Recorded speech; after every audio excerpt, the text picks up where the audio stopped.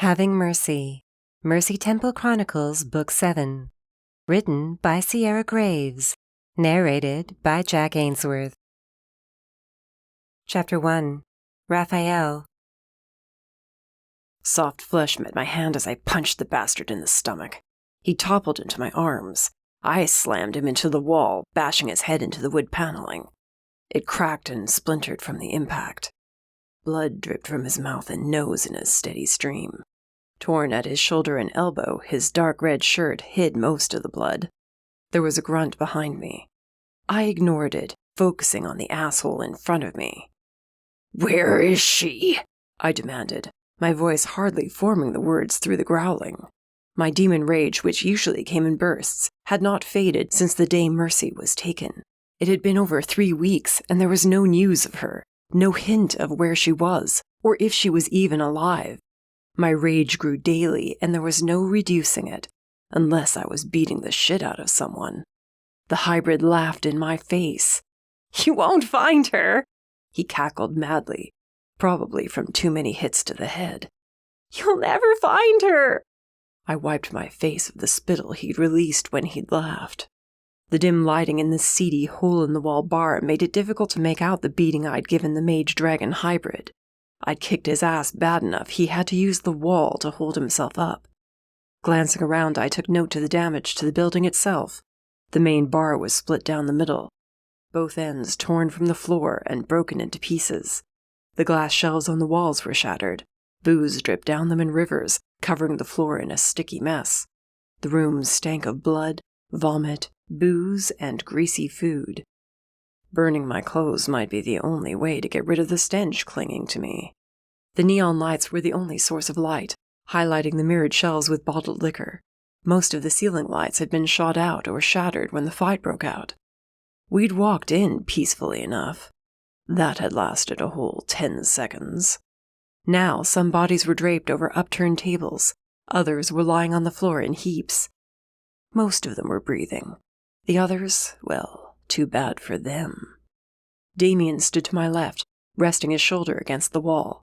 He wore all black and was armed with more knives than I'd ever seen him carry. He cleaned one with a rag from the bar, wiping the blood from it. His face was hardened. Mercy's kidnapping hit him as hard as it hit me. If he'd been a full demon instead of a half-demon, the building wouldn't be standing. His leads on hybrid activity had brought us to Sector 76, at the far edges of the state. Probably for the best, because if Chief Noor found out what we were up to, he might have no choice but to call in the feds and arrest us. He had enough shit to deal with. He didn't have to know about my nightly outings with Damien. No one did. Damien glowered at the hybrid. "We're not leaving until you talk." He flipped the knife over in his hand, gripped the handle, then drew his arm back and let it fly. The knife thudded home in the wall, piercing the hybrid's ear and sticking him to the wall. The hybrid screamed, tugging at the blade to free himself. No luck. It was stuck. The door to the back room swung open, and Horace stomped into the main bar, joining us, carrying a limp body over his shoulder. He was dressed exactly like his brother Damien, except he also had 2 bandoliers of knives crisscrossing his chest. His small horns peeked through messy long hair. "Found this one trying to hide in the cellar." He tossed the body to the floor, where it lay still. "No other hybrids here." "There's a cellar." Damien's interest seemed piqued. "Yeah, a trapdoor in the kitchen. Caught him on the stairs. He was heading down. Didn't get a chance to see what was down there yet," Horace told him. The hybrid tugged on the dagger, pinning his ear to the wall. He wasn't going anywhere. For a hybrid, he was certainly weak. Must have been a newly created one. Horace had mentioned he'd heard about rituals that gave Shuval's followers the power of 2 races. He'd skipped over some of the details. Whatever magic Shuval wielded now was evil, pure and simple, and driven by the blood and souls of the dead. What Horace had said was that the one granted the change would lie on a stone altar and be swarmed by a mass of swirling red and black shadows, that the screaming sounded like something from a nightmare. But when it was over, that individual would become a hybrid. He said that the first few weeks, the newly turned hybrids were weak and could barely use the advantages of their combined races. I believed the one we were dealing with now had been a dragon first, then gifted with a mage's essence, clearly stolen from another. When I first attacked him, a hint of mage fire had sparked to life at his fingertips, but immediately fizzled out. Stepping over the dead bodies, I turned to Damien. "I'll go." I left him with Horace, planning strategy, probably. Then I strode toward the stairs. My hands curled into fists, breaking the already shredded skin on my knuckles. Fresh blood oozed from my wounds, but the pain was good. Pain was very good. It kept me focused on the task at hand. If I let my thoughts dwell on Mercy and what she was going through right now, I'd lose what tiny sliver of control I had on my rage. I had to pass through the kitchen on my way to the stairs, and it was a hell of a mess. Looks like we'd interrupted during a meal preparation. Food was still cooking on the range. I turned off the gas burners. I wasn't ready for the place to blow up, not with us in it. Blood was smeared on the tile floor. The trapdoor Horace mentioned was dead center. A narrow wooden staircase led down, and I gingerly stepped on the top step. It creaked under my heavy black boots, but held my weight. Slowly, I descended. When I reached a dirt floor, the stairs ended. A growl rumbled through my chest at the sight that met my eyes. Iron cages lined the back wall of the brick cellar. I ducked under a low-hanging wood beam to reach them. All 5 were empty, but the buckets the prisoners had been forced to use as a bathroom were almost full. The cellar reeked. I gagged and covered my nose and mouth with my hand to block out some of the smell. Blood dotted the dirt floor inside the cages and out. There was a fresh pool from where Horace took down the bastard. Walking around the steps, I spotted a rickety wooden desk covered in papers. I shuffled through them, but couldn't tell much, as the only light down here came from 2 hanging bulbs. There were numbers and locations on the pages. I snatched them up. We might not have a lead on Mercy yet, but these papers might show us to the last 2 sectors with donors that were about to be sacrificed. On the floor, beside the desk, was a small black metal safe. I gave it one solid kick, and the door dented inward, breaking the locking mechanism. I wrenched it free and felt around inside. There were several bundles of cash and an object on a chain. I pulled it out and held it up to the light. It was a medallion bearing a red moon behind a dead tree. On the other side were the images of the Sector 2 mages who ran the demon slum. Only then, as I held the medallion, watching it turn from one side to the other, did I finally make the connection. Lucas and his mages had borne the mark of a red circle surrounded by a branch. When I was younger, I'd assumed it was the sun. Now I realized it was a moon. The blood moon. Franklin Monroe's words came back to me about how long the mages had been using the slums as a holding place for sacrifices for Cheval and her hybrids, for the war she was about to bring down on all our heads. Back then, we demons had attacked the wrong enemy. Lucas had simply been yet another piece on the board. Cheval was the true villain. And now I was convinced she had Mercy. With a furious roar, I threw the medallion across the cellar, embedding it in the brick with the force of my rage. I gathered the papers I'd found and climbed the steps to the kitchen. In the main bar, Horace and Damien stood in front of the hybrid. There were 3 more daggers protruding from his body, 2 at his shoulders and 1 at his thigh. Even more blood covered him, and he appeared paler. I looked at Horace. "Say anything?" Horace punched the hybrid, and his head lolled to the side. "Nothing useful?"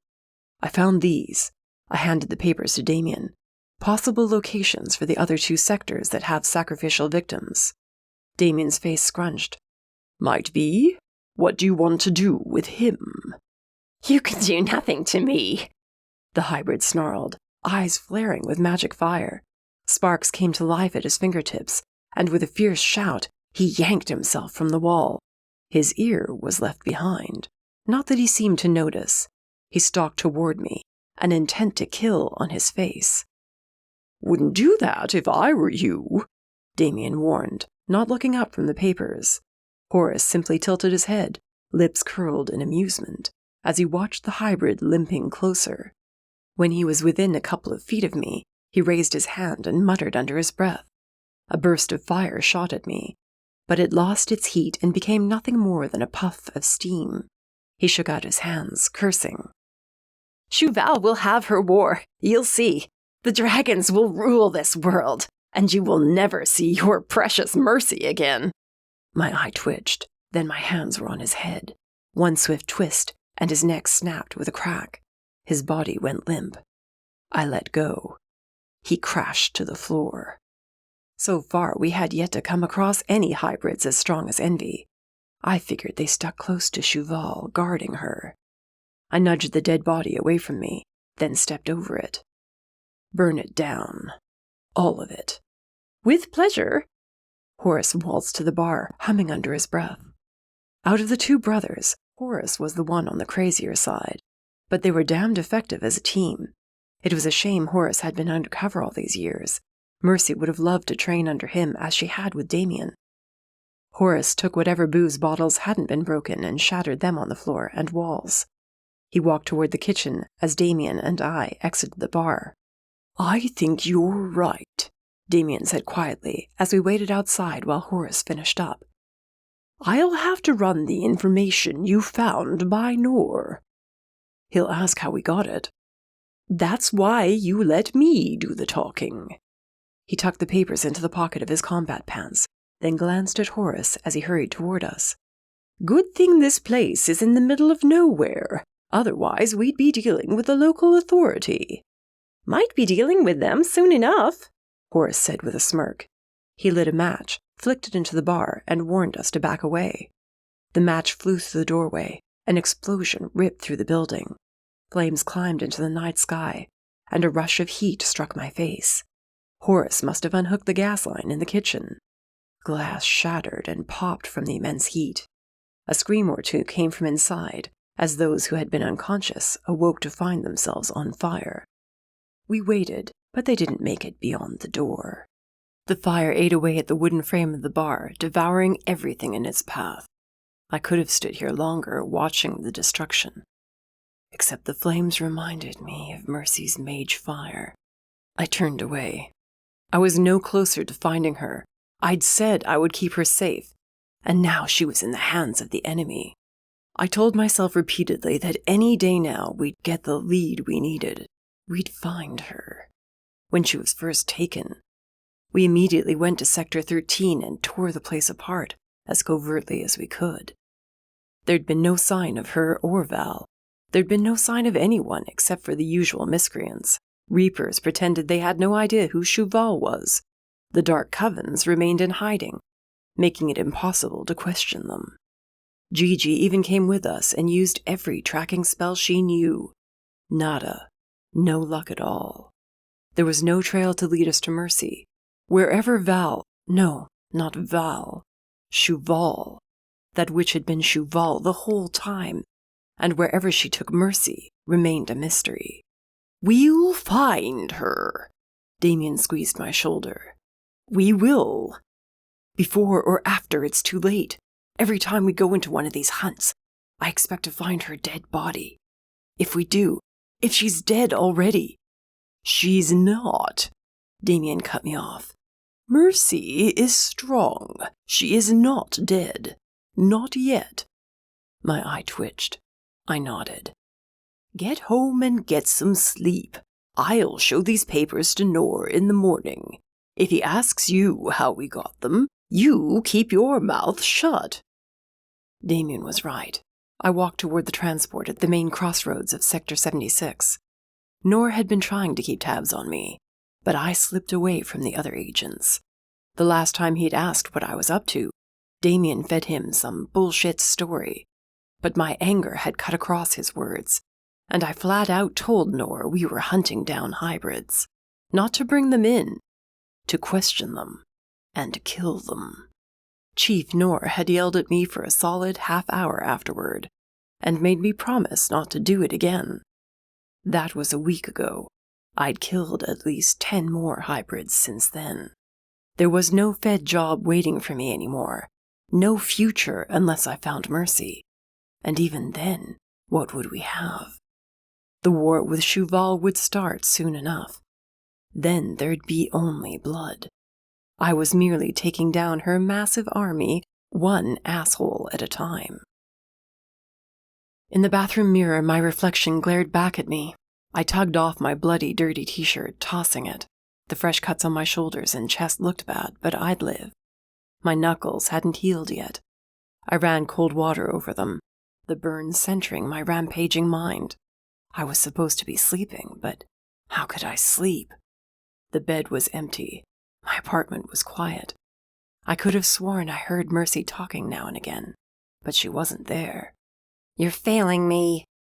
I froze at the sound of that voice. "I always knew you would, because that's what you do, isn't it, Raphael? You fail everyone you love. Failed your parents, failed your brother."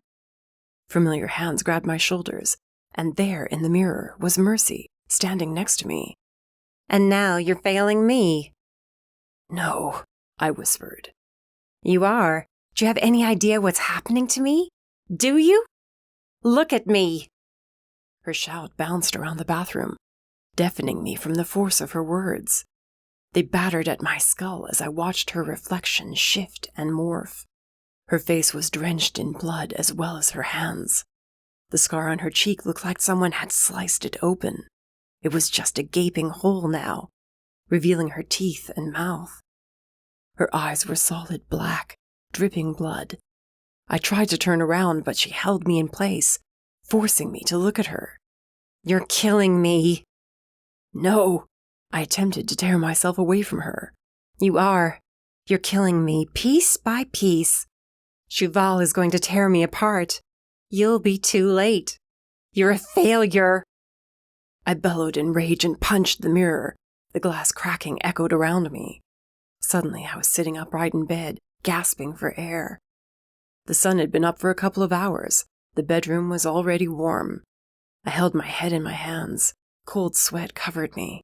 This wasn't the first time I dreamt of Mercy, but it was the first that seemed so real, like she was really here. I fell back into bed, grabbed her pillow, and breathed in deep. The faintest hint of apples remained from Mercy's shampoo. It hardly did a damn thing to calm me down, but it was either that or I had to go find someone to kill. "I'll find you," I whispered to the empty room. "I promise I will." I shut my eyes, calling to mind the last time I saw Mercy, as she walked out the apartment, exhausted, but with a smile on her face. As I remembered the last moment we shared as I tried to convince her to stay. Why hadn't I gone with her? Or kissed her more and distracted her from heading over to Gigi's? A burst of pure anger flooded through me. I shouted, flinging pillows across the room as I kicked the sheet from my legs. I hauled my ass out of bed and buried my fist in the nearest wall, adding another hole to my current collection. I was shaking the dust from my fist when my cell rang. I considered not answering until I remembered what we'd found last night. "Yeah?" I said when I picked it up, seeing Damien's name on the screen. "You get any sleep?" "Does it matter?" I shot back. "Not really. I talked to Noor. He wants us to meet him at the Fed building in an hour." I rubbed my sore hand. "What the hell for?" "To go over what we found. Probably question me about how we found it." He let out a long sigh. "And he wants us there to meet with Sycamore. He's presenting his case against Quinn Nolan today." Joseph Sycamore was a member of the Gathered, and the only mage I trusted, next to Mercy. He'd been helping us since the gargoyles attacked, and had become a true ally. The last time I saw him was the night we returned from blowing up Sector 2. He'd left us to build a case against Quinn Nolan, leader of the Gathered. Nolan and his cohorts were partly to blame for the mess in the demon slums.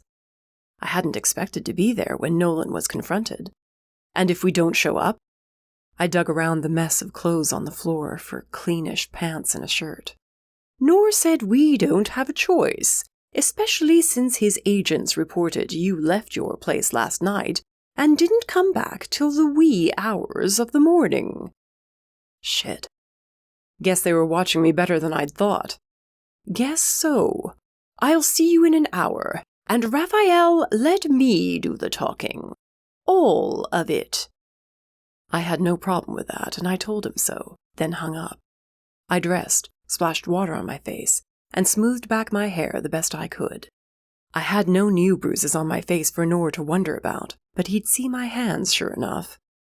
Leaning heavily on the sink, I looked into my sunken eyes. I hadn't been eating well and definitely wasn't sleeping.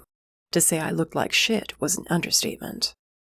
Demons weren't meant to be in rage all the time, the way that I was. Even now, though I appeared calm, raw emotions simmered just below the surface. One wrong word, one wrong move, and I'd go off. Being in a room with Quinn Nolan was not the best idea. But what choice did I have? Just don't rip the guy's head off, I told my reflection. And at the same time, I was certain I heard Mercy's voice whisper in my ear, "Why the hell not?" I smirked darkly, then left the bathroom to finish getting ready. Chapter 2. Raphael. Damien was waiting outside the Fed building when I arrived. He had a cigarette hanging from his fingers, flicking ash off the end when I approached. "Didn't know you smoked," I commented. He took a long drag, then dropped it to the pavement and crushed it. "I don't. Quit years ago." His face was drawn. The heat of the day had him without his usual black jacket, but he wore a long-sleeved black shirt as well as his black pants. The look was finished off with boots. "You ready for this shit show?" "Yeah, let's get this over with." "Horace is working on another lead," he said as he walked inside. "If it pans out, you up for another trip tonight?" That even a question? Agents eyed us as we walked through the lobby to the bank of elevators. They recognized me, but there were no greetings or looks of relief to have me back. Instead, they kept their distance, which was perfectly all right with me. Small talk had never been my thing. Now I might end up punching someone for trying to engage me in casual conversation. The elevator opened and we walked inside. I pushed the button for the 6th floor. We were heading there because Nora had texted me, after I got off the phone with Damien, asking us to meet him in the main conference room. It was a massive room, and I was worried about how many other people were going to be at this meeting. "You saw her again?" Damien asked as the elevator rose slowly higher. My jaw clenched. "I'm fine." "That look on your face says you're not." "And what do you expect me to look like? 3 weeks, Damien. It's been 3 weeks. I stopped myself from going off on him, knowing he was hurting too. I can't force a content look on my face. There's too much rage. I won't be able to keep tamping it down. "I know." "Do you? If I stay in this state much longer, you're going to have a deranged demon on your hands." I'd seen it once or twice before. A demon unable to let go of his rage would come apart and lose all sense of who he was, who he cared about. His friends, family, none of them mattered. He'd literally go insane and turn into a killing machine. I was flirting with that fine line every morning when I awoke. The doors dinged and opened on the 6th floor. We stepped out and into a group of waiting feds. There were 8, 4 on each side. My lip twitched as I braced for a fight. Damien shot me a glare. "Chief Noor asked me to escort you to the conference room." I turned at the sound of Iris's voice. "I know the way," I reminded her as she stepped forward. She and the rest of the feds wore suits, but I could tell they were heavily armed underneath. The question was, were they here for me or for Quinn Nolan? "I know. These men aren't for you, Raphael. Stand down." Her order rubbed me the wrong way, and I bared my teeth at her, feeling them elongating into fangs. Iris's eyes narrowed, but she didn't back off. "Raphael, do as she says. We're among friends here, remember?" Damien said with a small headshake. I caught a whiff of apples. That gave me pause. Mercy. I scanned the 6th floor. There was no sign of her black and blonde hair. Maybe I was closer to falling over that line into Crazyville than I thought. I gave my head a little shake and closed my lips around my canines until they shrank down to normal size. "Lead the way," Damien told Iris. She gave me a worried look, then led us to the conference room. The walls were glass, and inside was a large oval table. There was a screen on the wall, as well as a computer station. With no outside windows, the lighting came from overhead fluorescents. Nor was the only one in the room. Iris motioned us inside, then closed the door behind us. She took up a post in the hall, just on the other side of the door. She was visible through the glass wall. "Glad you two could make it," Nor said without looking up from the folder of papers he was studying. "Quinn Nolan, Joseph Sycamore, and the rest of the Gathered's Council will be here shortly. So will Governor Rickshaw." I was surprised at the mention of the governor, but didn't ask who'd decided to call him in. "I'm assuming you brought us here early to discuss the papers," Damien said, not moving to take a seat. Nor snapped the folder closed as he stood. "Yes, but mostly where you acquired them." Damien pulled out pages from his pocket and slid them over. "Horace and I," he started. Nor shook his head. Damien raised a brow. "No?" "Raphael, I'm sure you were there," Nor said, his eyes zeroed in on my face. "You tell me." "Not sure what you're talking about, sir." "Don't," he warned, his voice dropping dangerously low.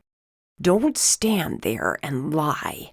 You left your apartment last night. You were seen. Then lo and behold, what do I hear this morning?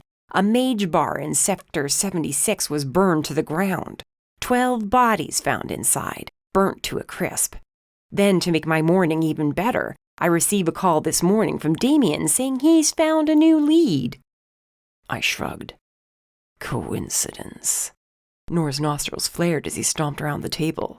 "Now tell me the truth. Were you there last night? Do you have anything to do with this mass murder? Because that's what it is." "No, actually, it's not," I snarled back. Damien cursed, pulled out a chair, and plopped into it. Nor's eyes narrowed. "What did you say?" I gritted my teeth. These victims, if that's what you're going to call them, are all connected to her. They're her army, Nor. Casualties of war, that's it. Let it go. "There is no war." "Not yet, you mean. It's coming. We all know it is, just a matter of when." "You can't go around murdering people," he uttered quietly. "If you're caught, I can't simply let you off the hook." "Good thing I won't get caught, then." Nor glared at Damien, who threw his hands in the air. "Don't look at me. I'm on his side. You know damned well this is how you get answers, Nor. You might be the chief, but I remember a time when you were out there, breaking the law." Damien tugged his sleeves up, then clasped his hands casually behind his head. "He's right. The war's already started." "I can't have you drawing attention. The hunters are here. You realize that, right?" "Good, then they can go after Cheval," I muttered. "Raphael, you have to stop," Nor insisted. I snarled so loudly that Iris poked her head into the conference room to check on us. The chief waved her off, and she backed out again. Blood burned through my veins like it was on fire. I paced away from Nor, needing the distance between us. "I can't," I whispered, my voice dropping to a growl. "Mercy is with Cheval, and until I find her, I can't stop." "Your rage is going to tear you apart if you don't." "It will if I do," I shouted, whirling around on him. "I will not abandon her. No matter what it takes, no matter how many hybrids or mages in Cheval's army I must kill. You want to stop me, you better lock me up." A hint of guilt crept into my mind at the defeat on Nor's face, but then I remembered my recent nightmare, and the guilt vanished. "Are you telling me when your family was taken from you that you stopped trying to avenge them because someone told you to?" I asked quietly. "Tell me that, and I'll consider backing down." He turned his back to me. I scoffed. "That's what I thought." "Damien, I'm trusting you to keep him in line," Nor said as he returned to his seat on the opposite side of the table. "I trust you'll know when he's going too far." "It's the other side that's gone too far, Nor. I'm not the one to ask to babysit. She's practically my daughter. Now," Damien said, his gaze flickering to the pages he'd set down earlier, "are we going to talk about those sectors or not?" Nor sighed heavily. "If you two get caught," he warned, "I can't help you, not officially." I took a seat beside Damien. "Then, as Raphael said, we won't get caught." Nor scowled at that answer, but reached for the papers. He read them, his brow wrinkling with each page he turned. Once we're finished here, I'll put together 2 teams to investigate these sectors. If they're being run like Sector 2, we'll shut them down. I nearly yelled at him to do it now, but I wanted to be there when they searched the sectors. Nor wouldn't have asked me to be here if he didn't want me and Damien as witnesses to support Sycamore's case. I glanced at the clock on the wall, ticking the minutes away. Nor and Damien quietly talked over strategy for breaching the 2 sectors. Unlike Sector 2, these 2 sectors hadn't been shut down by the government. They did, however, function like Sector 13 did, which meant they were run by less than ideal citizens. If donors were being kept there, no one probably noticed or even cared.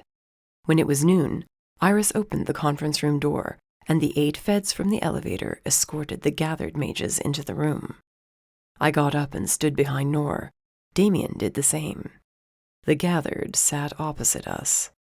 Quinn Nolan's smug smile had me taking a step forward, until Damien stepped on my foot to stop me. I'd have to settle with imagining ripping him to pieces. Sycamore appeared nervous. His hands fidgeted on the table, and his eyes wandered all over the room. After another 5 minutes of awkward silence, 4 demons in black suits appeared outside the conference room.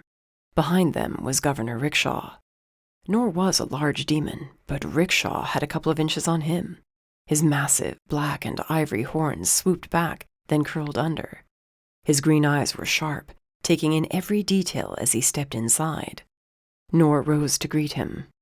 Governor Rickshaw, thank you for joining us. When Chief Nor calls, I can't exactly turn him down, now can I? Rickshaw replied politely, though there was no hint of sincerity in his tone. Serious business, this is. His eyes wandered over Damien. When it landed on me, he stiffened. Raphael. I tilted my head in acknowledgement, but didn't trust myself to speak. He must have read the message on my face loud and clear. He leaned in and whispered to Nor, who said something in return, too quiet for me to hear. Rickshaw looked at me once again, then finally took his seat beside Nor. His 4 guards stood behind him. Right then, shall we get to the issue at hand? Nor opened the folder in front of him. Joseph Sycamore has requested this meeting to deal with a disturbing matter. Yes, and we would all love to know what it is, Nolan chimed in, his words clipped in annoyance.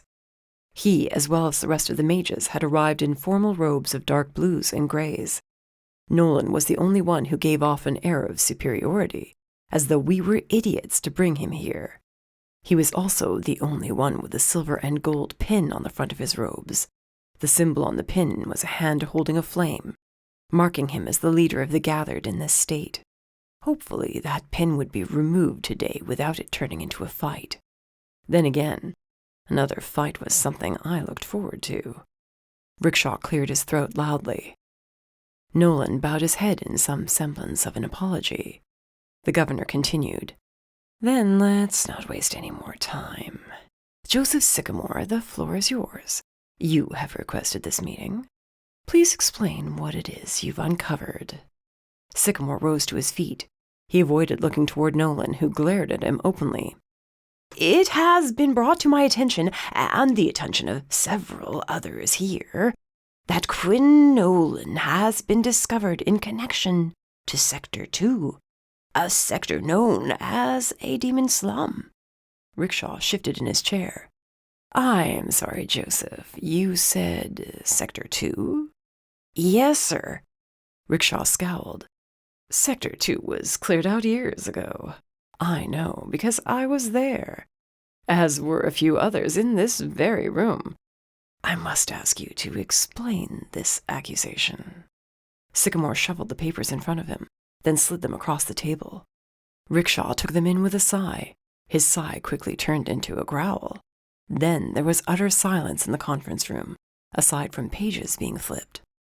The longer it took for Rickshaw to say nothing, the more Nolan's smug smile fell. 5 minutes turned to 10 as the governor continued to read through every single piece of paper Sycamore had presented to him. When he reached the last page, he shuffled the papers back together and turned them over.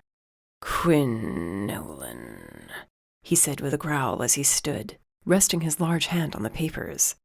"There is some damning evidence here against you and a number of the mages in your order." Nolan's face remained blank. "Evidence? Of what exactly, Governor?" "Evidence that not only were you involved in the atrocities committed against the demons who lived in Sector 2, but that you were also more recently involved in a plot to use those donors as sacrifices. That you've been doing this in the service of a dragonborn known as Shuval, one who has been stirring up trouble for years," Rickshaw explained. "I did not know, however, the extent of her crimes. Care to enlighten us?" I couldn't hide my surprise that he knew who Shuval was. Even Nor seemed caught off guard by Rickshaw's words. He glanced over his shoulder at me. I wondered if Nor had the same questions I did, like, if the government had known about Shuval, why hadn't the feds been working on chasing her down this whole time? Why had we been playing it safe and keeping our activities quiet? Nolan tapped his fingers on the table. "I'm afraid I don't know anything about this." "This evidence would state otherwise. Were you involved in the deaths of countless demons, as well as donors?" Rickshaw demanded. "I suggest you choose your next words very carefully. I do not tolerate being played for a fool." Rickshaw's men split in two and moved around the table, heading toward Nolan. "You know," Nolan said, smirking as he stood, "I find that statement highly amusing, since you've been played for a fool this whole time. Governor Rickshaw, savior of the demon race." He chuckled, but the sound was filled with menace. "You might have had a chance to stop her back then. Now, I'm afraid now, you're too late. Quinn Nolan, I'm placing you under arrest," Rickshaw announced as his men closed in around Nolan. "We'll sort this out once I have you and the rest of your men in custody in a secure location." I braced myself to help them, not about to let Nolan escape, when Nolan's gaze latched onto mine. Suddenly, it was like a fist closed around my throat. No air reached my lungs. I clawed at my neck, trying to break the invisible hand's grasp. Damien called out my name. Rickshaw ordered his men to seize Nolan. Nolan snapped his fingers. His body erupted in flames, though his face was still visible through the fire. Words whispered through my mind. "I'll give Mercy your regards." The bellow that tried to rip free from my throat was cut off by Nolan's magic. He tapped his fingers to his forehead in salute. The fire exploded outward. Heat rolled over us as we hit the floor. Rickshaw shouted orders to go after him. The explosion shattered the windows. Screams and grunts of pain surrounded me. The wall behind us was nothing more than a hole in the side of the building. Debris rained on my head. Finally, the pressure on my neck let up. I sucked in a dust-filled breath that left me hacking. A hand smacked me on the back, then yanked me upright. Rickshaw stood in front of me, burns on his face. If they bothered him, he didn't show it. "After him. Figure out where the hell he's gone to. Sycamore, I need your people tracking him down. Can you do that? And do you have that list of names for me?" Sycamore, who should have taken the brunt of Nolan's deadly escape, appeared unburned. His robes were singed, but that was it. "Yes, I have it here. The others at the gathered citadel have been put on alert. I didn't expect him to flee so quickly. I thought this room was warded against him," Rickshaw asked hotly. Nor scratched his jaw. "It was, but it appears I underestimated his power. It would seem Quinn Nolan is a hybrid." Shit. Understatement of the year. "Raphael, you all right?" I rubbed my throat and couldn't stop the words that came out of my mouth. "You knew about Shuval this whole freaking time and you didn't say anything? What the hell is wrong with you? How are you the governor? Did you forget you're supposed to watch out for people? Huh?" "Raphael," Nor said. I bared my teeth at him. "No, don't tell me to calm down. He knew about her, and he did nothing." I kicked one of the remaining chairs through the hole in the wall, sending it flying over the edge. "Mercy might not be in this situation if—" I exhaled. "None of us would be." I waited for him to yell back.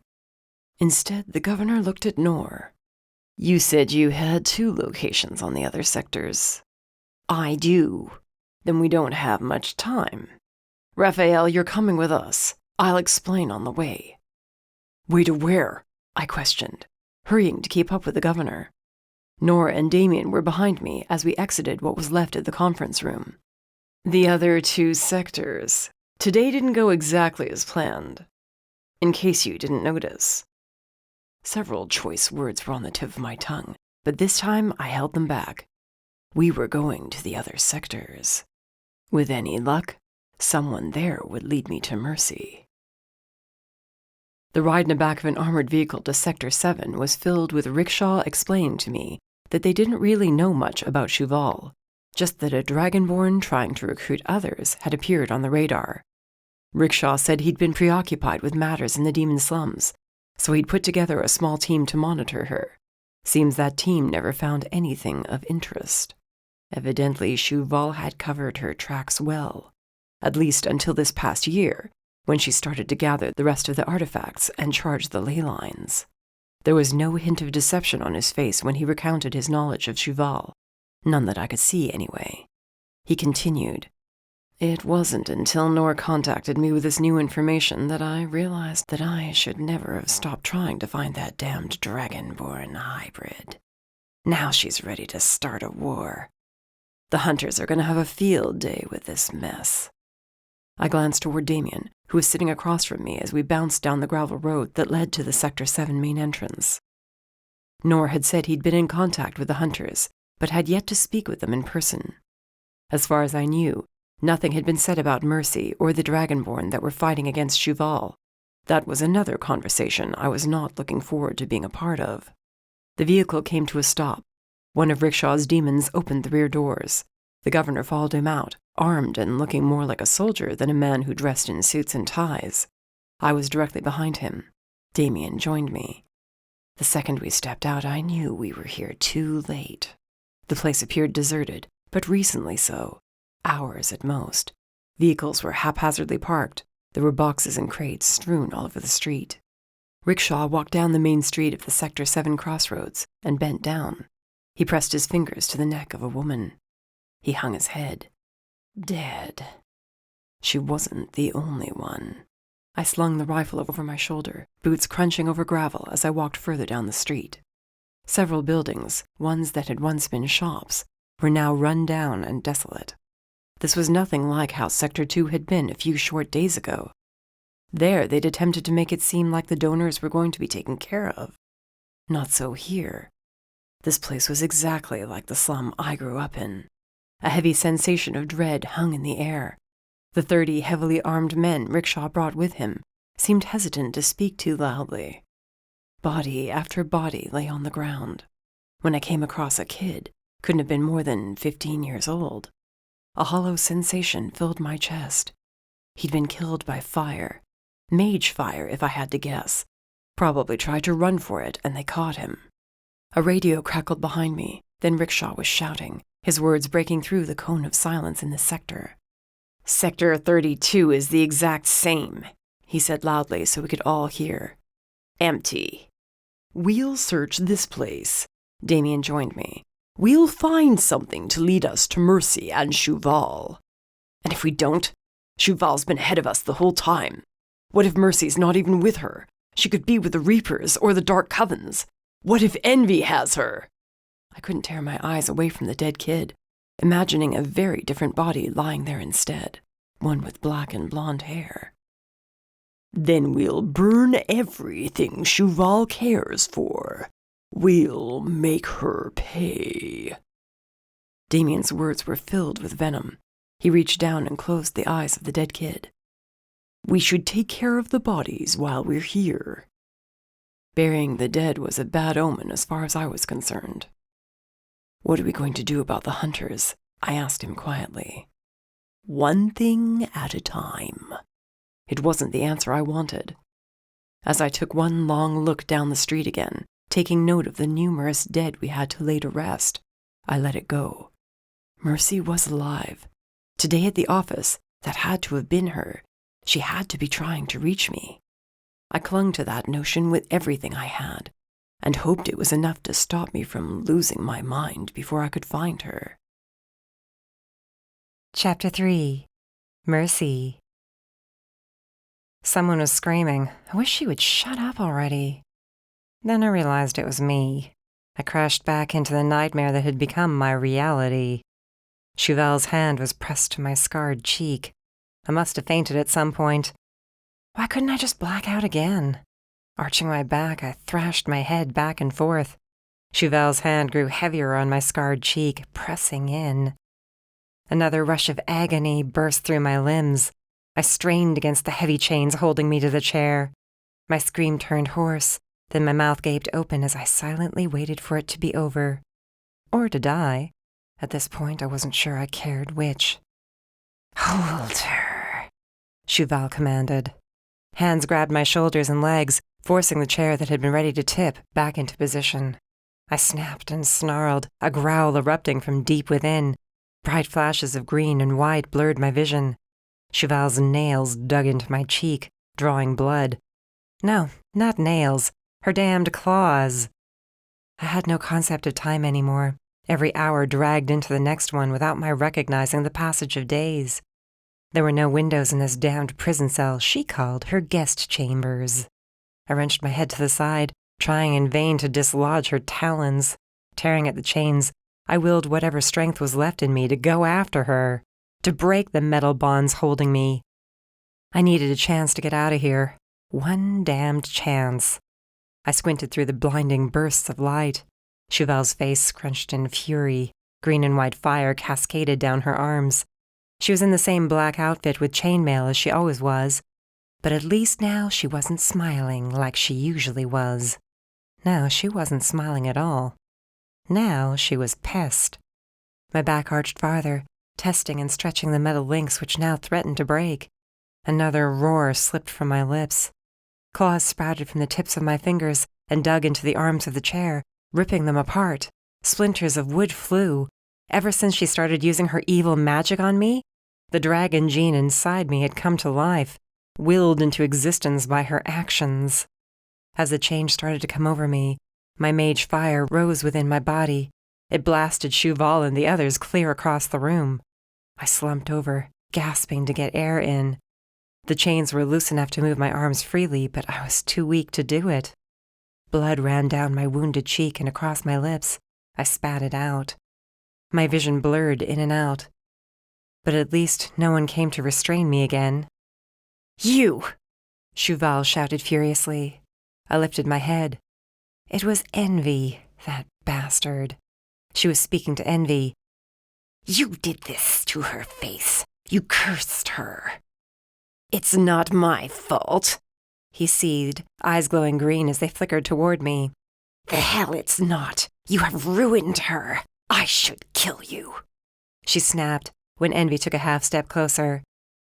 "But you won't, and you know why. You need me.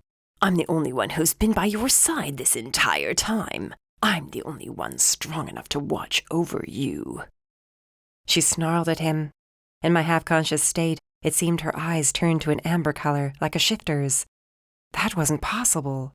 I shook my head, but that only made it ache. Instead, I let myself go limp and listened as intently as I could. A lot of good that did me. As soon as my eyes closed, my body gave in to the darkness.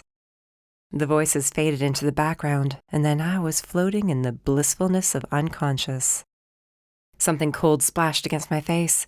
My head shot up as I yelped. I shook out my wet hair, spitting water. Chauvel stood before me, but we were alone now. Someone had bound me with new chains. Great, just damned great. "Ah, so you are still with me. That's good," Chauvel said, her voice rough and gravelly. "Depends on who you ask," I muttered. My arms were chained behind the chair, and my shoulders throbbed. How long had I been out? "We going again? I'm not sure you can take it." Chauvel's cackle was harsh to my ears. "One day this bravado of yours will falter. You will give in, Mercy. After all, why not? You do realize I'm trying to help you, yes?" She leaned in, her face framed by the multiple braids she wore in her hair decked out with black feathers.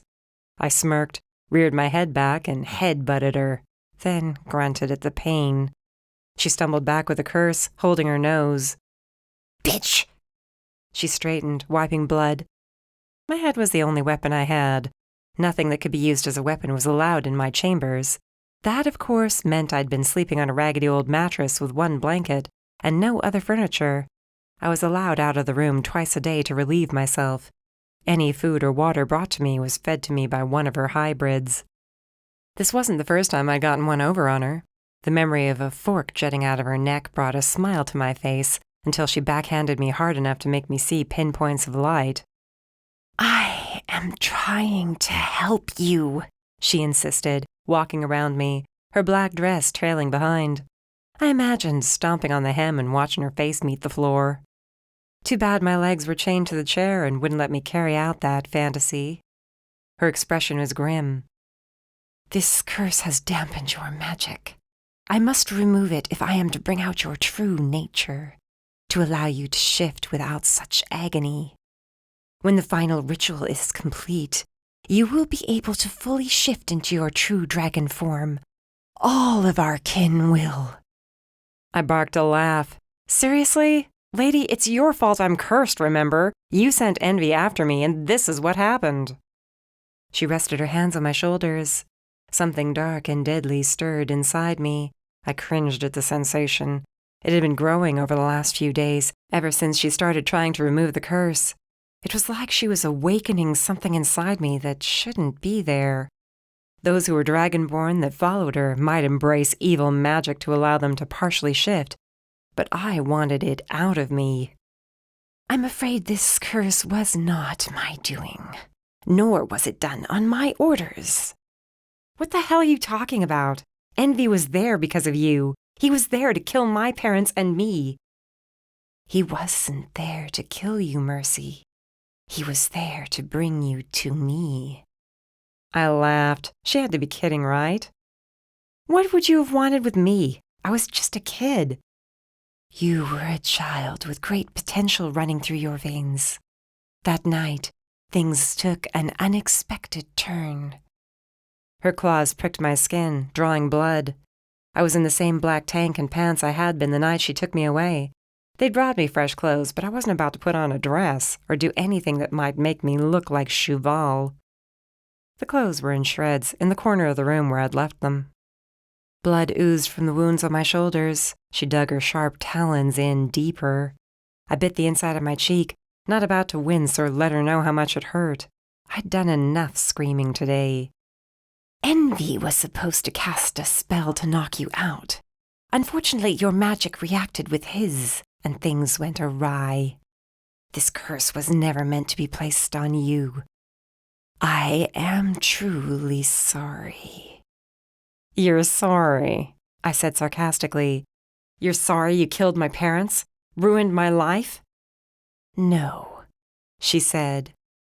The cold edge of the word placed a chill over me. They deserve to die. Your mother should have joined me, but she refused. I blame your father for that. He filled her head with worthless ideas and notions of love. She tore her hands free from my shoulders. I couldn't stop the gasp escaping my mouth. If she noticed, she didn't say anything, merely stomped away from me. She would have been a magnificent warrior in the upcoming war. Truly magnificent. She would never have associated with someone like you.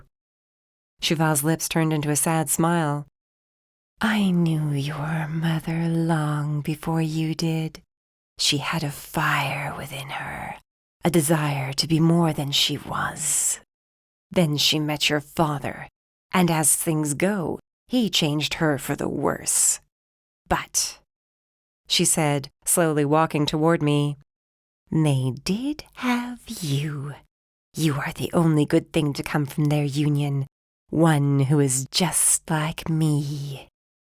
Fire sparked at my fingertips, but it didn't do me any good as it fizzled out in a blink.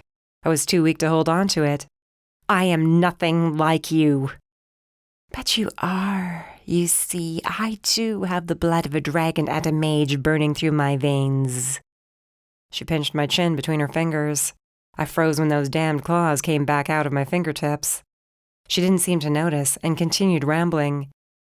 My father, however, was a pure blood, dating all the way back.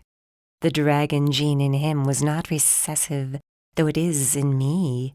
Before he died, he taught me about our own brand of ancient magic, one that has long since been forgotten and abandoned. With it, I found a way to override our unfortunate circumstances. A miracle, you might say. Or a nightmare. Her grip on my chin intensified. A miracle for the rest of our kin who have been forced to remain in human form. We are dragons, Mercy. We are meant to take flight, to breathe fire, to rule over the weaker races. Her words filled with desire as her gaze took on a faraway look. I didn't say anything since she still had her nails buried in my face. We lost the first war, it's true, but we won't lose this time. She let me go and paced away, spreading her arms wide. This time, I will call on the ancient power of this world and create an army unlike any before. Those unwilling to accept will die. Those who do accept will know enormous power, all thanks to me. And you're going to murder how many people in the process? I said, furious. She turned around, brow arched, as if I amused her. You've slaughtered hundreds of innocent people, and for what? So we can shift into dragon form? Who gives a shit? I do, and so do countless others. No, what they want is power, and you're giving it to them. You're giving them a chance to destroy everything that's good. I shook my head and settled back in the chains holding me to this damned chair. I won't have any part in it. I don't want your evil magic forcing me to shift into something I shouldn't be. This is about far more than power, Mercy. This is about taking back what's rightfully ours. Once the change has taken over you, once the battle is finished, you will come to understand it was all worth it. I leaned forward as far as the chains would allow. I imagined myself running her through with 2 swords, then relieving her of her head. I grinned darkly, wishing she could see what I had planned for her the second I was freed of these chains. Cheval held my gaze easily enough, but the tiniest hint of uneasiness crept into hers the longer our eyes were locked. You'll never see the end of this battle. I'm going to rip out your heart first, then I'll feed it to you. She swallowed. You think so? That's a promise. She stalked closer. The fear that had been in her eyes vanished, replaced by true evil. When she smiled, 2 sets of fangs appeared in her mouth, and her eyes shifted to a familiar amber. You aren't strong enough to defeat me, Mercy. Do you think I stopped at merely becoming a hybrid? Why do you think it's taken me so long to reach this point? I've been quite busy. That's not possible, I whispered in disbelief. Those were vampire fangs next to what I could only assume were fangs from her dragon form. A 3rd set jutted up from her lower jaw, canines of a shifter. What did you do? Not nearly everything I set out to do. Not yet. She laughed as she walked toward the door. Once I remove your curse, you too will know such power. Never going to happen. I'm afraid you don't have a choice in the matter. The door opened, and one of the black-clad hybrid guards stepped in. He didn't say anything to Cheval, just stepped aside. Quinn Nolan appeared in the doorway. I tensed in the chains. What are you doing here? Cheval demanded. Nolan dropped his head in a subservient manner. Sycamore confronted me, and he wasn't alone. The governor was brought in. At least the sacrifices have been moved to a secure location. I'm sorry, my love. It would appear we've been found out. My love? He just called her my love. As I watched in disgust, he leaned in and kissed her. And not just a nice peck on the cheek. Oh no, I received a front row view to a kissing session. I cleared my throat after what felt like an eternity. Cheval smirked at me over her shoulder. Ah, yes, I almost forgot. Mercy, you and Quinn Nolan have met before, yes? I glanced at him, then back to her. Yeah, you could call it that. Nolan's lip twitched in disgust. You're certain you wish to keep her alive? Yes, she'll do well when the time comes. Leave that to me, and don't fret about their knowledge of us. It's not as if they'll find us here. I heard they already tore this place apart. And yet, here we are, undiscovered. Cheval mused. They won't find us until we want them to. I furrowed my brow, wondering if she meant Raphael and Damien. Nice to know they were searching for me, but where the hell was here? I hadn't left this room since I was brought to it. Speaking of the demon, I told him I'd pass on his regards. Nolan said, Filthy demon. I tugged on the chains. Don't you dare talk about him, you bastard. You won't have long to worry about him, Cheval reassured me. He'll be dead soon enough. You really think you can keep me here until October? That they won't find me? Who said anything about waiting until October? The blood moon will rise precisely when I want it to. Cheval's wicked smirk dashed my final hope.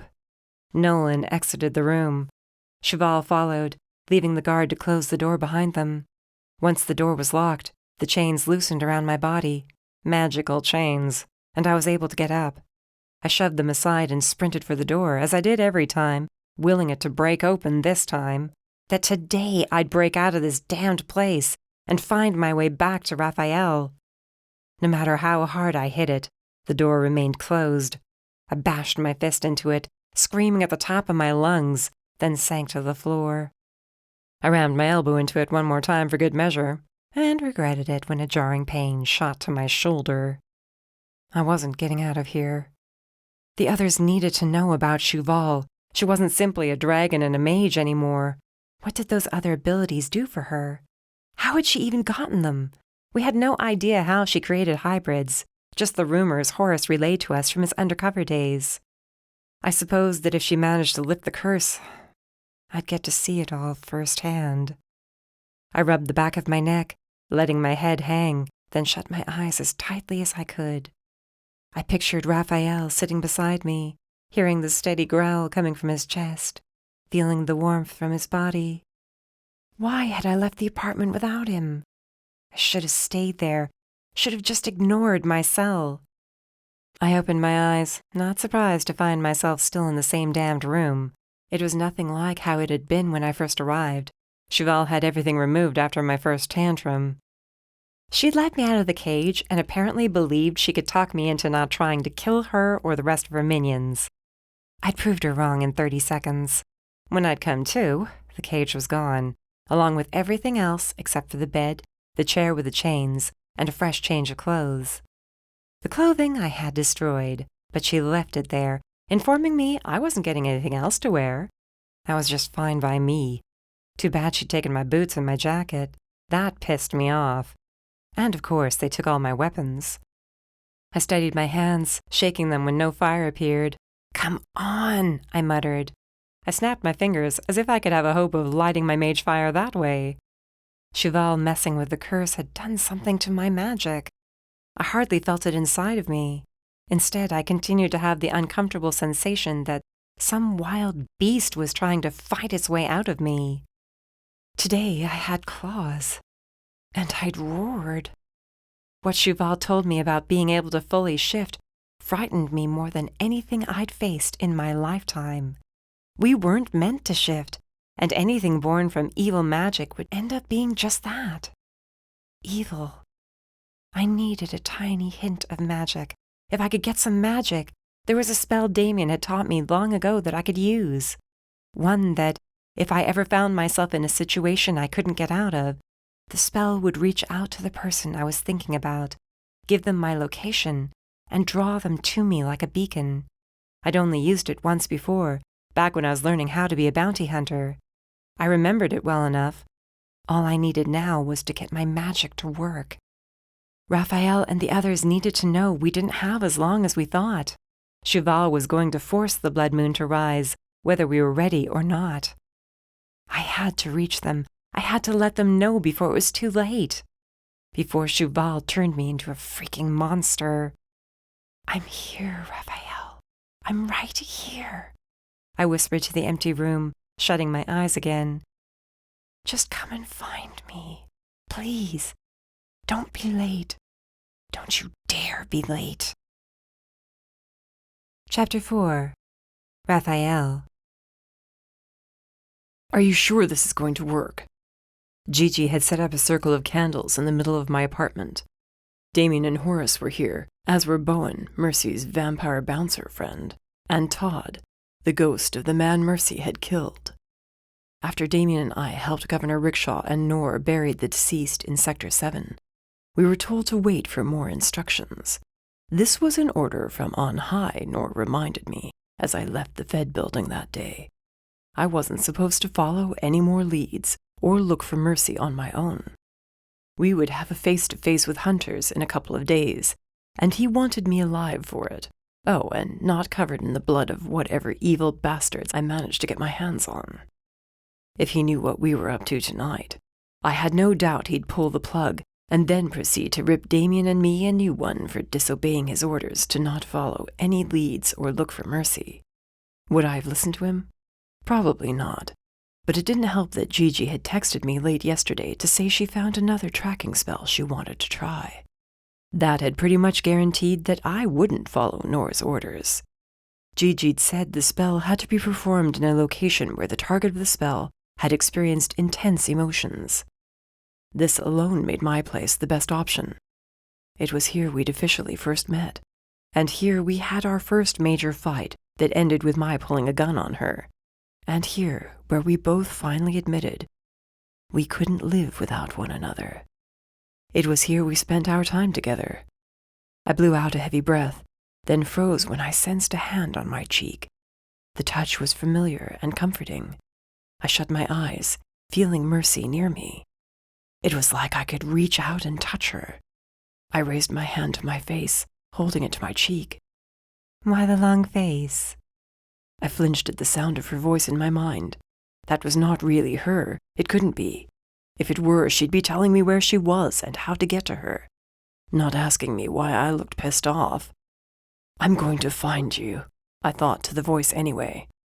I promise it. The touch on my cheek turned urgent, and the voice was shaky in my mind. Running out of time. Can't see you, Raphael. My eyes shot open. Mercy. Bowen and Damien were eyeing me. I looked back at them. What? Bowen hissed. Why did you say her name? I glanced around, but Mercy wasn't here. I let out a shaky breath, running a hand through my hair at the same time. I heard her voice just now, inside my head. Was certain I felt her hand. It's nothing. Probably the rage talking. I mumbled and gave myself a hard head shake. Is this the first time it's happened when you've been awake? Damien asked. What did she say? Gigi was busy working with the circle, but the way she tilted her head said she was listening. I didn't want them all thinking I was going mad, but Damien didn't look like he was going to back down. No, not the first time, I admitted. I catch a whiff of apples every now and then. Damien frowned. Bowen told him quietly. Her shampoo. She always smells of apples. My jealousy sparked for a second until I squashed it down. And just now I heard her voice telling me she couldn't see me, and something about running out of time. Damien's eyes turned calculating as he walked to the windows and back to us. The spell. What spell? Are you saying that was her? I demanded, my heart lifting. There's a chance she's trying to reach out to you from wherever she is. I taught her a spell to use in emergencies. It's a way to let someone know where you are, pull you to them. She only ever used it once, he explained in a mad rush. She might not even realize she's getting through, but this is good. This is the sign we needed. A sign. I wanted more than a damned freaking sign. I wanted Mercy back in my arms. I wanted to turn back the clock 3 weeks and not let her leave. I wanted to end this fight against Cheval before it ever began. But all I got was a sign Mercy was alive. Since she was able to reach me, even a little, then at least her power wasn't bound. That was a surprise. I'd expected her to be on magic lockdown. I'm ready, Gigi announced, standing in the center of the circle. She whispered a spell, and the candles lit up. Everyone, if you would stand around the circle where I showed you. Even you, Todd, she added when the ghost hovered toward the far corner of the living room. I'm not her friend, he pointed out. Not really. And I'm dead. Which is why you can help. And if you're not a friend, why do you keep sticking around? Gigi's brow went up with her question. Todd shrugged, then floated toward the outer edge of the circle. Still not sure what I can help with. Mercy killed you, Gigi told him plainly. She went against her moral code. That is an emotional link that you will never break. Trust me, you are all here because of that kind of link. Horace, if you could just stand by and keep an eye on us. Horace saluted her with a tap of his fingers to his forehead, then backed away. He crossed his arms, body tense and ready for action. You're sure this is safe? I asked. Yeah, you guys will be fine. Gigi, I meant, is this safe for you? Mercy won't be happy if she finds out you hurt yourself trying to find her. She hesitated, then bobbed her head. I'll be fine, really. Not a big deal. Just have to, use a drop of blood or a few drops. And then hope this doesn't backfire and steal my magic. Nothing to worry about. Wait, what? I snapped. Damien shook his head. Bowen hissed in protest. You can't do this, Bowen said urgently and took a step toward the circle. Gigi threw her hand out, and a rush of air pushed him back, keeping him away from her. You have all been risking your lives to find her, she argued hotly. I'm doing this, and you can either help or get out. That's the deal. I should have known Val was evil, and I didn't. This one's on me. It was on all of us for believing Val was innocent, but we'd had this argument several times over the last few weeks. I didn't argue with her on that point again. Bowen gave me a pleading look to do something, but Gigi was right. I hadn't wanted to put her life in danger, not after all she'd been through. But Mercy risked her life to save Gigi. If we stopped Gigi from doing the same to find Mercy, she'd never forgive us. Especially if Mercy... No, I wasn't even going to go there. Mercy was alive. She was still alive. She had to be. Just tell us what to do, I finally said. Bowen hissed louder, but shut up when Gigi shot him a glare. She glanced toward Damien and Todd, too, but neither spoke out against her plan. Gigi sat in the center of the circle, not wearing one of her brightly colored dresses for once. Instead, she was dressed all in white. There were even several white ribbons woven through her braided hair. She dragged a wooden tray in front of her. On it was a silver chalice, a dagger, another bowl filled with some off-white powder, and another that was filled with a dark brown liquid. It gave off the sweet scent of vanilla and something else I couldn't place. Smelled familiar, though, like it came from Gigi's shop. The last item was a bundle of hair pulled from Mercy's hairbrush. This isn't dark magic, right? Damien asked as Gigi shut her eyes. No, but it's pretty damn close. Now I need you all to be quiet. Stay right where you are and link hands. No letting go till I say so. Got it? I held out my hands to either side of me. Bowen and Damien did the same, and we created a second circle around the lit candles. Bowen's nervous energy shot from him to me. Damien remained still as a statue. Todd didn't seem sure what he should do at first, but held out his hands too. Damien and Bowen connected to him, and a burst of warmth shot through all of us. A visible circle of light flowed from one to the other, as a static charge filled my apartment. Eyes closed, Gigi reached for the dagger and sliced it down the palm of her left hand. She squeezed the wound, not wincing at all. Blood dripped into the silver chalice, It sizzled, as if the chalice was hot, then began to smoke. Gigi held her sliced palm over it, cutting off the steam. Her mouth moved, but no sound came out. She set down the dagger and reached for the bowl with the liquid. The light within our circle pulsed. It was slow at first, then increased when Gigi splashed the liquid into the chalice, letting it run over her open wound. This time she did wince, and her shoulders stiffened. She fumbled over the words, and the candles flickered. The lights went out a second later. A chill breeze whipped around the outside of the circle. "Gigi?" Damien said quietly. If she heard him, she didn't show it. Her speech grew louder, but the words were in some guttural language. It was old, very old. Bowen's grip on my hand tightened. I grunted. The crackling power closed in, pressing us closer to the circle of candles. Even Todd was having issues. His body shimmered in and out of focus, though his hands remained visible the whole time. Gigi reached for the powder. She took a pinch of it, then threw it into the silver chalice. The second she did, her head flew back violently, and the candle flames exploded upward.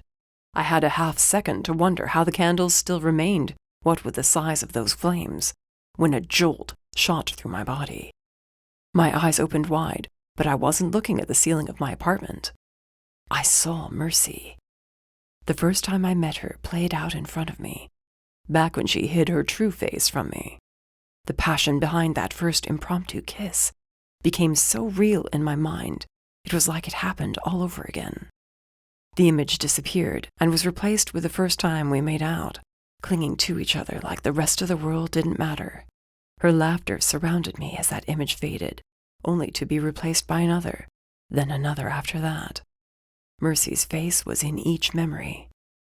Through the whirlwind of memories flashing before my open eyes, I spotted Gigi reaching out for the strands of Mercy's hair. She added them to the chalice, placing her hands over the top. More steam issued out of the chalice. The last of the words she shouted were lost as a strange wind picked up, gusting around us, as though a storm had manifested inside the walls.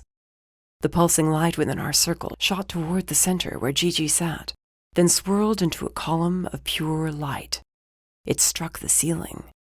As Gigi fell silent, watching the spectacle with a hopeful look on her face, the light made a shrieking sound, so powerful I thought my ears would bleed. The shrieking turned into a thunderous roar, almost as if there were a dragon amongst us. Then the light shot toward us, blocking Gigi from sight, slamming me into the wall.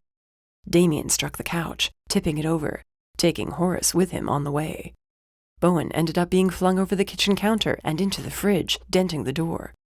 Todd simply disappeared. "Gigi," I called out. Her name came out garbled. I coughed, working to get air back into my lungs. My back in excruciating pain from being rammed into the wall, I scrambled to get to the circle. The candles were melted blobs of wax on the floor. Gigi was on her back in the center of them. "No, Gigi! Wake up, damn it!" I yelled, louder than I'd meant to. She shot upright with a gasp. "Shit!" she groaned, rubbing her forehead. "Ouch! That really, really freaking hurts!" A few more choice words came out of her mouth that caught me off guard. "Such language! You've been friends with Mercy too long," Damien uttered. "Bowen? Todd? You good?"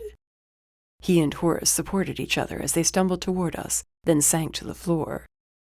"Not like I can die again," Todd muttered as his body manifested a few feet away from Damien. "Same," Bowen hissed as he used the counter to haul his ass back up. "Think I killed the fridge."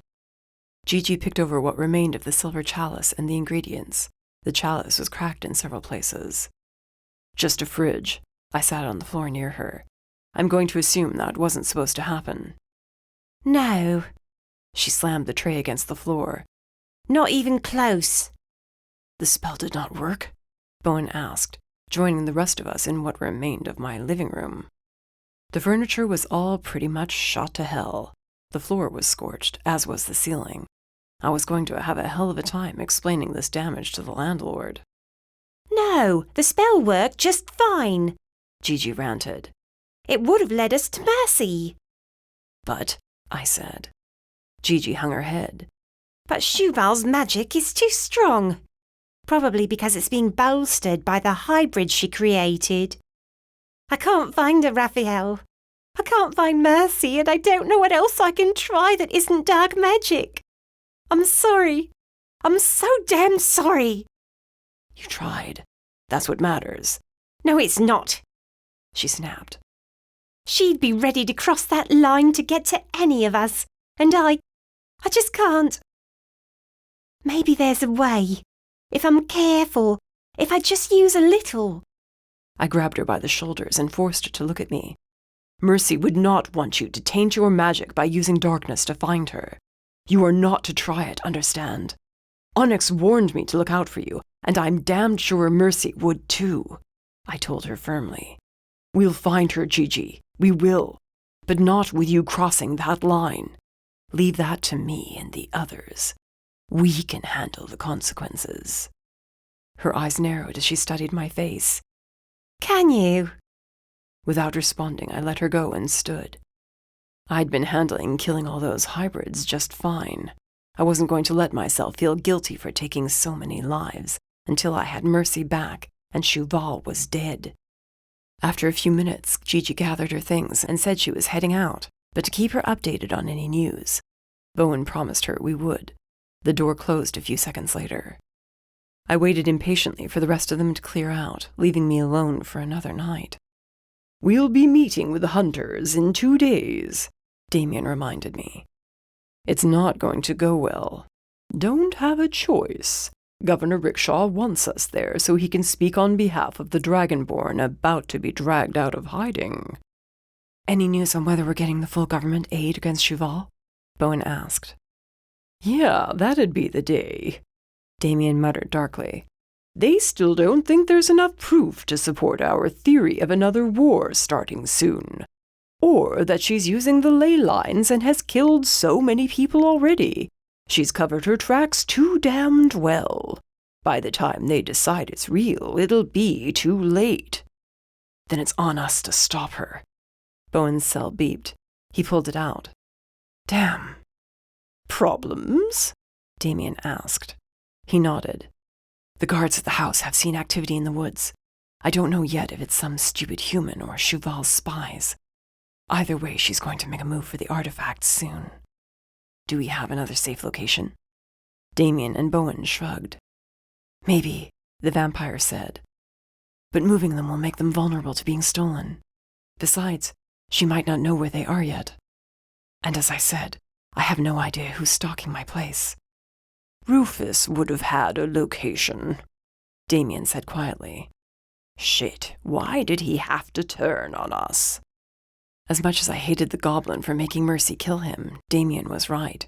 He would have had a plan, a way to keep the artifacts safe. We might have to destroy them. There could be no other choice, I suggested. Damien's lips thinned, but he nodded. Bowen? If it stops Shuval from getting her hands on them, I'll find a way to get it done. You tell me how the meeting with the hunters goes? And when we have any leads on Shuval? I nodded. He blurred out of the apartment. Todd saluted us and disappeared. Damien and Horace didn't linger much longer. Damien asked me once more if I was good for the night. I grunted something that passed for a reply. The brothers headed for the door, but paused as Horace opened it. Don't mention Mercy when we meet with the hunters, Damien warned. Focus on Shuval only. We'll deal with the rest of the Dragonborn once we've established if the hunters are going to work with us. I'm not even sure if the Dragonborn are willing to fight yet. Most of them are too scared to think of anything but saving themselves and their families. You don't think the hunters will take their lead from Rickshaw? Leave the innocent ones alone? They're hunters. Last I checked, they didn't take orders from anyone but their damned code. I'll be in touch. I'd say try to get some sleep, but what's the point? And if you hear from Mercy, you tell me. His gaze traveled around the apartment. Then he and Horace were gone too. Before Mercy was taken from me, I might have been ticked off that they left my apartment a mess. Since there was no chance in hell I was going to try and sleep, I was glad for the distraction, and set about cleaning up the candle wax from the floor, righting what furniture had survived, and figuring out what I was going to do with the broken fridge. All the while I kept my senses on high alert for any subtle hint of apples or the feel of Mercy's hand on my cheek. But as night gave way to another dawn, I fell into bed, exhausted and mentally worn out. If Mercy made any more tries to reach me, I didn't feel them. The rage that had started to fade ramped back up. Any second, I'd hit the point of no return. Chapter 5. Mercy. I was going stir-crazy. My nails dug into the mortar between the bricks on the far wall. I had no way to know if this wall was an outside wall or not. If I could get a brick loose, I might be able to use it to bash someone's head in, if nothing else. Because, obviously, clawing my way out of a solid stone wall was not going to work. For most of the morning, or day, or whatever time it was, I focused on my hands, attempting to make the claws reappear. Not that I was keen to start half-shifting, but my desperation to find a weapon to get out of here overruled my hatred for the dark magic she'd used on me. When my claws refused to appear, and the mortar stubbornly refused to give way, I switched gears and meditated. Red and orange sparks flickered to life at my fingertips. I squinted one eye open. If I could just get this spell to work, it'd keep my hopes alive. 1 solid second of my magic needed to work so I could reach Raphael. I sensed my inner fire building, the spell on my tongue, ready to be unleashed. No, damn it! The chains from the chair had snaked over without my noticing and wrapped around my ankles and wrists. They dragged me clear across the stones, oblivious to my cursing and ranting. I ended up chained to that chair again, unable to move. This was how it was any time someone came into my chambers. I threw my head back, screaming. The door opened and 4 hybrids stepped inside. Cheval wasn't with them. They came toward me. I flailed, straining to kick or scratch. The hybrids wore blood-red cloaks, the hoods drawn over their faces. Their immense power pressed in around me as they closed in. These hybrids were closer to Envy's level of magic prowess, not lesser ones like the few I'd killed during the cage fight in Sector 13. "What the hell do you want now, huh?" I snapped. "Where's your bitch?" The backhanded slap came out of nowhere. I spat at the bastard's feet. He struck me again. If he thought that was going to shut me up, he was wrong. I opened my mouth to curse him out, but no sound escaped. None. I contented myself with glaring at him. Wasn't the first time they'd used this spell against me. I doubted it'd be the last. "Secure her quickly. We do not want to be late." I wanted to make some snarky comment about already being damned secure, but since I couldn't talk, I continued to glower. I imagined killing them. When a couple of them hesitated to adjust the chains, I smirked. The hybrid who hit me and cast the silence spell stepped closer. The rest managed to get me to my feet while keeping the chains fastened around my body. The hybrid lifted his head. A pair of dark violet eyes glowed in his scarred face. If he was trying to intimidate me, it wasn't working. I arched my brow and waited to see what he'd try next. "Soon enough you will be one of us, sister," he said quietly. "There is no escaping your fate." The scars on his face were caused by dark magic, almost matching the one Envy gave me. When he threw back his hood, I staggered back, trying to get away. The scar stretching down his cheek that I'd originally thought not much larger than mine was actually far worse than I expected. The skin around it was red and twisted, and deep. I'd never seen scars that ran through flesh like ravines. This scar led into several others that formed a haphazard pattern across his face, tearing up what might have once been attractive features. They didn't stop at his face, either. More came into view on his neck as he tugged aside his cloak for me to see. "I was as you are," he informed me, "resistant to change. During the ritual I fought the magic and it nearly tore me apart. I suggest you not do the same. It is much easier to give in." What the hell was Cheval doing to her followers? What would her final ritual do to those with magic? To Gigi or Sycamore? to anyone who tried to fight against its influence. Would they be scarred like this? What then? What if they didn't give in? The dead would number in the hundreds, thousands, and those who gave in? What would they become? The hybrid replaced the hood over his face, turned, and led the way out of the chamber. I was pulled from the room by the chains, the other hybrids guarding me. I scanned the corridor, but there were no windows, only more stone. We walked down several flights of stone steps, and the temperature plummeted. The air became damp. My teeth chattered as cold seeped into my bones. Goosebumps broke out on my skin. The chains digging into my bare flesh didn't help. My feet grew numb. We trudged down another set of stairs, then another. I wondered if we'd ever stop walking. We passed no one, and the only light came from torches every 20 paces. Our shadows stretched up the walls and across the domed ceiling of the corridor. We made a sudden turn to the right. I gasped, or tried to around the silence spell, as a wave of immense power struck me like a punch to the gut. The hybrids were the only reason I stayed upright.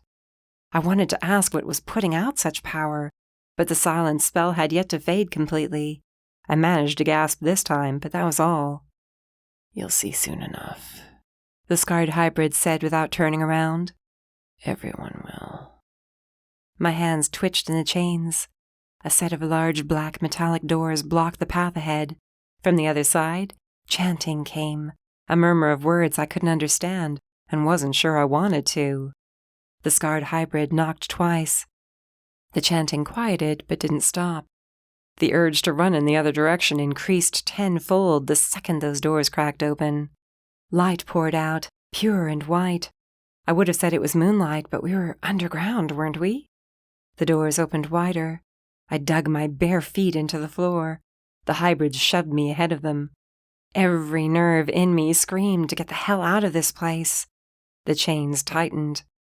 I opened my mouth to scream, but no sound came out. I fought to get away and run, just run in the opposite direction.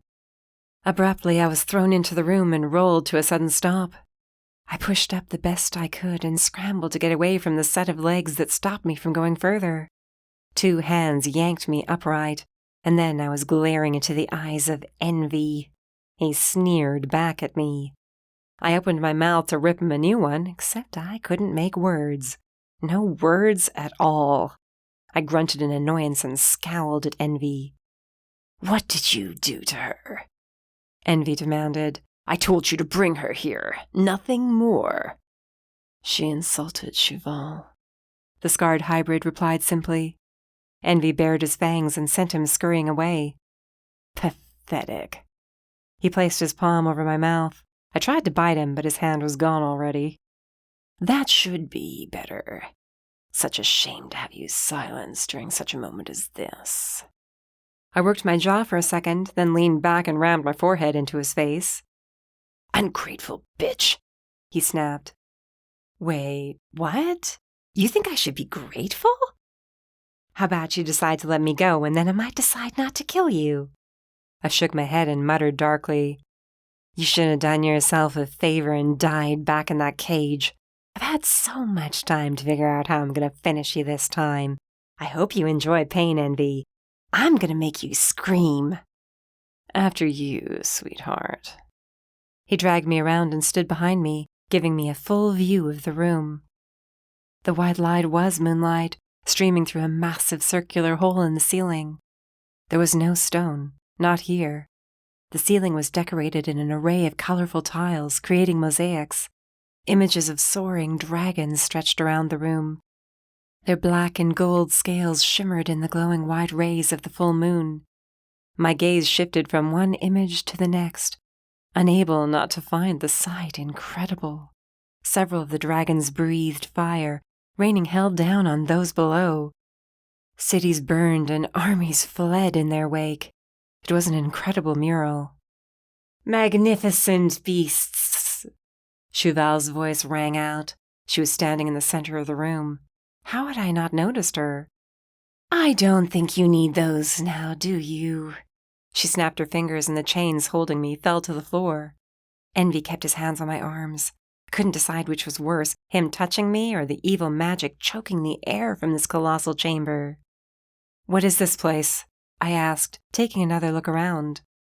The chanting from earlier remained, but it was merely background noise.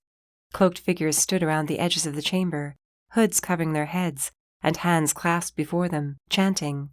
The longer I listened, the more a strange numbness came over me, and I found myself swaying until envy righted me. "Careful, Mercy," Cheval warned. "It's not your time. Not yet." "Then why am I down here? What fun torture do you have in store for me tonight, huh? Gonna give me a boring history lesson about our people?"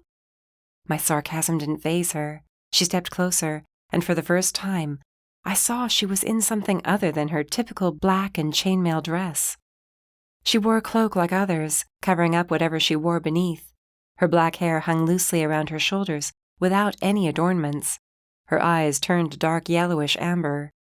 "Not quite," she answered, then turned her head.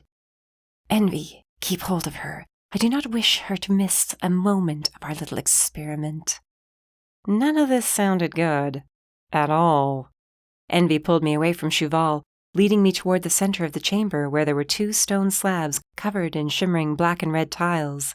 They sat maybe 10 feet apart, and were covered in red stains. Blood. I gulped, unable to stop the sudden fear creeping up my spine. Heavy manacles lay at both ends of the stone slabs. Cheval walked directly between them, where the floor was a foot higher than the rest of the room. She undid the black clasp of her cloak and let it fall to the floor. The red dress she wore clung to her body like a second skin and was barely enough to cover what was necessary. The rest of her body was exposed, though her skin was anything but bare. All this time I'd never seen her arms or anything below her neck. Now I knew why she kept her body hidden from view. Every inch of her arm down to her legs and bare feet was tattooed. The black and red lines twisted and turned on each other violently, each curve serving a purpose. There were words in the tattoos. I couldn't see them, but the mage in me sensed their power and knew without asking they were dark magic. Blood magic. Forbidden magic that was never meant to be meddled with. Beneath the tattoos was another story altogether. Deep grooves marred her skin, running against the pattern of the markings. There were more than I could possibly count. "Yes, I bear my own set of scars," Cheval said, glancing at her arms outstretched. "I've paid greatly for the power I have, paid in blood and more, and yet I've come out stronger, thanks to all my sacrifices." "You're insane," I whispered. "You won't think so for long." She turned toward the hybrids. "Bring them," she yelled. The doors creaked open behind the chanting figures. A high-pitched scream echoed off the tiles. I stiffened in Envy's grasp. "No! Let me go!" The screaming and shouting continued, but I could only stand there, horrified, as a woman was dragged toward one of the stone slabs next to Cheval. She flailed, kicking in her desperation to get free. They attached the manacles around her wrists and ankles, strapping her to the stone slab. She arched her back, tugging hard, but the restraints held. Cheval didn't seem bothered by her screams, which eventually turned to helpless sobs.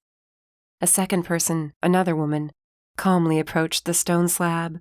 She grimaced with every step she took, and when she finally reached me, I frowned at what I saw. There was a fresh wound on her cheek.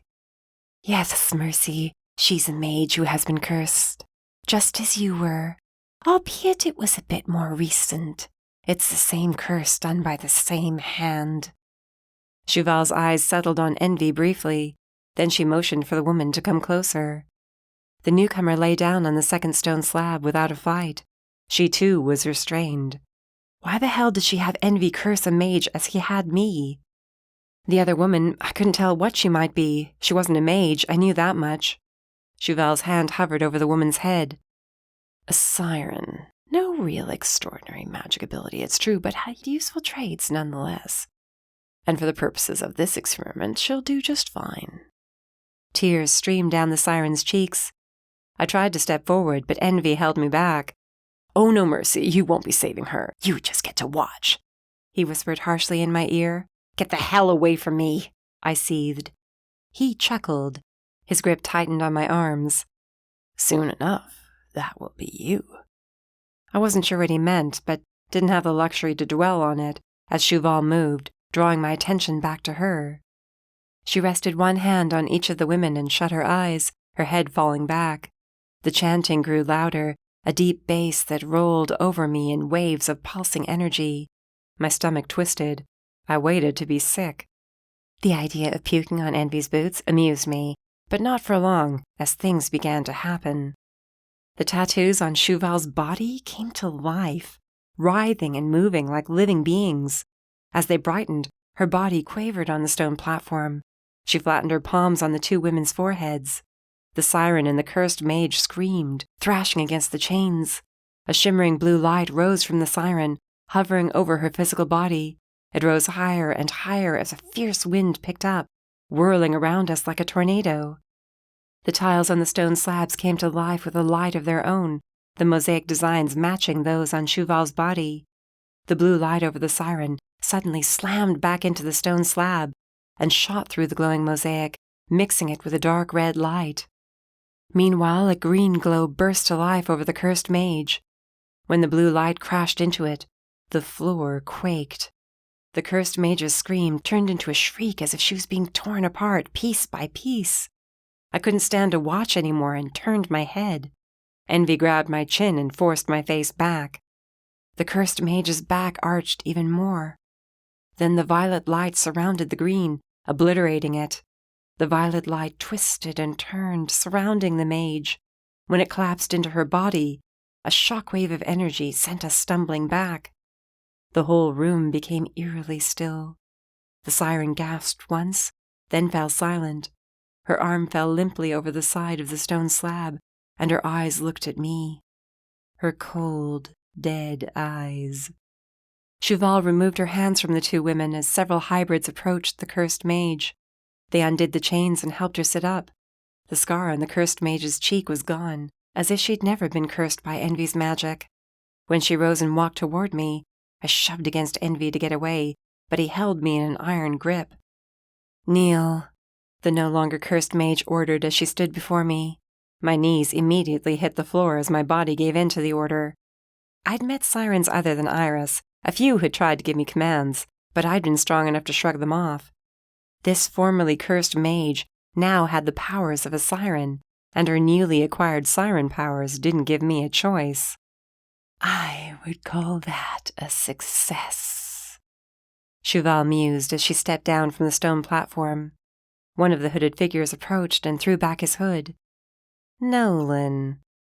He picked up Cheval's cloak and gently draped it around her shoulders. It seemed that whatever insane ritual I'd witnessed had weakened her. "Good. Prepare yourself, Mercy," Cheval told me, walking toward the formerly cursed mage and standing next to her. "For what?" I asked, hating the fear that came through with my words. "I know how to remove the curse from you now. Once I've recovered, you will become a hybrid. The curse will be lifted, and when the blood moon rises, there will be nothing stopping you from fully embracing your true form," she said, grinning like the madwoman she was. "Your ritual will be a bit harsher, I'm afraid, since the curse has been embedded in you for so long. I suggest you prepare yourself for the agony you must endure, and accept your plight. If you struggle against it, well, it won't be pleasant." She glanced at Envy. "Return her to her chambers. I believe our sweet Mercy has much to think on this night." Envy shoved me toward the door. For once I was too numb to fight him. The black metal doors shut soundly behind us. The walk back to my chambers was faster than the walk to get there, but with no chains binding me. I sensed a shift within me. I observed every single turn we made, forming a mental map of the corridors. More hybrids filled the hallway this time around. As we climbed another set of stairs, I spotted a window. Envy's hand remained around my arm, which meant there was no way I could get to the window to figure out where we were. The mental map would have to be enough to guide me if I managed to break free. Big if. You should be celebrating, Envy said as we climbed the last set of stairs. We'd passed countless doors, but they were closed. This damn place was a fortress, an old one. It should be easy to spot from the outside. The thing was, I couldn't recall any fortresses in the entire state.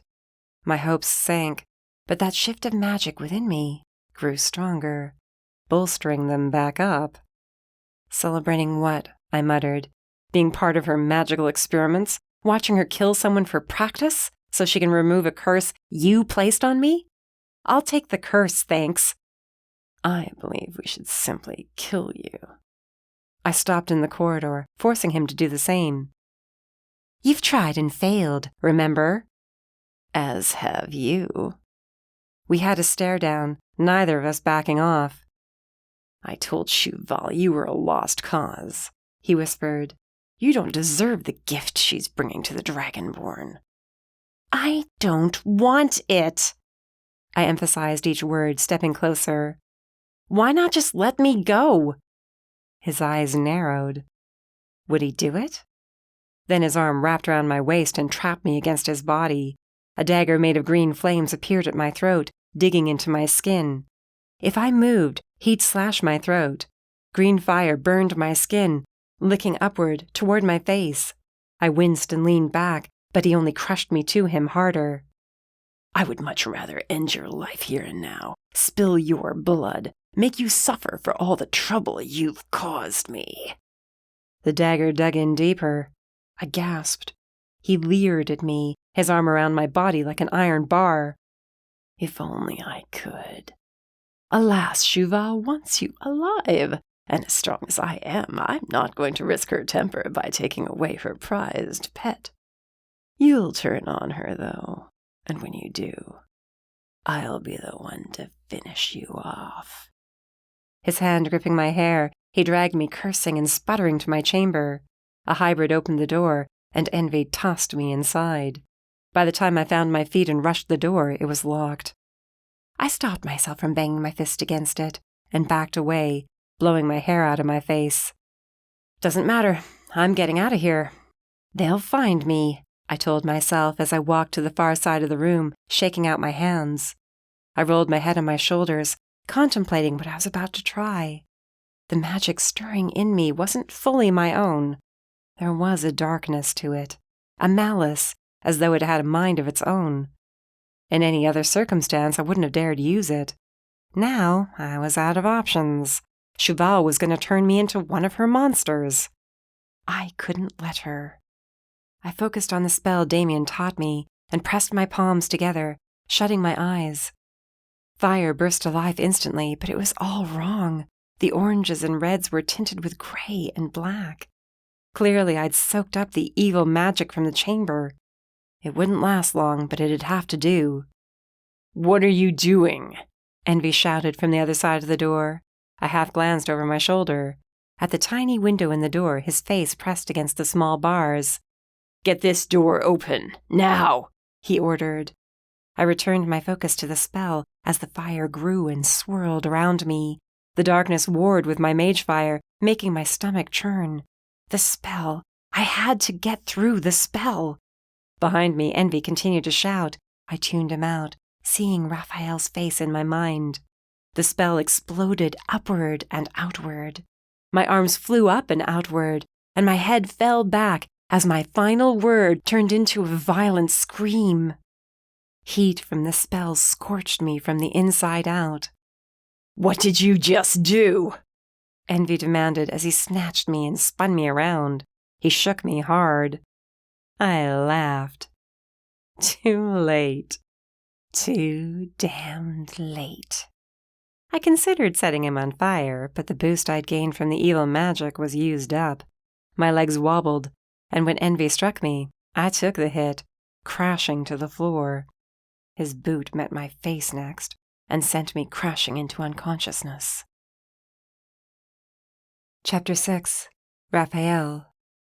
I stormed into my apartment, throwing the front door open hard enough to dent the wall. Damien and Nor were behind me. I told you to do nothing. Nor kicked the door closed behind him. And what do I find out you're doing? Trying another tracking spell to find Mercy, one that destroyed your apartment and could have killed Gigi. I didn't make her do it, I yelled back for the 5th time. You could have stopped her. Any one of you could have. The hunters are going to be here first thing in the morning. I was going to have you there to speak with them, but now I don't think I am. I snarled at him, but he only growled back. Nor had the bulk and hide on me. Normally I would have backed off, but not this time. I need to be there to make sure they're not going to kill every Dragonborn on sight. What if they kill Mercy? I won't let that happen. I threw my hands into the air and marched away from him, breath ragged as I fought to keep my shit together. Didn't work. I kicked the coffee table, the only piece of furniture not yet destroyed. It careened into the far wall and cracked into pieces. They won't listen to you, I reminded Nor. They might not even listen to Rickshaw. If they deem the Dragonborn as a threat, they'll kill them. All of them. That's what they do, remember? They're not mindless killers, Nor defended them. I scoffed. Any time they're called in, people die. How would this time be any different? If you could get a hold of your anger and be there with me to meet them, we could make sure it is. Nor grabbed my shoulder.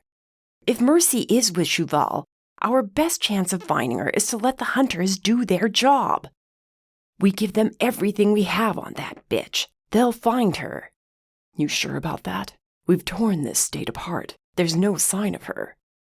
Doubt wrinkled Nor's brow. If there's anyone that can do it, they can. I don't like it. We should leave them out of it, Damien spoke up. Raphael's right. The chances they'll let any Dragonborn live after they catch Cheval are slim.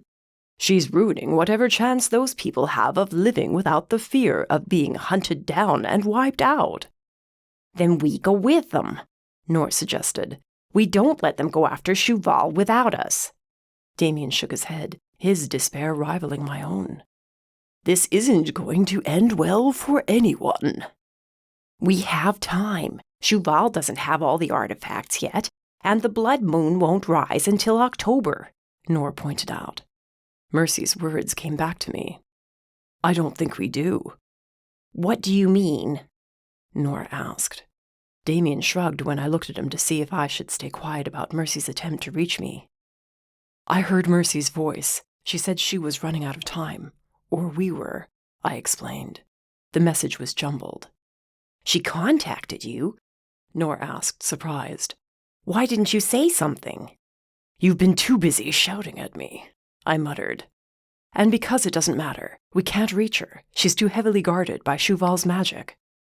There has to be a way to break through. Damien barked a laugh at Nor's words. If you figure it out, please feel free to tell the rest of us. He worked his jaw, angrily striding toward the door. I have other matters to see to. I'm assuming you don't want me at the meeting with the hunters either. Damien, Nor tried, but the half-demon was already out the door. Damn it. At least we haven't killed anyone recently, I said with a smirk. Nor wasn't amused. If Mercy reaches out to you again, let me know. Why, so you can tell the hunters about her?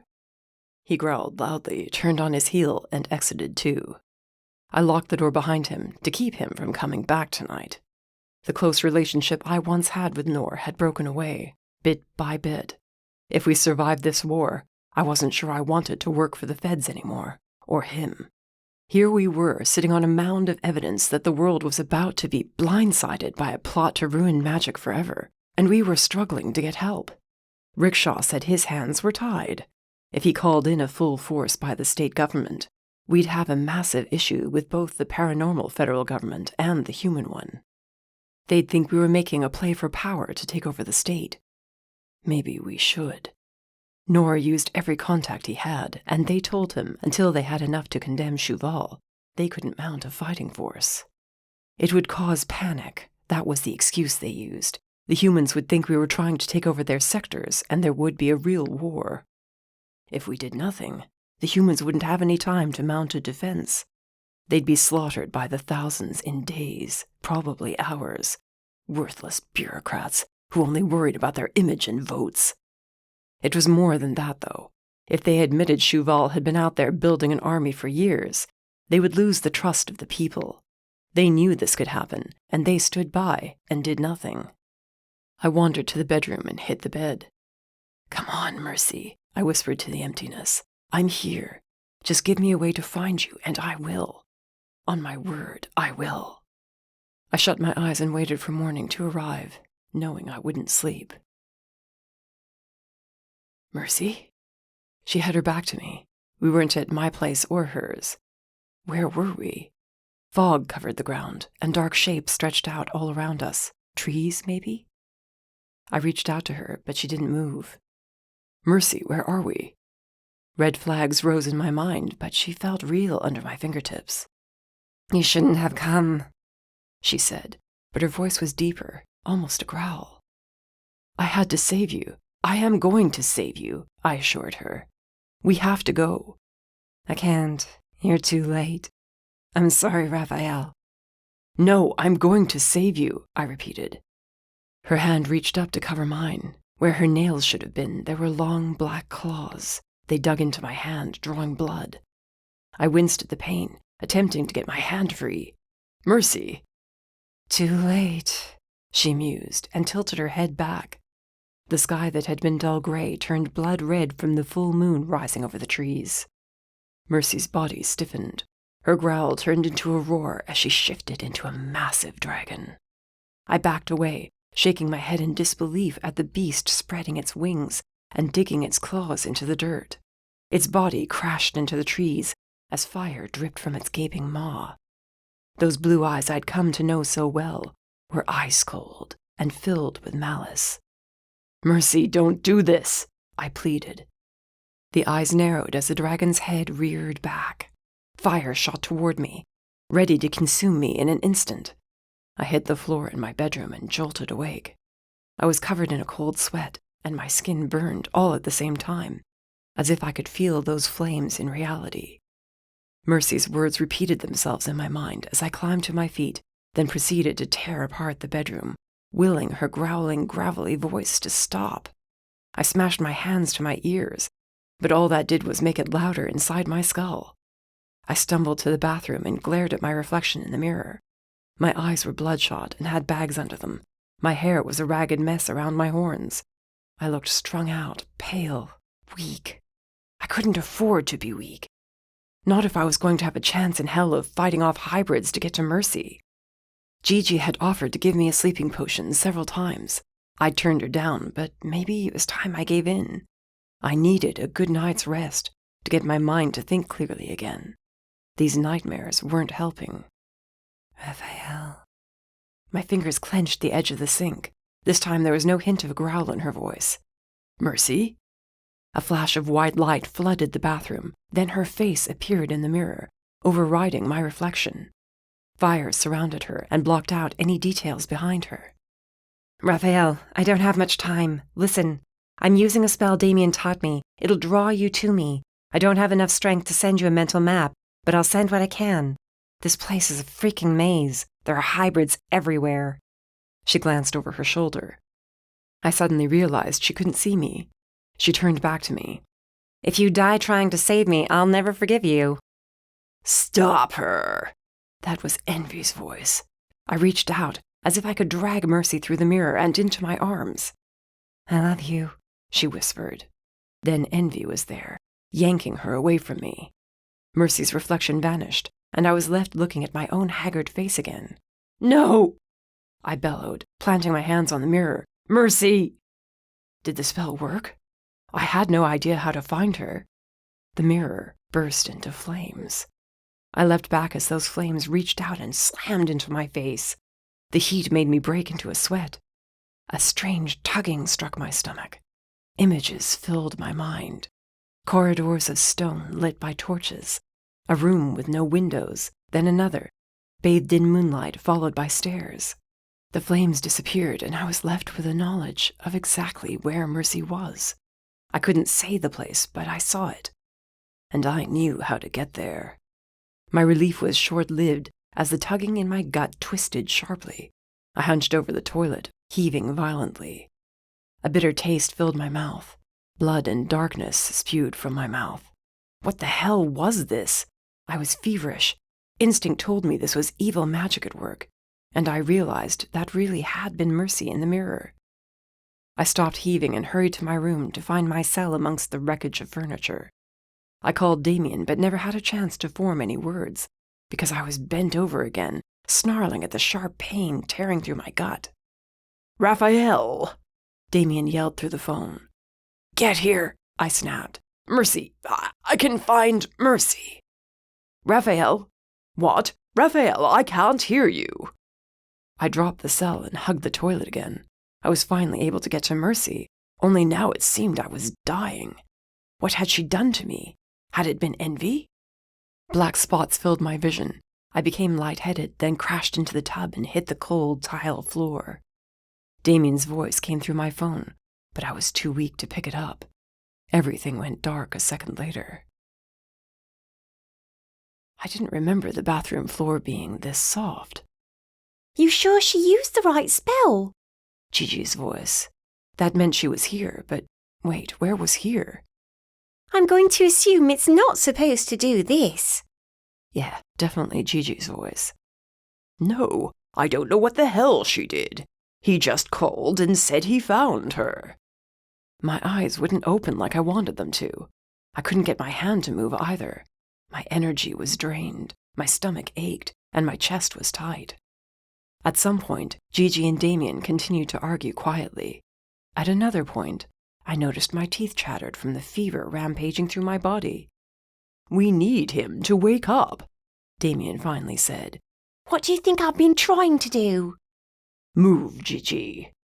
"What are you going to do? Damien, don't!" Too late. Damien's hand connected with my face, and whatever weird daze I'd been in broke. I gasped, shooting upright on the couch. I was in my apartment. Gigi and Damien hovered over me. She glowered at him. "What? It worked, didn't it?" he said as she sighed. "Raphael, can you hear me?" "Yeah, thanks for that," I grunted, shaking my head. "How long was I out?" "Couple of hours. I called Gigi when I found you passed out in the bathroom," he grimaced. "You said you could find Mercy." "I saw her," I said quietly, shivering violently. Gigi darted away. Next, I heard the clinking of glass in the kitchen. Mercy appeared in the mirror. Her fire seemed wrong, though. I relayed her message and what occurred after. Damien rubbed a hand down his face as he cursed. "Dark magic." "What?" I asked through chattering teeth.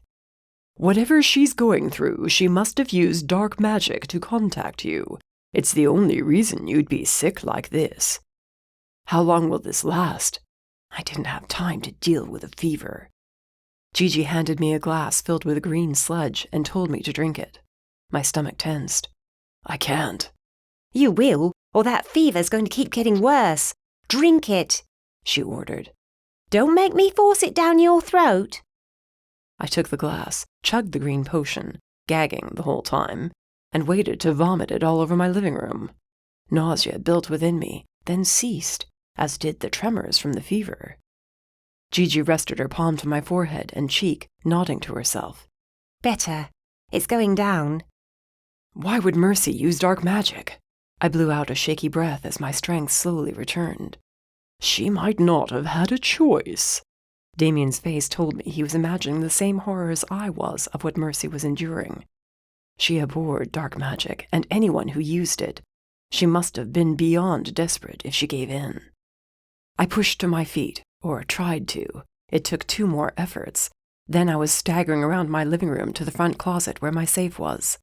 I opened it and pulled out all the weapons. "What do you think you're doing?" Gigi asked. She and Damien followed me.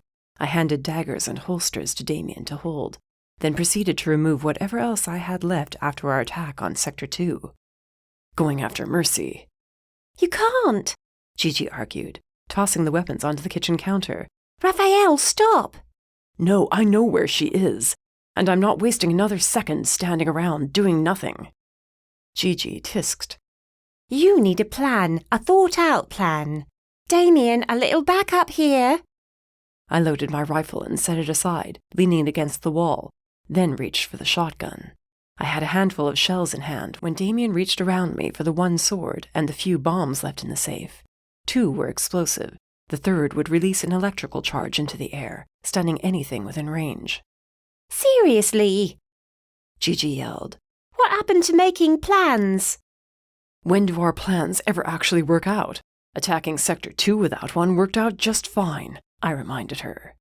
She ran her hands through her hair, pacing away from us. Stubborn. You want us to not find Mercy? I growled. That's not what I said, and don't you dare stand there and give me that look, Raphael. I want her found just as much as you do. But do you really think Mercy would be happy if one of you dies on a poorly planned rescue mission? I finished loading the shotgun and placed it next to the rifle. I know the layout of where she is, or most of it at least. And the 2 of you are going to what? Waltz in and shoot the place up? I exchanged a glance with Damien, then shrugged. I was thinking we'd blow the place up, whatever the place is. Cheval might not even be there, or her army either, for that matter. Or they could be, and you're walking into a trap, Gigi shouted in aggravation, reaching for her cell phone. Who are you calling? Backup. A couple of hours, that's all I'm asking for, Gigi begged. Please. Until dawn, I told her. Then we're moving out. Gigi scrunched up her face, clearly annoyed, but she didn't argue. She took her cell and stepped outside the front door. Do you know what sector she's in, at least? Damien asked. I paused in the middle of reaching for another box of rifle ammo. Sector 13. Shit. Damien bashed his fist into the nearest wall, punching a hole through the sheetrock. Sorry. I motioned to the rest of my destroyed place. Really? Think you might want to find a new place. If we survive. He didn't reply, and we went back to gearing up. I headed to the bedroom to grab different clothes, then took a quick shower to wash the grimy sweat from my skin. By the time I was changed and had returned to the living room, my apartment was far more crowded. Bowen had arrived, armed with daggers strapped at his side and 2 short swords at his back. Horace had a short sword sheathed at his hip and his gun on the other side.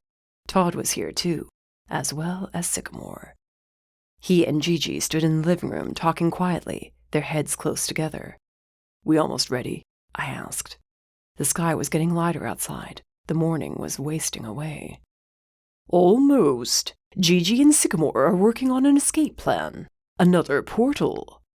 I was about to start arming myself when the door opened, and Noor stepped inside.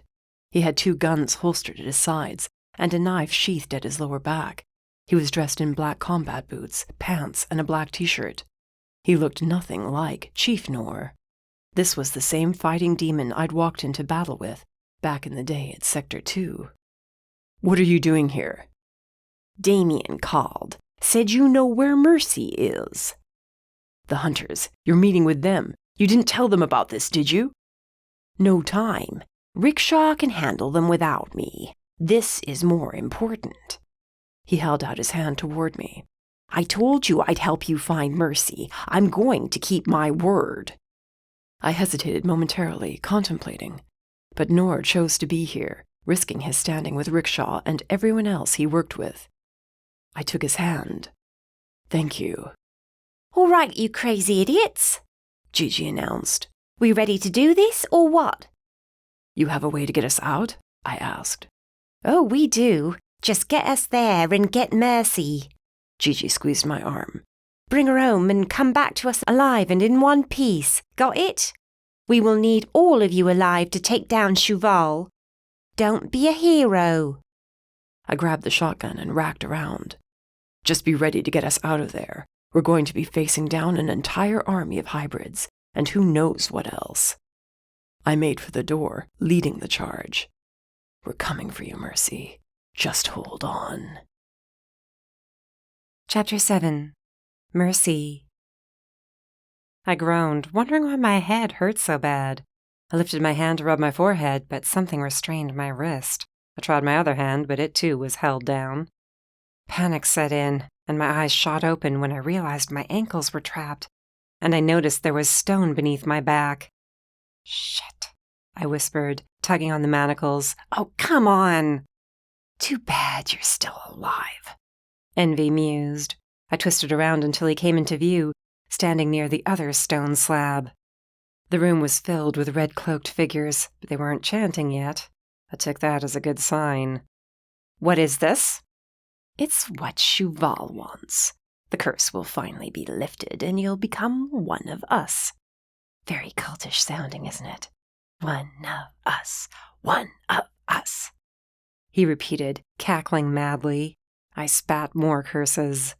He tipped his head and backed away, saying those 3 words over and over until he finally trailed off. Throttling him wasn't good enough. As soon as I was free of these damn chains, I'd dig his heart out and chop him into pieces. I yanked and strained, willing my mage fire to catch and melt the manacles. Nothing worked. I was trapped on this stone slab. All I could do was wait. My face and head ached from when Envy knocked me out. Before he did, I'd sent a message to Raphael. Or thought I did. I had no real way of knowing if he received it or not. I cringed, remembering I'd used evil magic to do it. Then fell back to the stone, glaring at the hole in the ceiling far above me. How long had I been out for? A day? Longer? How long did it take Cheval to recover after performing the ritual the last time? I counted off the seconds in my head, then the minutes, but no one else joined us. Searching for Envy, I eyed the cloaked figures. With their hoods drawn, it was impossible to tell which one was him. The chamber was too damned quiet, and my mind wandered, as did my eyes. I had nothing else to do while on my back, chained to a hunk of rock, waiting to be potentially killed by some crazy dragon. I thought of Raphael for a while, hoping the dark magic didn't hurt him too badly. Thinking of him depressed me, so I focused on the mosaics overhead and the dragons featured in them. They appeared fierce, strong, unstoppable. I'd told Horace once that I would never want to shift into dragon form if it came from dark magic. In this instance, I was ready to go back on my words. A dragon that strong wouldn't be held back by simple manacles. I could tear this place apart, bring it down around Cheval's head, and destroy every inch. Then I'd set it on fire for good measure. Chomp on Cheval's bones, too. My vision became unfocused, and the dragons shifted and moved around the ceiling. If it was from the lack of sleep or the hit to the head, I couldn't tell, but the mosaic seemed to come to life. The dragons burned cities with their fire, chased away the armies, turning their enemies to charred piles of bones. "I sense you're beginning to come around." Cheval had appeared to my right at some point, wearing the same cloak she had the last time I was in this room. I startled, flinching, then cursed when my movement, or lack thereof, reminded me I was restrained. Nope, just bored out of my mind. Did you keep all your guests waiting? Shitty hostess, I'd have to say. Cheval smirked. "The wait is over." She waved towards someone to the side. The doors creaked open. The chanting had already started. How had I not heard it until now? 2 hybrids dragged a third figure between them. When the head lolled back on the blonde-haired man, his mouth opened, and fangs came into view. "A vampire? Because I don't have enough issues of my own. You're going to stick me with possibly burning to death in the sun and drinking blood? If you think I don't know that you're trying to buy time, you can save your breath," Cheval said with a wink. "However, I will inform you that as smart as you are, you appear to have missed the obvious." I glowered at her. "And that would be what? You're an evil bitch?" Her hand shot out and wrapped around my throat, cutting off my air. Her face was only a couple of inches from mine. Her hate-filled eyes burned into my very being. "Once this curse is lifted, you will learn your place. You may be powerful, but you will never be strong enough to defeat me," she whispered harshly. "I have let you run your mouth, but no longer." She released me. I sucked in a breath. "And my hybrids do not bear the weaknesses of other races, only the strengths. That is why it has taken me years to perfect this ritual. You'll thank me when it's over." She smoothed her hand over my scarred cheek, laughing when I tried to bite her fingers off. "I'll kill you the second you free me from these chains." She patted my cheek, then took her spot on the raised stone. On the other stone slab, the chains rattled. The vampire hissed and growled, but then the hybrids backed away. Save your strength, Mercy. You're going to need it. Let us begin, Cheval announced and spread her arms wide. I gritted my teeth, fighting to get out. The air turned heavy. I struggled to breathe. My skin prickled and the stone beneath me grew hot, then cold. The vampire's hisses turned to screams. The manacles tore into my skin as I jerked against them.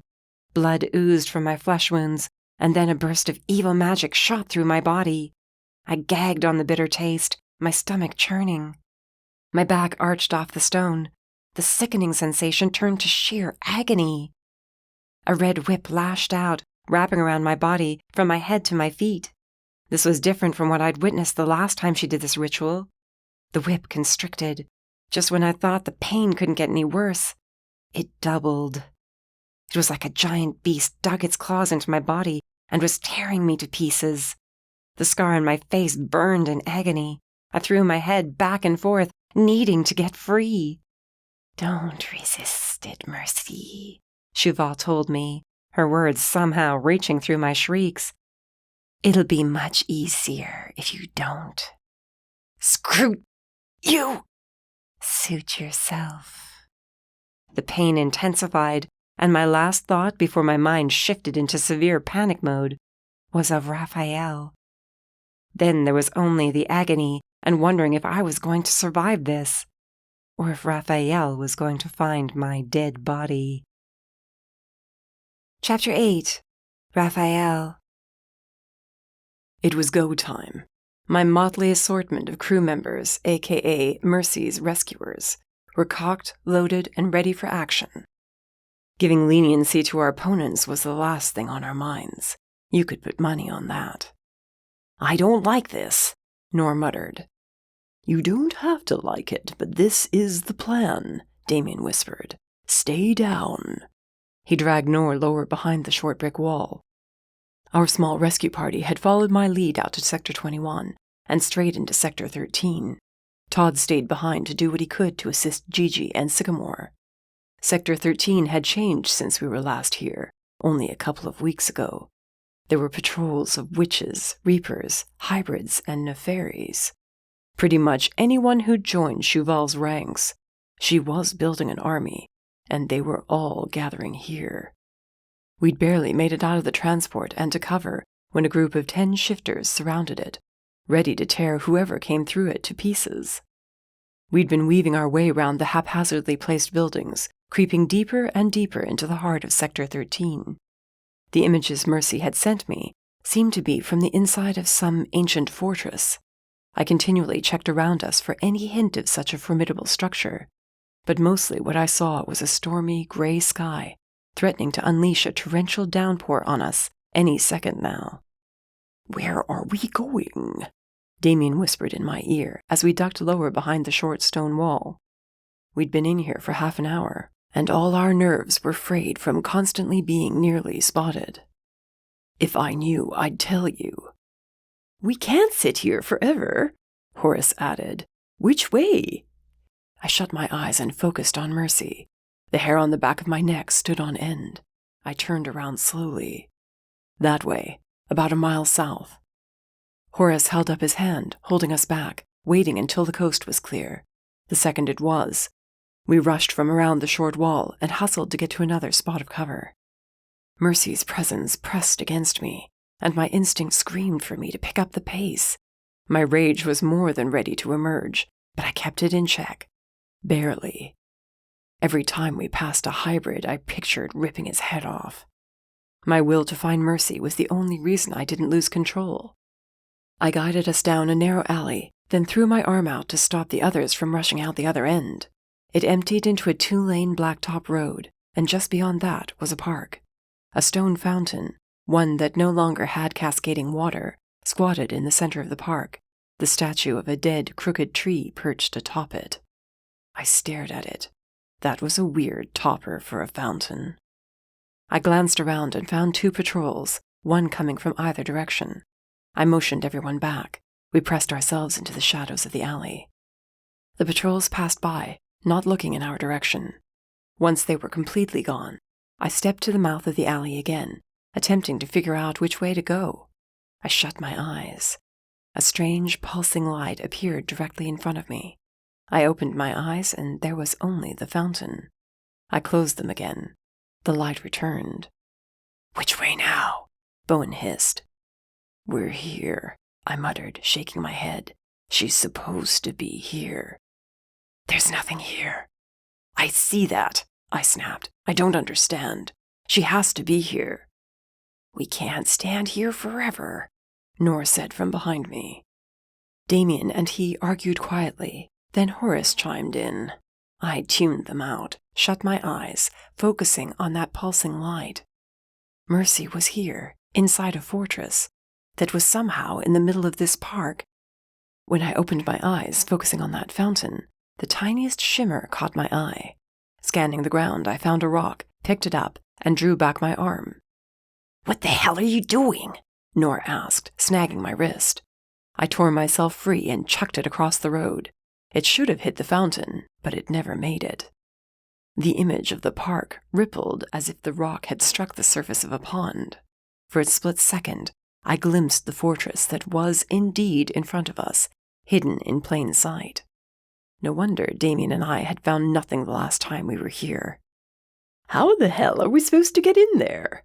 Horace squinted at the fountain as the rippling came to a stop. "That's heavy-duty magic." "It's there, though, physically, you know," I mused. "Which means if we can see the door, we can make for the door, right? It's just an illusion." I glanced around to see them all in varying states of agreement or uncertainty. "Bowen, I've got an idea." He nodded as he stepped forward. "I'm listening. Next time I throw a rock, you blur over there, see if you can find the door, then come back. Can you take us in there one at a time?" "I can." "Without getting caught?" Nor asked, eyeing the vampire with a skeptical look. Bowen bared his fangs, hissing quietly. "If we had the time, I would explain to you who I used to be. But since Mercy's life is on the line, I will simply have to prove it to you. Raphael, whenever you're ready." I found another rock, bigger this time. Bowen braced himself at the mouth of the alley, while Damien and Horace kept watch on our end. Nor guarded all of our backs. I pitched the rock harder this time. The second it made contact, Bowen blurred out of sight. This time, more of the fortress was visible through the larger gap, and the ripples lasted longer. I strained to see Bowen, but couldn't, then cursed when he appeared right in front of me. "Shit, man!" Horace snapped. "Find a door?" I asked. "That I have." He held up a head, dripping in blood. "Currently unguarded." Bowen's smile was dark. "Who's first?" Horace volunteered. Damien and I watched the still empty road. Luckily the patrols were not here yet. Bowen blurred himself and Horace across the street and beyond the fountain. When Bowen returned, he did the same with Damien. I waited for an alarm to sound or for some force field to be triggered which would lock us out. But nothing like that happened. In fact, nothing at all happened to make me think we'd been found out. "I don't like this," Nor murmured when we were alone. "We don't have time to come up with another plan. Mercy's in there. We have no idea what shape she's in, or what Cheval's done to her. We're doing this." We had a way out. That was what mattered. Mercy was our focus. Nothing else was. Nothing at all. We'd grab her, trigger the portal, and get our asses home. That was the goal. Nor looked like he wanted to say something else, but Bowen blurred back to our side. "Let's move it. There's something going on inside the fortress." "Take Nor next." Nor started to protest, but then they vanished from sight. I smirked to myself. I was sure I'd catch hell for that later, if we made it out of here in one piece. I was just turning around to make sure the alley behind me was empty, when a hand latched onto my wrist. I had half a second to see Bowen's face, then he was blurring me across the street. I swallowed back the urge to vomit from moving so fast, steadying myself on a stone wall. "This place looks massive." Damien peered around the edge of the corridor leading to a four-way intersection. Torches lined the walls, and voices sounded all around us. The stench of evil magic permeated the air, making it difficult to breathe without gagging. We readied our weapons. I moved to the front of our party. Tracking Mercy here was tricky, what with the intense fog of malicious energy seeping through the stones. I gritted my teeth, willing the tracking spell to keep working. She was close. Very close. "Right," I whispered over my shoulder. "Stay close. Keep quiet." We maneuvered down the first corridor and then to another, stopping at the end of each one to ensure the coast was clear. At a larger intersection where an arched stone doorway opened to a set of stairs leading downward, 3 cloaked figures stood guard. I couldn't tell what they were from here, but we had to get by them. This much I knew. I nodded to Bowen. He readied his daggers, then winked out of sight. A heartbeat later, he was back at my side, 3 bodies crumpled, clutching their slashed throats. The blood pooled over the stones. "Mages, not hybrids," Bowen told us. "Whatever's down those stairs, that's what's causing this evil magic." "That's where Mercy is. Anyone who wants to stay behind, do it. We might not make it back up." I glanced from one face to the next. Each was set and battle-ready. "Let's go. Remember, getting Mercy is our only concern." I said it mostly to remind myself. Envy was here somewhere, and I assumed Chauvel was too. Who knew what else waited down there? I hurried down the steps, picking up the pace in my haste to reach Mercy and get the hell out of here. The heaviness of the air weighed on my shoulders. Each step was like sloshing through a muddy swamp. It had a smell to match. The odor shifted between charred flesh and rotting meat. The first set of stairs led to a second one, guarded by more cloaked figures. They spotted us, but Horace and Damien lunged forward, silencing the shifters without giving them a chance to shift or call for help. We kicked their bodies to the side and continued farther down. We were deep underground by now. I could tell I wasn't the only one having issues with the evil attempting to smother us. Nor growled continually, his snarling warring with my own rumbling grunts. Gripping their daggers in pale-knuckled fists, Damien and Horace grimaced. Bowen hissed every few seconds, giving his head a hard shake, as if that would keep the evil from getting to him. At the end of another set of stairs, we found ourselves on a long stretch of corridor. 2 cloaked figures stood outside a set of black metallic doors. My lip twitched at the wickedness coming from them. "Hybrids," I whispered. "Won't be easy to get past them if they're like Envy. And we have no idea what's on the other side of that door. Chances of sneaking in are 0.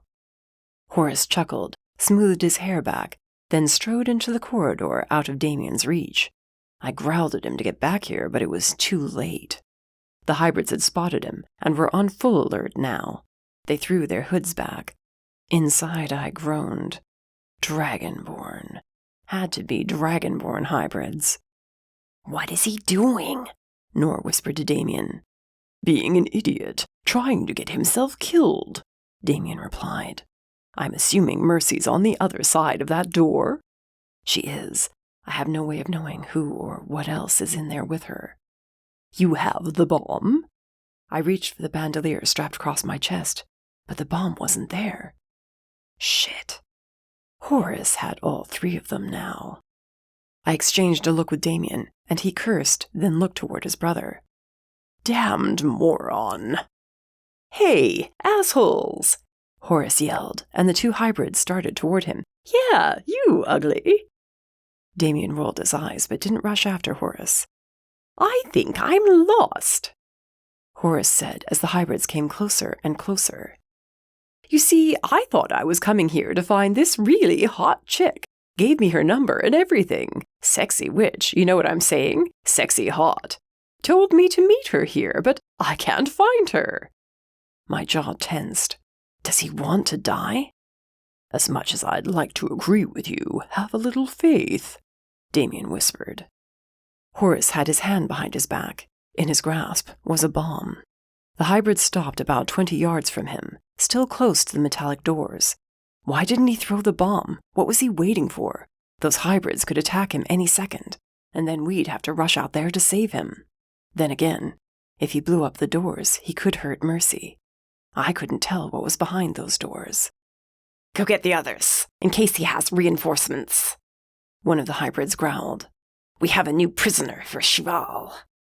You want me to interrupt the ritual? Do it. The first one snapped louder. He might not be alone. Horace fiddled with the orb in his palm, rolling it over and over. This was when I noticed there were two in his hands. One was the bomb that could make a hole where those doors stood. The other was the electrical bomb. The second the doors opened, he drew his hand back and chucked the electrical bomb into the open doorway. The hybrid lunged for him at the same time, but Bowen blurred to intercept the attack. Horace and Bowen held back the hybrid as screams and shouts of panic erupted from behind the doors. I sprinted forward, with Damien and Nor flanking me. Raphael! Horace tossed me the second bomb. I caught it, lowered my head, and sprinted into that chamber. The sight that met my eyes stole what last little bit of control I had on my rage. A dragon I could only assume was Cheval stood in the center of the room, between two stone slabs.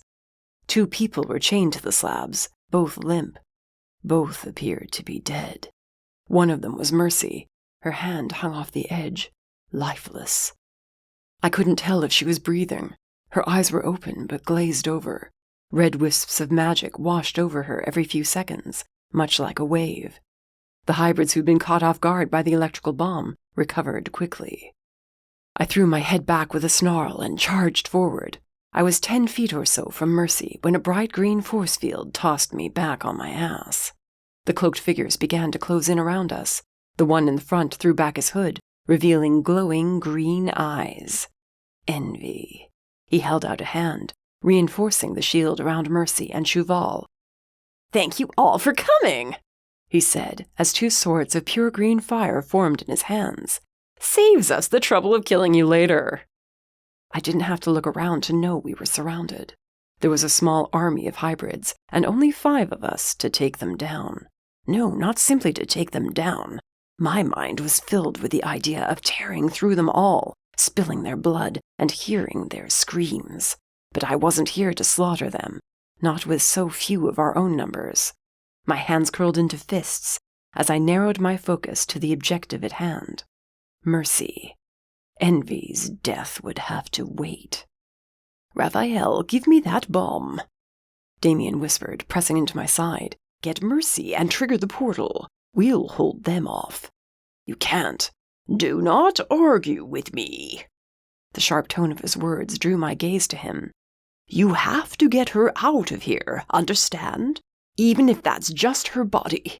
You get her home. He choked on his words, and then the bomb was in his hand. He shoved me into Nor, then threw the bomb at Envy's feet. The blast shook the walls of the massive chamber. Nor and I were thrown back into the horde of hybrids. Through the dust and debris, the green shield that had been protecting Cheval and Mercy shattered and collapsed to the floor. Cheval doubled over, screaming for her minions to stop us. Whatever she'd been doing seemed to have weakened her. This was our chance.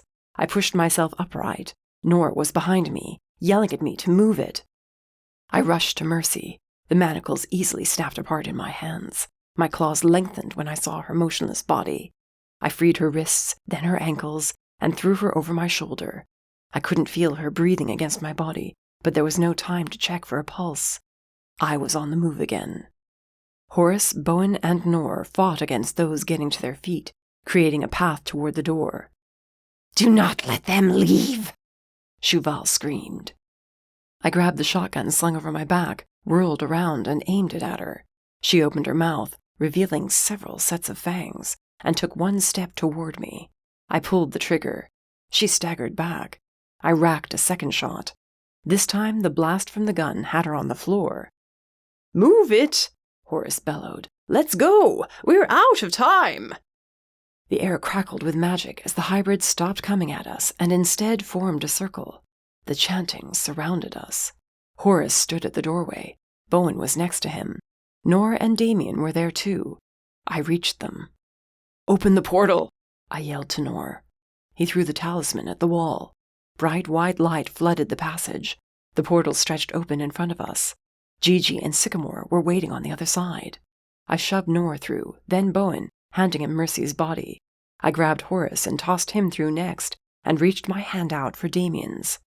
A whip of green fire wrapped around his torso. I grabbed hold of his arms, growling as I struggled to get him through the portal. Nora and Horace held onto my shoulders, dragging us outward, inch by inch. Behind Damien, Envy stalked out of the chamber, face burned and missing half his arm. The whip of green fire was in his remaining hand. He yanked on it, nearly ripping Damien from my grasp. Rushing out the doorway, surrounding Envy, were the hybrids, and they were being led by that bastard Quinn Nolan. "Get them," Nolan ordered. "Bring them to me." Forearms screaming in pain, I dragged Damien forward another foot, but Envy's power was too strong. The flames burned through Damien's clothes, eating at his skin. He cursed, glancing over his shoulder at the small army coming for us. "Let me go," he uttered on a gasp of pain. "No," I tugged harder. Envy pulled back at the same time. I was torn farther out of the portal, bringing Horace and Nor with me. "Raphael, if you don't, we'll all die. Let me go," Damien demanded. "Do it." "You have to make it back. You have to make it back for Mercy." I shook my head, tightening my hold on his hands. "I won't do it." Horace had wrapped an arm around my middle now, to keep me from being drawn into the advancing force of enemies. Damien's eyes flicked to Horace. "Watch over her, brother." "Damien," Horace pleaded. "No, I won't let go," I insisted, gritting my teeth. Damien let go of my arms. There was a sad smile on his face, but the look of a true warrior in his eyes. "Take care of her. Tell her I love her." "Damien, no!" Envy jerked his arm back with a yell. Damien slipped out of my grasp. I shouted and snarled, fighting to get back to him. Nora and Horace held me back. I was mostly through the portal when Envy ran Damien through with a flaming green sword. The smile remained on Damien's face. That's when I noticed the tiny silver orb still in his hand. Damien dropped the bomb at his feet. The blast catapulted us through the portal. It closed with a harsh crack behind us, cutting us off from the hybrids. I ended up in a heap of limbs and bodies, in wide-eyed terror at what I'd witnessed. Damien was dead. He was gone. "Mercy! By the goddess, what did they do to you?" Gigi held Mercy's head in her lap, tears streaming down her cheeks. I rose to my knees. "Is she alive?" Gigi sucked in a harsh breath, but no words came out. "Gigi, is she alive?" I repeated, taking hold of Mercy's wrist. There was a pulse, faint, but it was there. My head dropped in relief.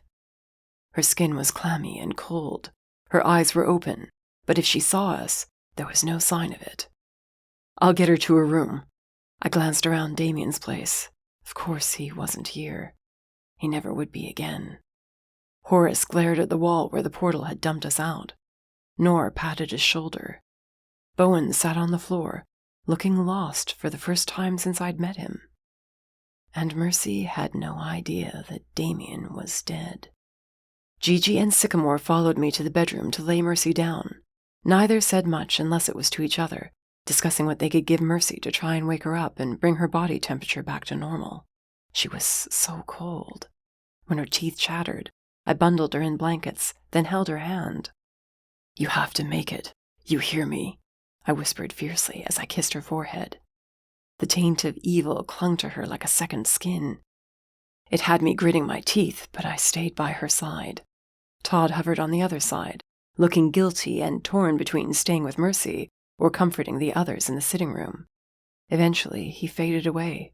I wondered if he simply let go and moved on, unable to deal with any more losses.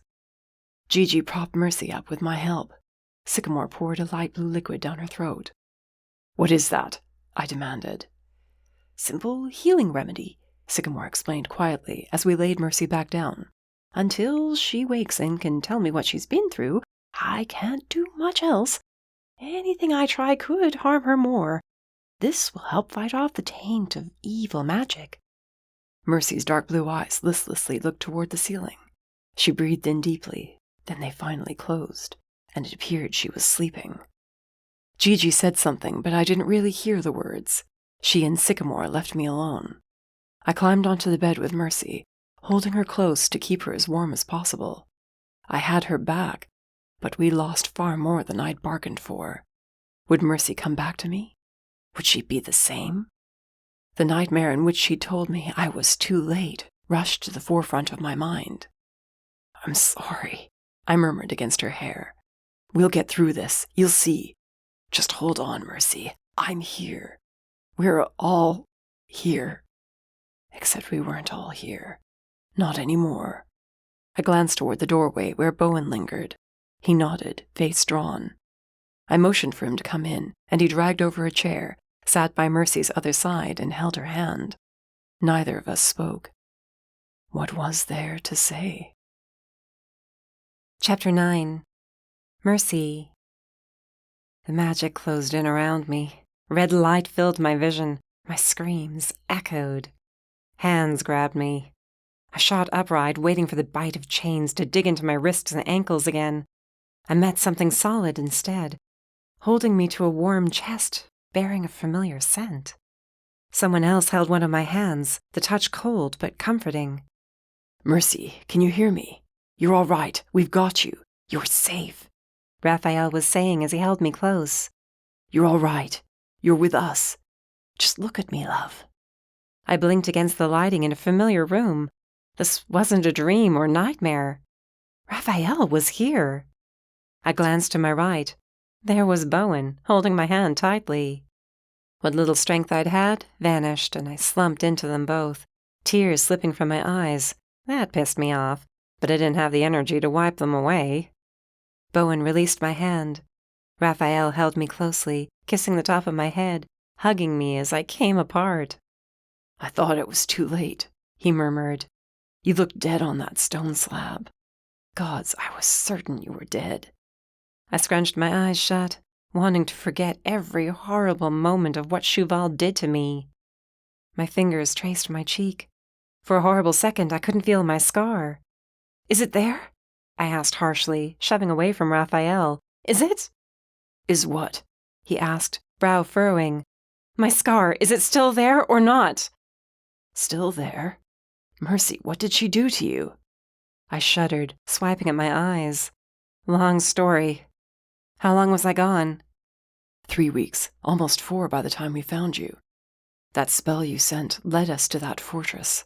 You were in Sector 13 the whole bloody time. I laughed bitterly. Of course I was, right under everyone's noses. How had she managed to hide an entire fortress? What was the last thing I remembered? The ritual had started. Evil soaked into my body. The vampires screaming had cut off. I'd sensed a change about to happen to me, and then nothing. "What did you do?" I asked Raphael, then turned to Bowen. "How did you get me out of there? Was anyone hurt?" Bowen's eye twitched as his gaze flicked to Raphael. "You need to focus on recovering," he said gently. "You've been through an ordeal. You're weak. Gigi said you'd sustained some sort of magical trauma." "No shit," I snapped. "Bowen, tell me, was someone hurt?" Raphael shook his head. I grabbed him by the shirt and dragged him toward me. "Who? Tell me right now." "No, you need to rest and recover. That's it. Please, Mercy," he whispered, covering my hand with his. "You aren't ready for this. Not yet." That fear in his eyes told me he thought I was going to break. Whatever this bad news was, he believed it would destroy me. I let him go and sat on the bed, digging through my memories for a hint of the fight to get me out. I remembered some sort of explosion and Cheval shouting. There'd been a gunshot, maybe more. Voices outside the door distracted me. Gigi's was one of them. Sycamore and Nor, too. Someone was drunk singing? Was it Horace? I shut my eyes, listening intently to those voices. They were sad, filled with sorrow and regret. And there was one voice I didn't hear. A face I'd expected to see when I opened my eyes. Bowen was here, and Raphael, of course. "Damien," I said on a breath, my heart pounding like it was about to explode. "Where is he?" "Mercy," Raphael said, trying to hold on to me. "You need to calm down." "No," I gasped, shaking my head as I scrambled away from him. "Mercy," he said again. I slipped out of his arms and off the bed. Bowen blurred to the door, blocking my way. I shoved at his chest, but my knees were already about to give out. He caught my wrists, shaking his head. "Don't do this to yourself, please." I glowered at him and drew back my knee to kick him out of the way. He easily moved out of reach, and then Raphael's arms closed around me from behind. "Let me go," I shouted, flailing and kicking against him and Bowen. "Let me out of here! Damien, where is he? Where is he?" I screamed for him repeatedly, but there was no way I could break free of Raphael's hold. Bowen caught my legs. They carried me back to bed. "You're going to hurt yourself," Raphael yelled over my own shouts. "Mercy, stop!" I tugged on my arms, flashes of being manacled to that stone slab filling my vision. Chauvel's chanting resounded inside my head. I screamed until I had no air left in my lungs, fighting as hard as I could to get free. It wasn't true. It couldn't be true. Damien was here. He had to be here. A burst of mage fire, tainted from the ritual, exploded from my center. Raphael and Bowen crashed into the walls and slumped to the floor. I curled in on myself at the pain threatening to tear me apart. I crawled off the bed, used the nightstand to haul myself up, and stumbled toward the door. I pulled it open as Raphael shouted for Gigi. I ignored him and fell out of the doorway, hitting my knees and cursing. "Damien, where is he?" "Mercy, what are you doing?" Gigi rushed to my side and helped me up. Behind her, Wesley stood beside Shep. "Gigi, tell me Damien's here. Tell me he made it home." Gigi's face cracked and tears welled in her eyes. "Pour the girl a drink already," Horace said loudly, lying on the couch, a bottle of booze in his hand. "She's going to need 1 or 10. Shit, give her the whole bottle." Slowly, numbly, I walked toward Horace. "Tell me." Horace took a long draw of the amber liquor, smacking his lips as he sat up, holding the bottle out to me. "Have a drink first." Damien had to be here. He'd walk through that doorway any second now. He was alive. Damien couldn't die. Nothing could kill him. I'd seen him survive the worst of wounds. I stared at the bottle, but the longer I looked at it, the more the truth sank in. I hadn't escaped my nightmare. I was still in it. My knees buckled. Suddenly I was on the floor, hyperventilating as I clutched at my chest. Damien was dead, and it was all my fault. He died to save me. Raphael was on the floor beside me, his voice rolling over me, but the words were lost in the haze clouding my mind. The room disappeared, and I was back on that stone slab. Hands held me. I sensed the dark magic building inside me, threatening to break free. Claws sprouted from my fingers, and a growl erupted from my mouth. Raphael cursed. Then I was on my feet, unsure how I got there. Chauvel's voice was inside my head, speaking in a harsh language I didn't think I understood, at least not consciously. "Mercy, snap out of it," Raphael ordered. I swiped my claws at him, and he jumped out of range. I made to take a step toward him, then realized what I was doing. I crushed my hands to my head, drowning out Chauvel's voice with my own shouts. "Gigi, knock her out," Raphael yelled. "Do it." I collapsed to the floor, but he caught me. I continued to fight him, unable to get control of my own limbs. Gigi dodged my flailing hands, then pressed her fingertips to my forehead. Everything went dark. My body went limp. I drifted in the shadows, mourning the loss of the man I thought would live forever, the man who had become my second father. He was dead, and he was never coming back. Chapter 10. Raphael. From the doorway to the bedroom, I watched Mercy sleep. Gigi was in there with her this time, ensuring she remained calm as she rested. I had known she wasn't going to take the news of Damien's death well, but what I saw, what she began to shift into, that left us all unsure if we'd actually succeeded in saving Mercy. A hand landed on my shoulder. I glanced back. Bowen motioned me to the kitchen where the others had already headed. I wasn't sure about leaving Gigi alone with Mercy. She looked at me and smiled sadly. "I'll be fine. Go on." I studied Mercy's peaceful face a moment longer, then followed Bowen into the kitchen. On the way, I passed Horace, who was snoring loudly on the couch. He'd had enough booze to drown a human. I nudged his foot. He grunted, rolling over. He'd feel like shit later, but the man needed some way to process his grief. I let him be and continued to the kitchen. Wesley and Shep sat at the table, their heads together as they spoke quietly. Sycamore paced from one end of the kitchen to the other, wringing his hands. Nor came close. "How is she?" "Sleeping, but I'm not sure how long that will last. Gigi can't keep putting her under." I sank into a chair, holding my head. I don't know what I assumed. How do we make this right? I don't even know what this is. "You said you interrupted some sort of ritual," Wesley asked. "Could you tell what it was?" Maybe, from what Horace told us. It could have been the ritual to make her a hybrid. I don't know. She was on the slab, and then there was someone else chained to another. I think he might have been dead. I wasn't exactly focusing on anything except getting Mercy out of there. Wesley leaned back, white hair wild and frizzled. "Then either she was having something stolen from her," he said to Sycamore, "or being given something." Sycamore nodded. "Shouldn't we be more worried about what else was happening to her? She was shifting," Bowen pointed out. "How is that possible?" "We saw it before," I told him. "The hybrids who attacked us here were dragonborn. One of them started shifting. Whatever Shuval's doing to her kind, it's bringing back the ability to shift." "Dark magic," Sycamore whispered harshly.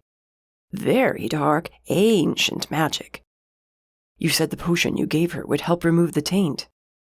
"I thought it merely stuck to her skin, but from what I sense now, it runs much deeper. Mercy is in far more danger than I realized.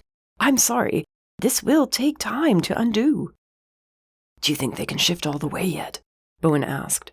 "I don't fancy having to fight full-blown dragons in this coming battle. Unless Rufus had some catapults hidden away, we wouldn't last more than 5 minutes on the battlefield. They'll destroy the city." "We have until the blood moon rises," I reminded him. "That's months away." "No." Mercy's voice came from the doorway. I jumped to my feet and went to her side. Gigi was with her, holding her up. "She insisted," Gigi explained, "so I figured I should at least come with her." Mercy took my hand and leaned on me as I walked her to the round kitchen table to sit. Her eyes wandered over the black cabinets, the white countertop, the black and white tiled floor. "You don't have to do this now," I insisted. She squeezed my hand and sat beside me. She'd pulled her hair back in a loose braid, but strands were already coming loose. I brushed them from her face and kissed her forehead. "I do, because we don't have time." She took a deep breath and blew it out shakily. "The blood moon is rising sooner than we thought." "You can't make the blood moon come sooner," Wesley argued. Mercy rubbed at a smudge on the table, not meeting his gaze. "Shuval can. She has more power than you realize. Between her and her hybrids, they're a freaking powerhouse. She's going to bring it, and when she does, hell's gonna crack open and send this world plummeting into darkness." Bit overdramatic. Bowen's tone was dry. "No, it's not." Mercy tugged down the long sleeves of her sweatshirt she wore, now covering her hands. It wasn't hers, and it wasn't mine. Had to be Damien's. She appeared in control, seemed to hum with nervous energy. "I wasn't able to get much, but Shuval told me enough to make me understand this isn't going to be just a bad day if we let her get away with casting her final ritual." "What will it be, then?" Wesley asked, his hands folded on the table before him. "The ley lines have been charged with dark magic, blood magic, from the dragon race. She's figured out how to manipulate it, to make it do her bidding." She ran her fingers over the scar on her face. "She has the marks to prove it. It's become part of who she is now. Those tattoos she has, they're living essences. And she's not merely a dragonborn. She's taken the strengths of every race she could find." I thought back to when I'd raised the shotgun to blast Shuval. She'd opened her mouth. I saw those sets of fangs. "What has she done to herself?" I whispered, horrified. "Turned herself into a living, breathing abomination, and it gets better," Mercy muttered. "The ritual you interrupted? She was trying to remove Envy's curse and turn me into a hybrid. I watched her do it to someone else. It's, how I managed to send you that message." She cringed, holding my face in her palms. Sorry for the dose of dark magic. I survived. You did what you had to do. Then you're a hybrid? Nora asked, studying her with keen eyes. No, still have my scar. Still cursed. No fangs last time I checked. And the shifting. Bowen kept his distance, as if concerned she'd turn on him and rip his throat out with her claws. I sensed Mercy withdrawing into herself at his question. I pulled her close, holding her, comforting her as much as I could. It's all right. You're safe, remember? But you all might not be, she mumbled. The dark magic Cheval used during her ritual is tugging at the recessive gene in me, priming it. For what? Her blue eyes locked onto mine, and deep, overwhelming sorrow and anger warred for precedence. When the blood moon rises, those who are dragonborn will have their recessive gene reversed. They, or we, I guess, will be able to shift, but it will always be linked back to her and what she's done. And everyone else with magic? Gigi's voice was small as she asked. Mercy hung her head, looking like she wanted to be anywhere else but here. Just tell me and get all the bad news over with, Gigi said, trying to laugh, but it came out harsh. I'm sorry, it's just, if I'm going to die, I'd like to know now. Mercy took hold of Gigi's hand and held it tightly. From what I figured out, once the ritual starts, she's going to use it as a massive event to mirror what she did to me. She'll take the essences, the powers, and the strengths of the good souls and give them to those in her army. If you resist, you'll end up scarred. Your magic will be damaged. And if I don't, I'll die. That's fantastic. Gigi nodded slowly. Thanks for not sugarcoating it. Gigi, you'll die anyway, Mercy whispered. I'm sorry. Gigi abruptly hugged her. No, this isn't your doing. But I do need to warn the coven. The blood moon isn't risen yet, right? Cheval still needs those last few artifacts. Gigi pulled away, her hands playing in the folds of her dark pink shirt.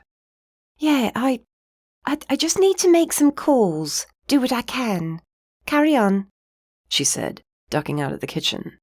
I don't know if they can do anything to stop this. Mercy laid her head on my shoulder. I don't know if any of us can. We will. Bowen. He sat down across from Mercy. We have no choice now. We have to destroy the last artifacts on the list. She can't charge the rest of the ley line junctions if we do. Mercy sighed. Then we destroy the artifacts. Just like that. She shrugged. We don't have any other choice. Should have done it when it was first suggested. And now... She rubbed her eyes. I want to know how it happened. Bowen subtly shook his head. I tensed at the sudden change of subject. Don't do that, she whispered, glaring from Bowen to me as she pushed out of her chair. I can handle it, all right? I deserve to know how he died. She choked over her words, her face paling. Tell me. Sycamore stopped his pacing. Leaning against the far wall, Noor grunted loudly. A heaviness settled over the kitchen. After Gigi had knocked Mercy out, we discussed how we might tell her, then decided it'd be better if she didn't know the details. There wasn't even a body to bury. Against my better judgment, I cleared my throat and proceeded to tell her. We were at the portal. Damien and I were the last to go through, but envy... I paused when I noticed Mercy shaking with anger. She nodded at me to continue. He snagged Damien. I held on to him as long as I could, but the rest of the hybrids were coming. He made me... I looked down at my hands, the words stuck in my throat. It was like Damien's hands were back in my own, while I struggled to drag him to safety. He made me let go. I tried to go after him, but it was too late. How? Mercy said on a breath, tears slipping down her cheeks. I rose to go to her, but she held out her hand, warding me off. My heart ached as she glared at me. How, Raphael? Envy ran him through with a blade. Then he could be alive. They could be holding him prisoner, she rambled. I shook my head. Why not? He's survived worse wounds.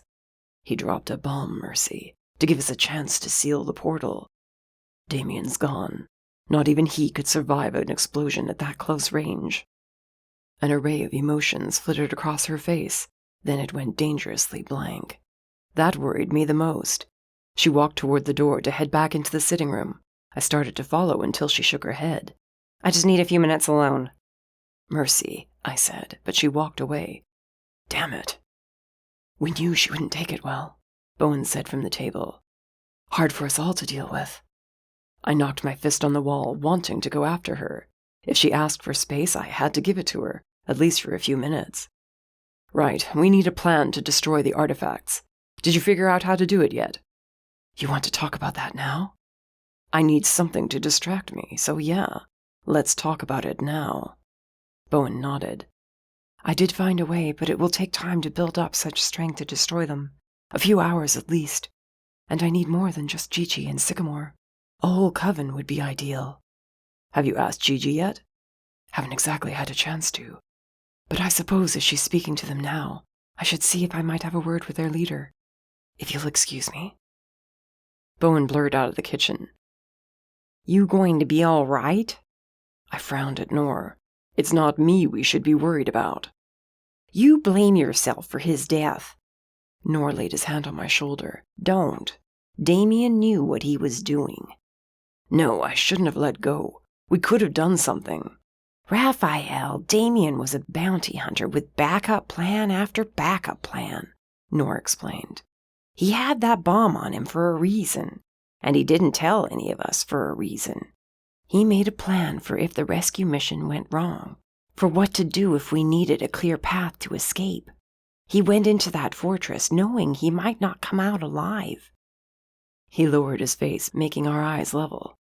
Damien's death was not in vain. Unless we fail. Then I suggest we don't fail. We know what Cheval's plans are now. We know how she's going to carry them out for the most part. Nor reached for his cell. I'm going to make a few calls and set up another meeting with the hunters. I want you and Mercy there. It'll be better if they hear it directly from her. Not happening. Raphael, we don't have a choice. I won't let them do anything to her. I growled as Nor exited the kitchen through the door leading to the alley. Tonight should have been a chance to celebrate bringing Mercy home, and then plot bringing down Cheval. Now we were scrambling to stop her from raising a blood moon. Mercy was fighting off the darkness inside her, and possibly failing. And Damien was dead. Go to her, Wesley instructed, drawing me from my thoughts. She said she wants to be alone. And since when have you ever listened to her? Wesley challenged. She might not think she needs anyone, but she does. Go, Raphael. Don't let her face this loss alone. I darted out of the kitchen. Mercy wasn't in the sitting room or the front office. The bedrooms were empty, as was the bathroom. I wasn't sure where she could have been when I remembered she'd told me about how she and Damien would sit on the roof some nights after difficult cases and share a bottle. They wouldn't talk, just sit up there and watch the night give way to the dawn. I stepped outside, around the building to the alley, and climbed the metal steps to the roof. Mercy? I glanced around, and when I spotted her, my heart leapt into my throat. She sat on the edge of the stone ledge, her legs dangling as she leaned forward. She made no indication she'd heard me. I called her name louder. She straightened, wiping at her face. I said I wanted to be alone. You shouldn't be. Not now. I walked toward her slowly. Why don't we go inside? I'm fine right here. I made it another few steps. Her arms tensed. I froze, waiting. If only I knew what hell was going through her mind right now, I could find a way to talk her out of whatever craziness she was planning. I cursed him out all the time, she told me with a quiet laugh. I swore up and down I hated him, that he hated me, that his goal in life was to scare the shit out of me day after day because he enjoyed it. I finally understand he was trying to scare me away from taking off just so he could keep an eye on me. He promised to look after you. I made it another 2 steps and stopped. Yeah, he did. He tried so hard not to get attached. Not for his sake, but for mine. He didn't want me to be hurt if he died. She half turned, letting me see her face, tight in pain and anger. But it does hurt. It hurts to breathe. She gasped for air as she climbed to her feet, standing on that damned ledge. He left me. He doesn't just get to leave me like that. It's not fair. We were finally a family. He was like my second dad, and now he's gone. Just like that. And it's all because of me." She clutched her hand to her chest. "No," I said as she balanced on that edge. "Mercy, look at me," I growled. "It's not your fault. I'm the one who let him go. If you want to blame anyone, you blame me. Damien would not want you thinking it's your fault." "But it is," she argued. "If I had listened to you that night and stayed home, he'd be alive. Now all of us could die. You or Gigi or Bowen. I can't be responsible for so many lives. I'm sorry, I don't know what to do anymore." She took a half step back, and instinct kicked in. I lunged forward, caught her hand, and yanked her off that ledge into the safety of my arms. She fought me, but her punches were weak. And then she was crying, sobbing. She leaned into me, and I sat us down, holding her. "It's not your fault," I told her again. "It's not. Damien loved you, Mercy. He would have done anything to bring you home. We all would have." She buried her face against my chest, and I took her sadness and her anger, her fear at what might happen next. "I can't lose anyone else." "I won't." I almost promised that we wouldn't, but I kept my mouth shut instead. There was no way to predict what might happen next. Until we were ready to destroy the artifacts, my main worry was Mercy and keeping her with me. Her body stilled, and then she snarled like a wild beast. When she raised her head, that deadly look was back in her eyes. Her back arched as she let out a growl louder than my own. I didn't let her go, holding on tighter, whispering for her to stay with me. That she was safe, that I was here. Claws dug into my arms, but I ignored the pricks of pain. "Right here, Mercy. I'm right here with you. Fight it.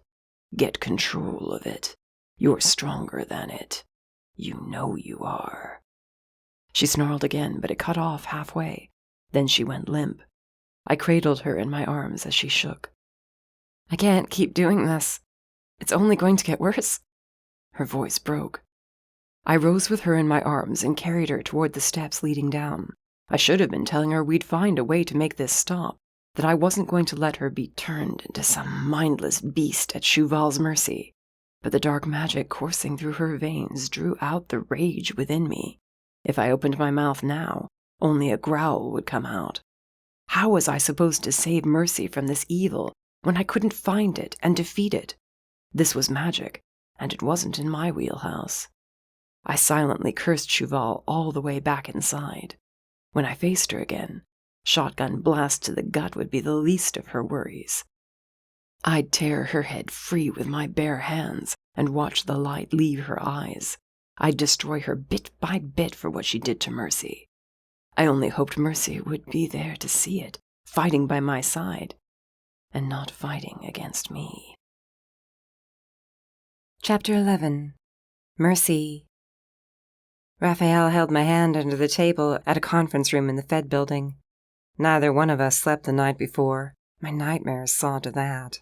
I told him twice to go sleep in another room so one of us would be coherent for this meeting. He refused. I was glad he did. I licked my lips nervously, looking at the men and women, hunters, seated across the table from us. Their leader, Louis Hilfer, hadn't let his gaze leave my face for the last hour. When we first arrived, I'd been expecting him to arrest me on sight. Nora had flat out told them what I was. They'd tensed, but no one made a move toward me. Having a demon at my side probably helped. Hilfer asked me to tell him everything I could about the current situation with Cheval, and I did. I talked and talked, waiting for him to interrupt me or ask me questions, to do something. But he only sat there listening, while the rest of the hunters did the same. The seconds dragged on. When 5 minutes of silence passed, I grunted. "All right, can you say something?" "Mercy," Raphael whispered. I shook my head. "No, I've told them everything I can. Now I want to know what they're going to do about it. You're hunters, right? Well, what's the grand plan? How are we going to stop Cheval? Or are you just waiting for the right time to throw me in handcuffs and drag me out of here? Fair warning, I won't be taken easily."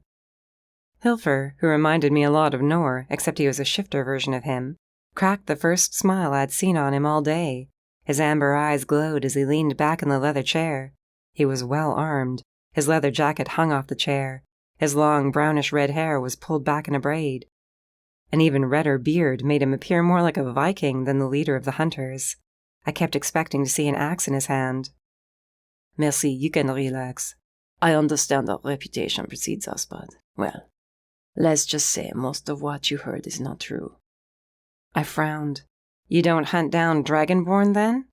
We do, but we don't drag innocent people away and throw them in cells. Nor do we kill them. That would make us criminals. Much like the ones you go after, don't you think? We don't hurt innocents, Dragonborn or otherwise, he repeated. I blinked, confused, pulling my hand free of Raphael's. And you never thought to correct these assumptions? Every Dragonborn out there is terrified of hunters. You get that, right? We do, but sadly that's how we must keep it. You see, if we're ever called into a situation and the Dragonborn in question is, in fact, just an innocent person trying to save their lives, we help relocate them to a safer location. That's it. As for those who are looking to stir up trouble, well, that's a different story. He rested his elbows on the table and steepled his hands under his chin. We don't just hunt down rogue Dragonborn. That was our main purpose after the war, but that was a very long time ago. Now we're a bit more versatile. Versatile? Yes, Mercy. You are in no way a danger to anyone except Shuval and her growing army. Hilfer explained. Governor Rickshaw brought her up to us years ago, but like him, we weren't able to ever get any real leads. Not until now. And do we have the full assistance of the government yet? Raphael asked. Nor growled, annoyed. Not even close. No one wants to admit war is brewing again. To be fair, it might not be, I told them. Shuval can't do the final ritual involving the ley lines. Not yet. We have a chance to stop this from getting any worse. Hilfer's brow furrowed. And what way is that? I exchanged a look with Raphael. He shrugged. I'm not sure I fully trust you yet, I said to Hilfer. Sorry, but with everything going on, I just can't. His lips thinned, but he nodded. And if this way does work? It'll stop the magic stealing and gene reversal, but she'll still be here with all of her followers. We have eyes on Sector 13, he said. From what our scouts are saying, the entire place is on lockdown. The outer blocks are open to us, but anywhere within a mile of this park is sealed off. He slid over a map of Sector 13, pointing to the park with the fountain in its center. Yeah, that's where the fortress is. Can't see it, but it's there. Oh no, you can see it now. Shuval's not trying to hide it anymore. Once you and your rescue party escaped, the force field went up, and the fortress appeared. There are roaming patrols. He moved his finger around the map, indicating their paths. Gargoyles have been spotted perched atop the roofs. My men can't get any closer because the nearer we get to the fortress, the worse it will be. You think? I snapped. Raphael whispered, Easy, Mercy. What? They're supposed to be helping us with some sort of plan, but all I'm hearing is that we're still screwed. She has an army. We need one if we're going to stop her. If you succeed in stopping this final ritual, Hilfer said, perhaps we stand a chance. And if not, we're all dead. I sank into my chair, pinching the bridge of my nose. Damien would have known what to do. He'd have found a way around this, a plan. Shit, he'd have 10 plans. All those times he tried to teach me to think and see the bigger picture vanished. I drew a blank and glowered at the map. Let's not give up hope just yet, Hilfer said firmly as he tapped his finger on the map. We are an elite fighting force. Nor has a large team of agents ready at his disposal. I hear there might be a witch coven or two joining us. Then there's you and Raphael. What about us? Hilfer motioned to our hands, still clasped. Sounds like you two make a pretty unstoppable fighting force. took down a hotel in Sector 13 filled with dark witches, stopped an underground fighting ring. You destroyed the gargoyles tormenting the city, killed Liam Manchester, one of Cheval's top agents, from what we've heard. Even prevented the Pax from starting a turf war." I gave a hint of a smile. "We have our moments, but we don't match her numbers. They'll overwhelm us the second we come marching into Sector 13. There's no sneaking in there undetected, not after the stunt Raphael and the others pulled." "Have faith, Mercy," Hilfer said. "That's all you have for me? Have faith?" "At this moment in time, yes. With the information you've given us, we can work on a plan of action now." "Make it 2, Raphael chimed in. "One for if we succeed, and one in case we fail." "And when will you know the outcome of this mission of yours?" I glanced at Raphael since he'd spoken with Bowen this morning. "By tonight. You'll have your answer by then." "Then I look forward to your call and hope you are successful." "Are you certain you won't take Mercy afterward, or any of the other Dragonborn who come to our aid?" Raphael's words came out with a fierce growl. "You have my word. No Dragonborn will be harmed unless it's Cheval or her followers." "Then we'll be in touch." Raphael stood. I rose with him. We left without another word. Nor let us go, and then we were out the door, to the elevator, and finally outside. The fresh air on this sunny, warm day should have been a relief, but all it did was make me more depressed. How much longer did we have until this city was swept away by Cheval's war? "We need more men," I said as we walked down the sidewalk. "We're working on it." "How about the Pax we helped? Do you think they'd come if we called?" "It's possible, I guess. No harm in reaching out to them." Thomas and Curtis were the leaders of the 2 packs we helped, what seemed like forever ago. I wasn't sure about the 3rd pack, or if the leaders had split the pack between them. I'd find a way to get a hold of them and see if they were up for some more bloodshed. Their packs were at risk too, after all. "We should get you home, let you rest tonight." "I'm not sure I can." Raphael tugged me to a stop, then out of the way of the others on the sidewalk. "You need to try." What would I have done without this demon in my life? I gave in and hugged him, resting my cheek against his chest. "Let's go home, then." It'd be good to get away from Damien's place. Horace was there, going through his brother's things. I wanted to help him, knowing it had to be difficult for him, but couldn't now. I'd have to do it later, when I wasn't exhausted and mentally unstable. Surviving the meeting with the hunters had been stressful enough, though to be fair, it wasn't as bad as I'd anticipated. We reached Raphael's apartment. I stepped inside the front door and whistled. "Decide to remodel a bit?" He coughed. "Don't ask."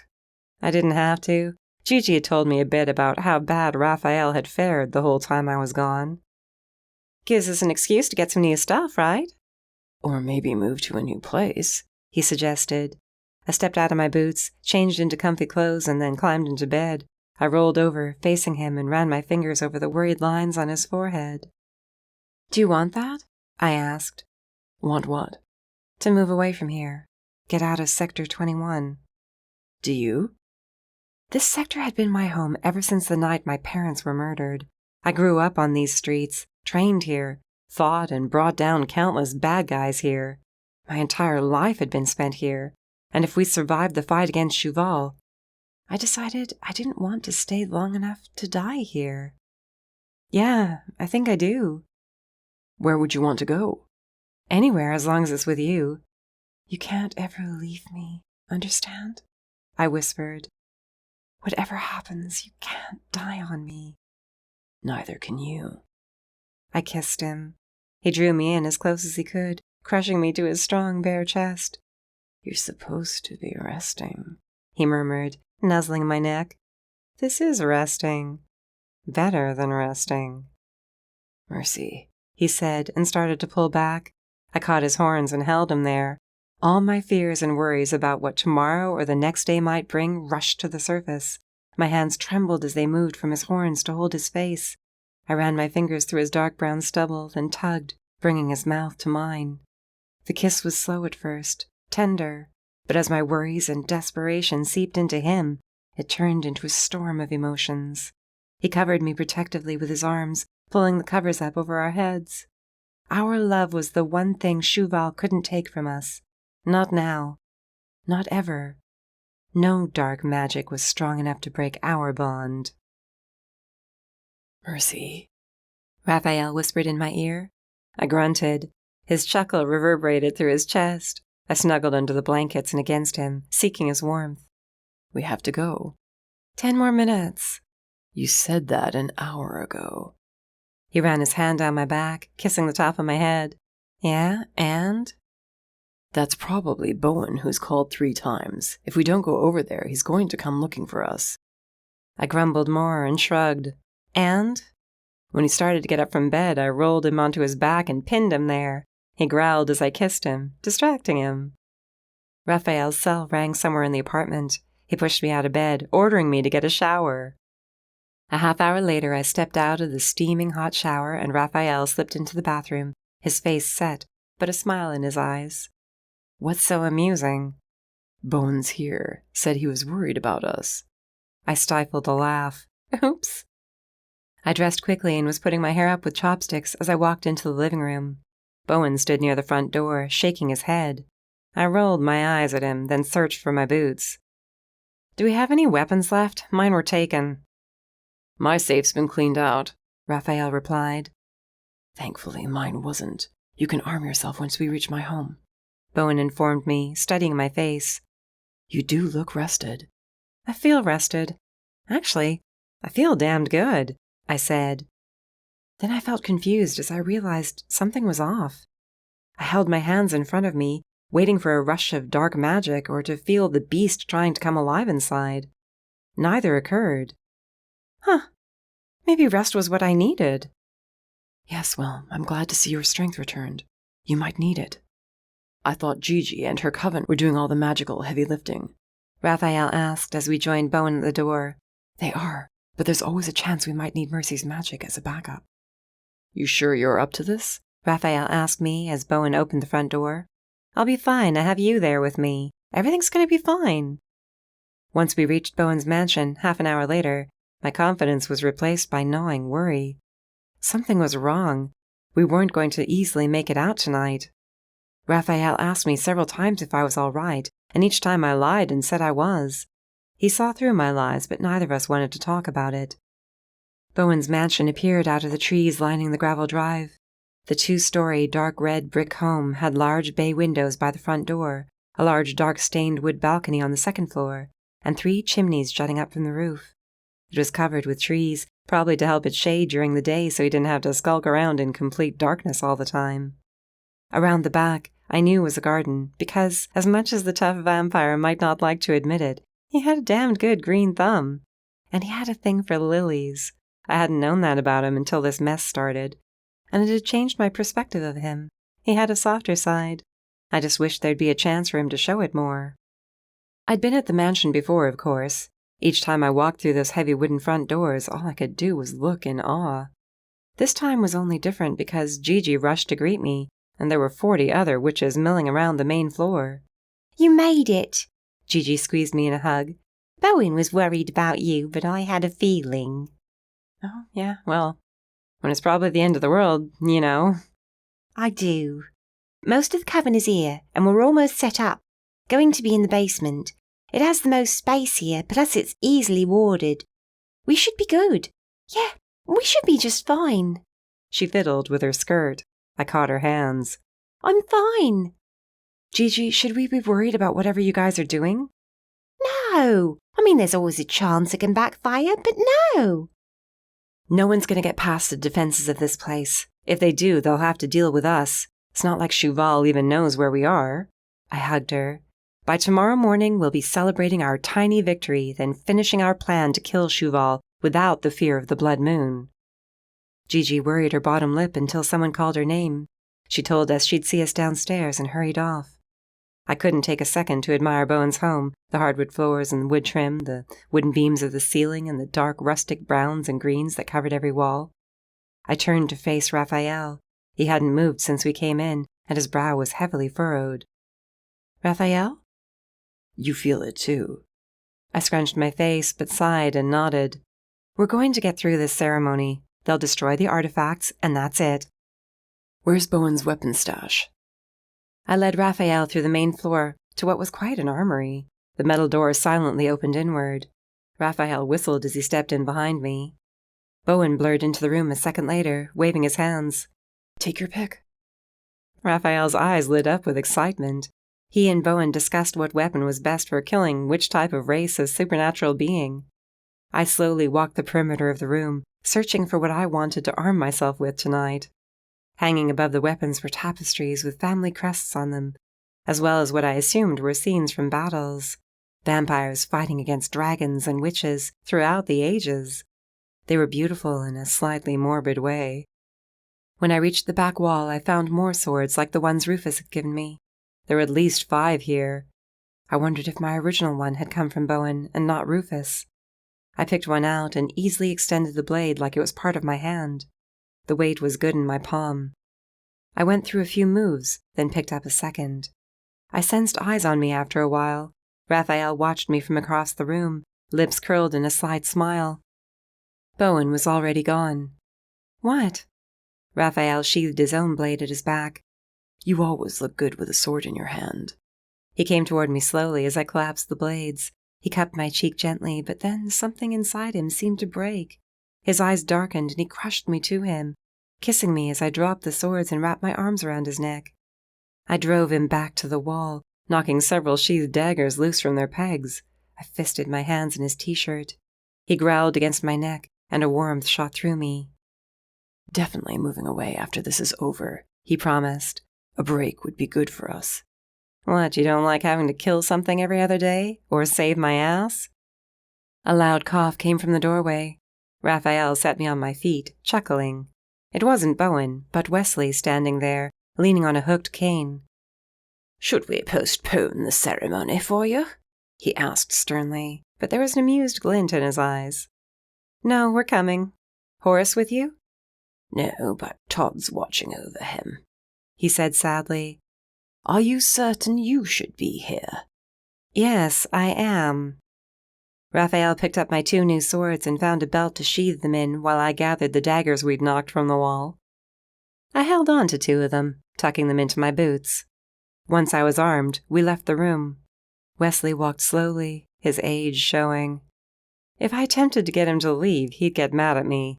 I let it go, but when we reached the basement, I spotted Shep and scowled at him. Yellow eyes glowing, he shrugged as if saying he tried to make the old Gryphon stay behind. The basement wasn't a typical concrete floor and walls of the foundation. It was a setting straight out of a medieval castle. Torches and braziers surrounded the completely open area. The floor was stone, a bit damp, and the walls were of red brick. There was furniture down here, a living room set and whatnot, for the days Bowen didn't want to worry about the sunlight at all, or if he had guests. That was what he told me, but I'd never seen any vampires here other than him and his guards. They were already stationed around the mansion and the grounds. The furniture had been shoved to the side, and the coven had set up a strange design on the floor with candles and chalk. There were bundles of herbs scattered around, strong-smelling ones, but nothing I recognized. The witches all wore the same flowing white blouses and skirts, hair loose around their shoulders. The male witches wore white cotton pants and shirts. The witches ranged part from Gigi's age all the way to those bearing white hair and wrinkles. Bowen came toward us. I'm going to take my post upstairs. Raphael, you want to guard the stairs coming down? Raphael nodded. I'll stay with the witches, I told them. They have the artifacts ready? In the vault at the far end of the room. Gigi just has to open it and bring them out when it's time. Bowen's eyes narrowed, giving away how worried he was. He blurred up the stairs and out of sight. Raphael's demeanor changed to guard mode. He took his place at the bottom of the stairs. Wesley stayed close by my side. You sure you don't want to find a better place to be, just in case? I asked. Shep nodded in agreement. 5 artifacts as old as I am, if not older, are about to be wiped from the face of this earth to stop an evil dragon from using them. Wesley said, If it must be done, I will be here to watch it. Wesley, I tried again. He knocked his cane into the stones.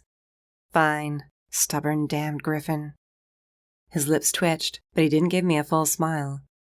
The candles on the floor were being lit. Gigi waited until the last one had a flame, then she walked to the vault. The door of the massive metal safe took up half the wall.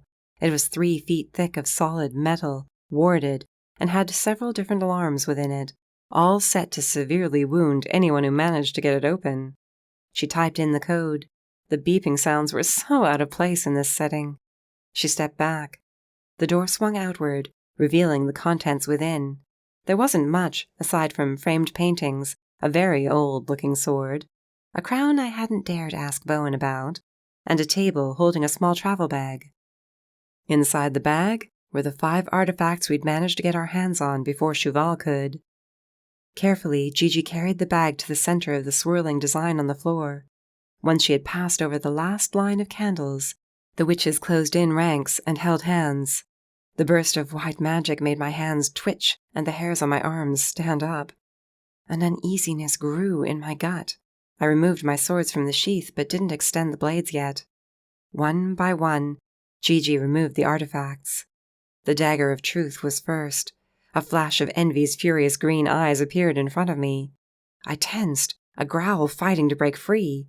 I swallowed it down, though Wesley eyed me. Next came the spectre scroll, the bloody talisman, the Doombringer bow, and last, the scrap that remained from the hide of the fallen.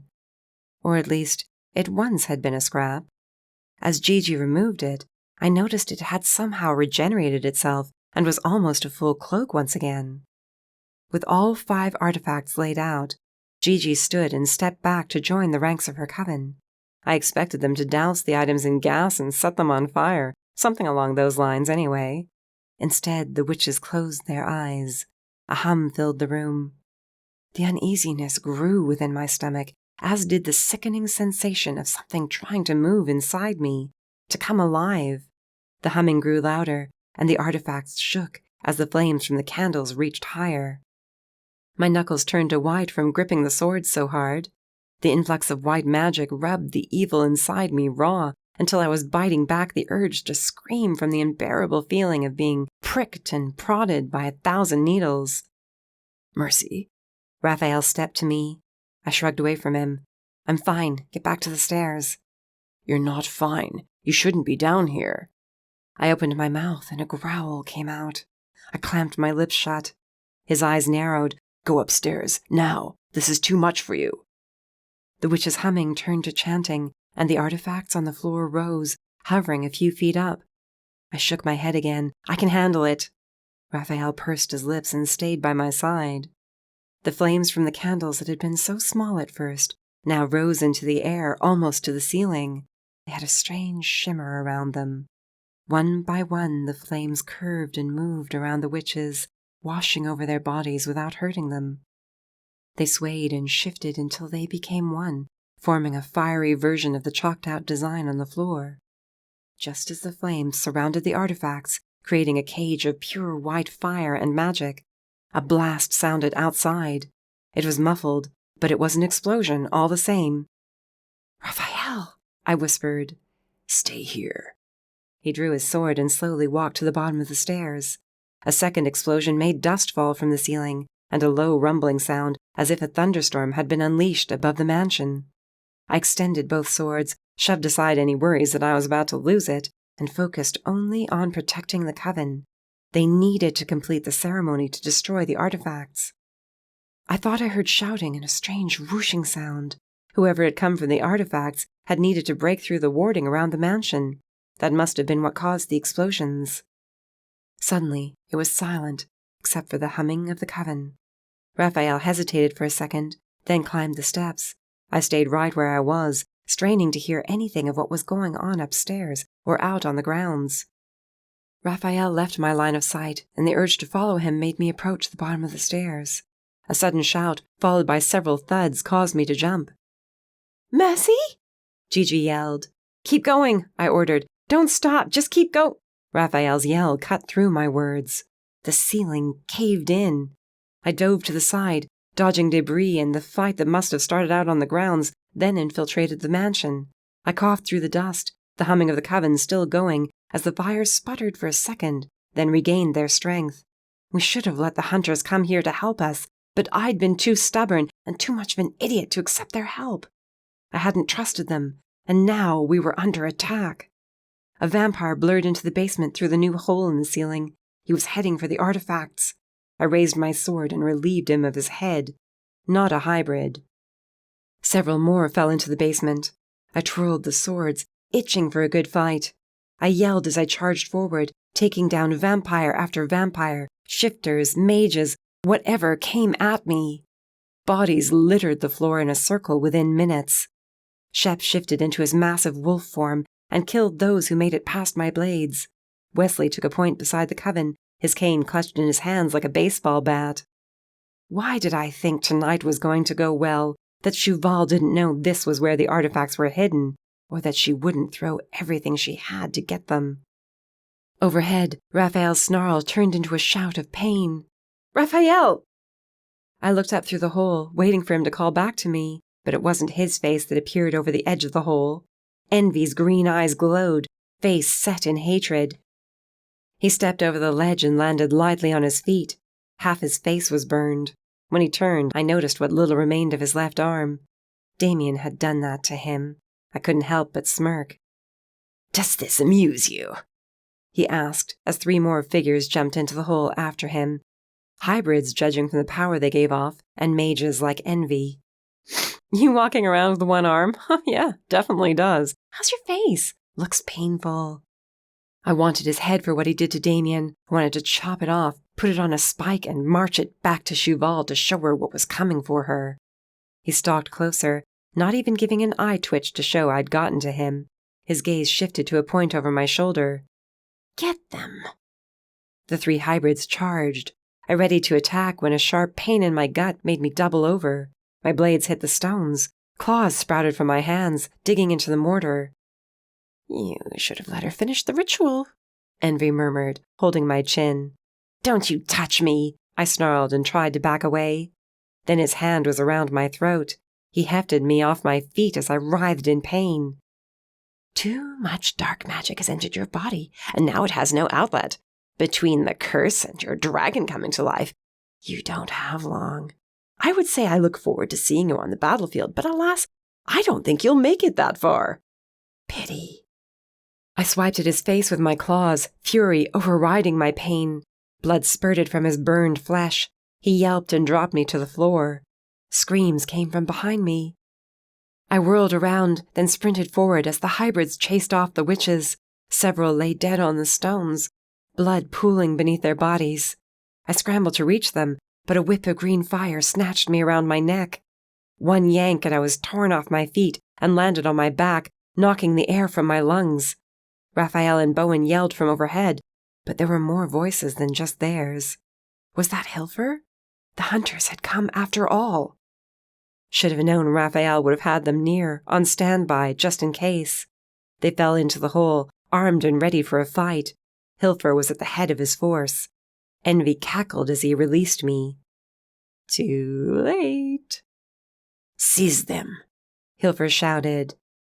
Envy snapped his fingers, and suddenly he was with the other hybrids, and they were holding all 5 artifacts.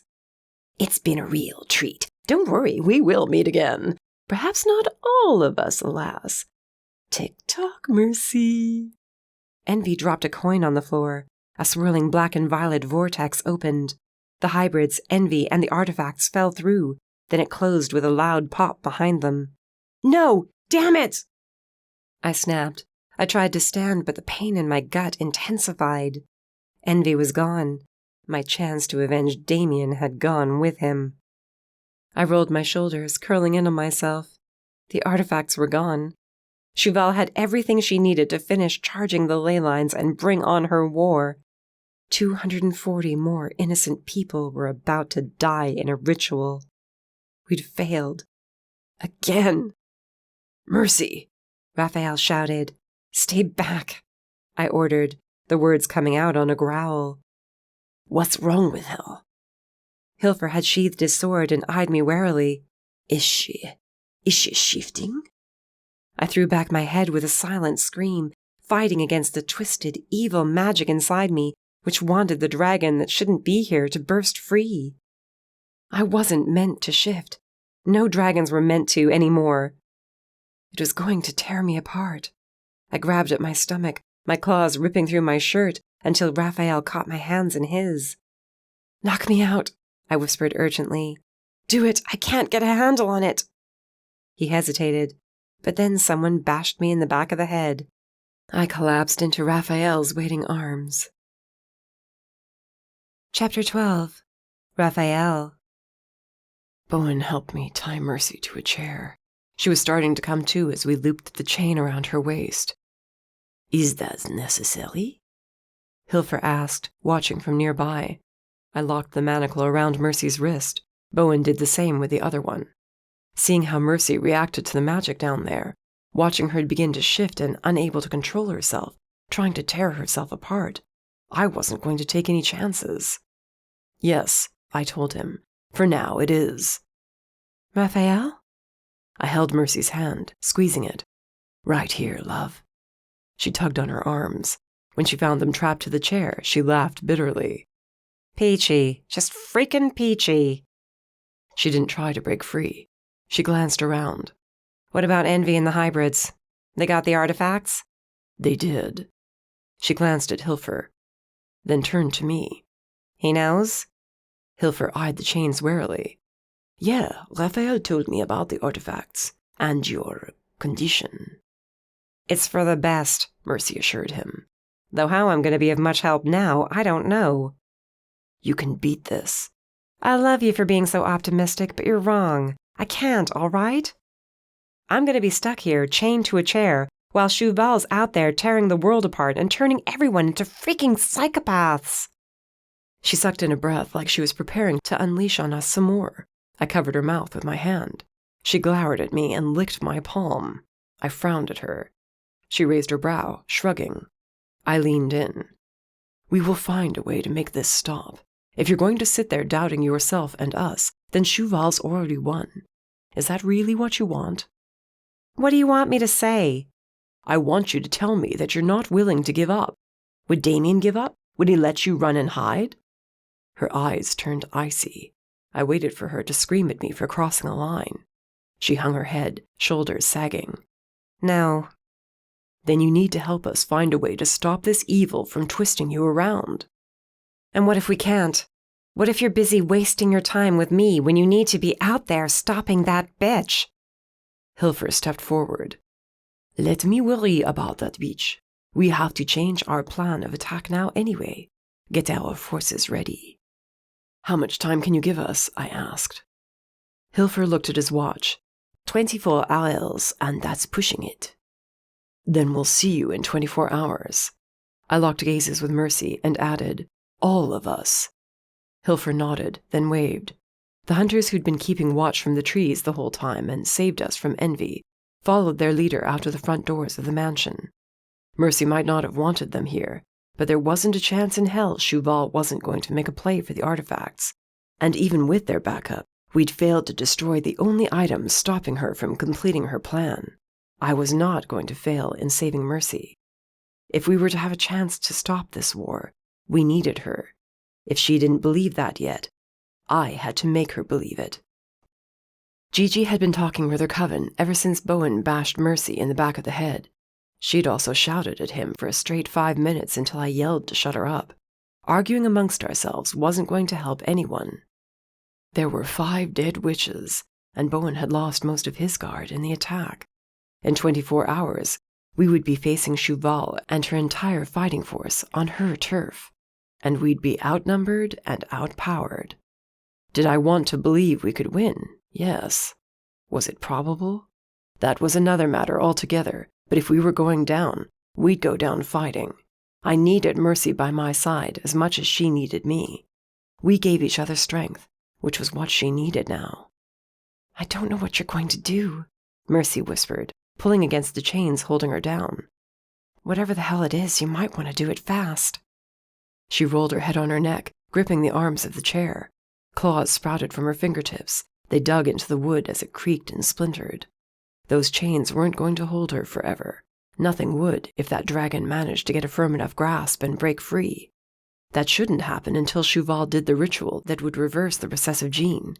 Whatever we'd interrupted when we saved her was messing with Mercy's magical makeup. She growled, her blue eyes shifting from normal pupils to vertical slits. "Gigi," I yelled, backing away from Mercy, "now would be a great time for you to tell me you have a plan." "Working on it." "Work faster," I snapped as Mercy broke the arms of the chair and pulled against the chains.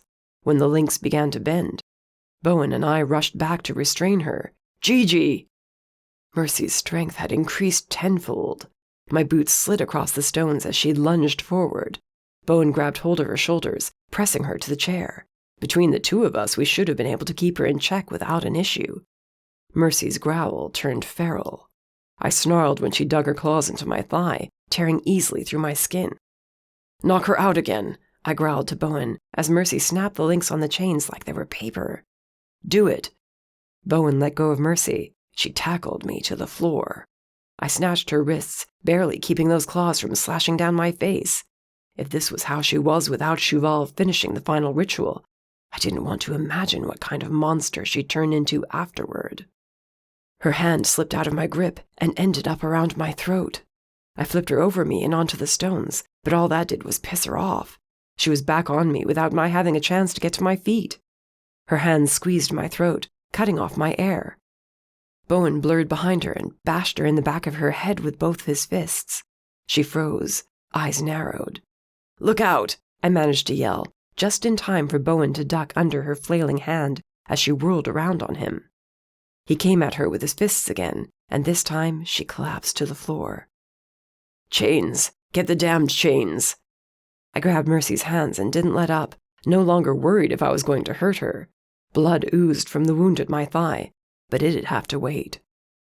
"Don't bother putting her in the chair. Forget about the chains," Gigi said as she rushed over. "I think we have an idea." "And? Why don't you look happy about this idea?" "The evil magic might be twisted with what makes her a dragonborn.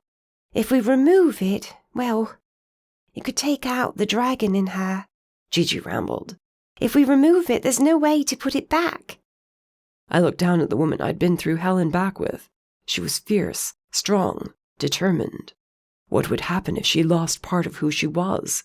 Would it break her? I couldn't make this decision for her. "Gigi, step back. Bowen, be ready." I tapped Mercy's cheeks to rouse her. "Mercy, I need you to open your eyes, love. Come on, wake up." Her eyes fluttered open. I braced myself to restrain her, but her eyes appeared normal. "Raphael, what are we doing on the floor?" I let her hands loose. She reached for my thigh. "You're bleeding. Oh, did I do that?" "There's no time to worry about me. Gigi has a way to get the darkness out of you." "Then why isn't she doing it?" Mercy asked, confused. "It comes with a cost." She sat up in a rush. "Whatever it is, I'll pay it. Get this out of me." I grabbed her by her shoulders and forced her to look at me. The intense evil simmering just below the surface almost made me pull back, but she needed me now. "Mercy, if the witches draw the darkness out, it could remove the dragon in you, too. You can't keep it without keeping the darkness Cheval's filled you with." Mercy's breath caught, and her fingers dug into my forearms. "Do it." "You're sure?" "I don't have much of a choice. She stole that from me." She took a deep breath, then let it out. "Do it before I change my mind." Her grip tightened. She winced, gasping my name, then doubling over. "We just have to draw the circle," Gigi told me. 5 minutes. "I don't think she has 5 minutes," I warned, picking Mercy up in my arms. She curled into my chest, tugging on my shirt as she grunted. She screamed suddenly, her back arched, nearly sending her tumbling from my arms. I held her more firmly. "Just a bit longer. Hang on." Bowen directed Gigi and the rest of the coven to the large dining hall. He shoved the table against the far wall as the others grabbed chairs and pushed them out of the way. The vampires followed his orders, clearing out the rest of the furniture and grabbing whatever Gigi needed. All the while, I fought to keep Mercy from flipping out of my arms and smacking her face on the stone floor. "You should just knock me out again," she muttered with a grimace. "Not happening." "Raphael, seriously," she uttered as a snarl tore from her throat. I almost couldn't bring myself to do it, But then she began to shift again. Mercy was lost in the shroud of evil attempting to control her. I let her go and slammed her into the wall. She kept swiping those claws at me until I drew my arms back and hit her against the wall again. She crumpled in my arms. "Ready," Gigi told me, rushing to my side. "She's going to have a nice egg from that one." I gave Gigi a look, not helping. I hoisted Mercy's limp body over my shoulder and carried her into the hastily drawn circle on the floor. There was a larger circle around it, and several more designs that made no sense to me. The second I crossed that barrier, a rush of comforting warmth shot through me. 3 witches were lighting candles and placing them in the smaller circles, while others tied bundles of sage and something ungodly sweet together, then dropped them around the large circle. I placed Mercy in the center of it all, then backed out as Gigi directed me to. I hesitated, but Mercy was already coming too. Once the circle was clear, a man with white hair and beard to match motioned for the witches to stand around the designs. There were groups of 2s and 3s around the small circles. The rest covered the main circle. The moments their hands connected, the chalk glowed a vibrant violet. Mercy growled, rolling over until she was on all 4s. Those claws were out, creating rivulets in the stone. The sounds she was making made the hairs on my arms stand up. The violet pulsed in time with the spell being woven by the witches. It rose off the floor, forming a dome over Mercy. Each time it pulsed, Mercy's growling grew louder. She tore at the stones, as if scrambling to get up, but was unable to. When she turned those claws on herself, I rushed to the barrier. She tore at her core, drawing blood and tearing through her shirt as if to dig something out of her body. I took a step closer to her. "No," Gigi shouted. "Raphael, you have to stay back." Mercy's growl turned into a scream as she threw her head back. This spell was going to kill her. "Mercy, look at me, damn it," I shouted. "You can do this. You're strong enough." "I can't," she gasped, her eyes shifting from her normal blue to dragon eyes, then back again. She clutched at her stomach, hunching over so her hair fell over her face. Her body trembled violently. An aura appeared around her, black and silver. It was so dark, it nearly blocked her from my view. I paced outside the barrier, my rage building from seeing her in such agony and being unable to do anything about it. The aura pulsed in time with the spell, expanding outward, then shrinking back, as if it was held by a rubber band. It expanded and snapped back again, hard enough to draw a shriek from Mercy. I shouted her name, ready to rush to her. "What's happening to her?" I demanded. "The evil is strong," Gigi said on a breath, having trouble maintaining the circle with the rest of the witches. Sweat beaded her brow. Her arms shook. "It's fighting us." "Just get it out of her." "It's not that simple. She's letting it win." On instinct, I pressed my hand to the dome of light. I gritted my teeth at the rush of emotions that slammed into me. None of them were mine.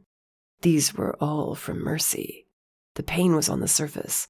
Beneath that was an anger so strong, it rivaled my rage. Sorrow was just as intense. The sorrow was over losing Damien and killing Rufus. It was also for all the lives that had been lost, and the ones she feared she wouldn't be able to save. Beneath all of that was a desire to just give in and let go. She was tired of fighting, tired of losing those she loved. This spell was never going to work. It was going to kill her. "Mercy," I shouted, my hand pressed to the dome. "You have to fight." "I can't," she whispered again, the words a growl I hardly understood. She kept her head down as she spoke. "It's too strong. Just let me go. You have to." "Not a chance in hell. You hear me?" Mercy's head whipped toward me, but she wasn't Mercy anymore. She charged the dome, aimed right for me. The second she made contact, the witch's spell sputtered to a stop. Mercy was thrown backward with a harsh burst of violet light. She landed on the floor, gasping for air. The dome vanished, and I took my chance. "Raphael, don't!" Gigi warned. Too late. I stepped inside the circle, and the light pulsed back to life behind me, trapping me in there with her. "Keep going," I told Gigi, without taking my eyes off Mercy as she pushed back to her feet. Those dragon eyes held a promise of death. Mercy was in there. I knew she was. I had to reach her. Gigi, do it. You're insane, she muttered, but the chanting resumed. The spells sought me out too, but then concentrated on Mercy again. The aura reappeared around her as she stalked toward me. You are stronger than this. I walked the perimeter of the circle with her, keeping some distance between us. Are you really going to let Cheval win? Are you? She slashed the air in front of her, snarling viciously. That's what you're allowing. You're letting her win. All their deaths will mean nothing if you die here and now. I took another step, then another, biding my time. All I needed was one opening, one chance to reach her. Damien's death will mean nothing. Is that what you want? You'll dishonor his memory if you let yourself be defeated this easily. Her growl deepened. She tensed, as if preparing to lunge toward me. You want to fight me? Then fight me, I yelled. Come on, Mercy. I'm not letting you give in this easily. She threw her head back as the aura around her expanded, then snapped right back inside her. She sprinted for me. Her claws slashed down my cheek as her other hand caught my chest. I took the punishment, using it as a chance to crush her to me. I held her with everything I had, letting my demon rage burst forth to give me a boost of strength. You're a fighter, I told her as she thrashed in my arms. Fight, Mercy. Fight it. When the aura drew again, the claws shrank back into her hands. Her eyes returned to normal. I had no idea how long it would last, and I did the only thing I could think of. I kissed her, thinking of all the time we'd spent together, the laughter, the love. I thought all of it, and sent as much of those emotions as I could into her. Her lips moved against mine. She held my horns as she always did. The aura grew more, stretching until it surrounded us. Mercy drew back, eyes wide. I knew what was coming, but I wasn't going to let her lose herself. I spun her around, holding her against my chest as the black aura collapsed into her. But this time, it didn't disappear completely. Mercy screamed, kicking and arching her back. I held on, willing my energy to go to her. The magic from the dome tugged at me as I became surrounded by so much evil. Raphael, you need to get out of there, Gigi warned. Not happening. Keep going. My jaw clenched from the strain of keeping Mercy with me. The aura pulsed in time with the spell, almost filling the whole dome. Mercy whispered my name, begging for me to get out. I didn't move. When the aura attempted to close in around her again, I took the brunt of the hit. We fell to our knees, hitting the stones together. I grunted at the throbbing in my knees. Mercy's back arched violently as the dragon within her held on. You can do it, I whispered urgently, unsure how much longer my strength would hold out. Remember all you've done, all you will still do. You are not weak. She repeated the words, then ended on a scream as the aura exploded from her body. It swirled around the top of the dome, a black shadow with gray and red hovering inside it. The shape shifted to a dragon as the black aura parted. The dragon roared, deafening me, then dove toward Mercy. I shielded her with my body. The dragon struck my back, disintegrating into smoke. Mercy. I gave her a gentle shake. She laid in my lap, eyes shut, not moving. I checked for a pulse and sighed in relief to find one. She breathed in harshly, then let it out. Her hand found mine and squeezed. That was all I needed. I hadn't noticed how much the last few seconds alone took out of me until the room spun. I grew lightheaded and ended up lying on the floor with Mercy in my arms. She was alive, and the evil was gone. I shut my eyes and passed out, her hand held securely in mine. Chapter 13. Mercy. I stood in a beam of sunlight streaming in through the window. A familiar hand rested on my shoulder. I leaned back into Raphael's warmth, closing my eyes and wishing we could stay here, hide away forever. You ready to go? He asked as he wrapped his arms around me. I'm ready to end this. I'd awakened this morning lying in a plush bed with a down comforter, and Raphael passed out next to me. He'd woken up long enough to ask me if I felt like shifting into a dragon and going on a murdering rampage. I told him no, then he bundled me into his arms and we proceeded to fall back asleep. Later, when we woke up for the day, I waited to see if I felt anything different. The dragon was gone from my body. My speed and my strength would be diminished, but thankfully, there was no sense of emptiness. In fact, it felt like I was complete, like I was finally the person I was meant to be. We're heading out in 10. He kissed the top of my head. Figured you might want to get yourself armed for the fight. Be a good idea. Have you tried yet? I knew what he meant. I held out my hands, letting the sun wash over them. I hadn't attempted to use my mage powers yet, unsure if I was stable enough to do it. The curse was part of me, and now I accepted that it always would be. That did not mean I couldn't use what power was available to me. Something else had happened the moment the evil and the dragon were torn from my soul. Something deep.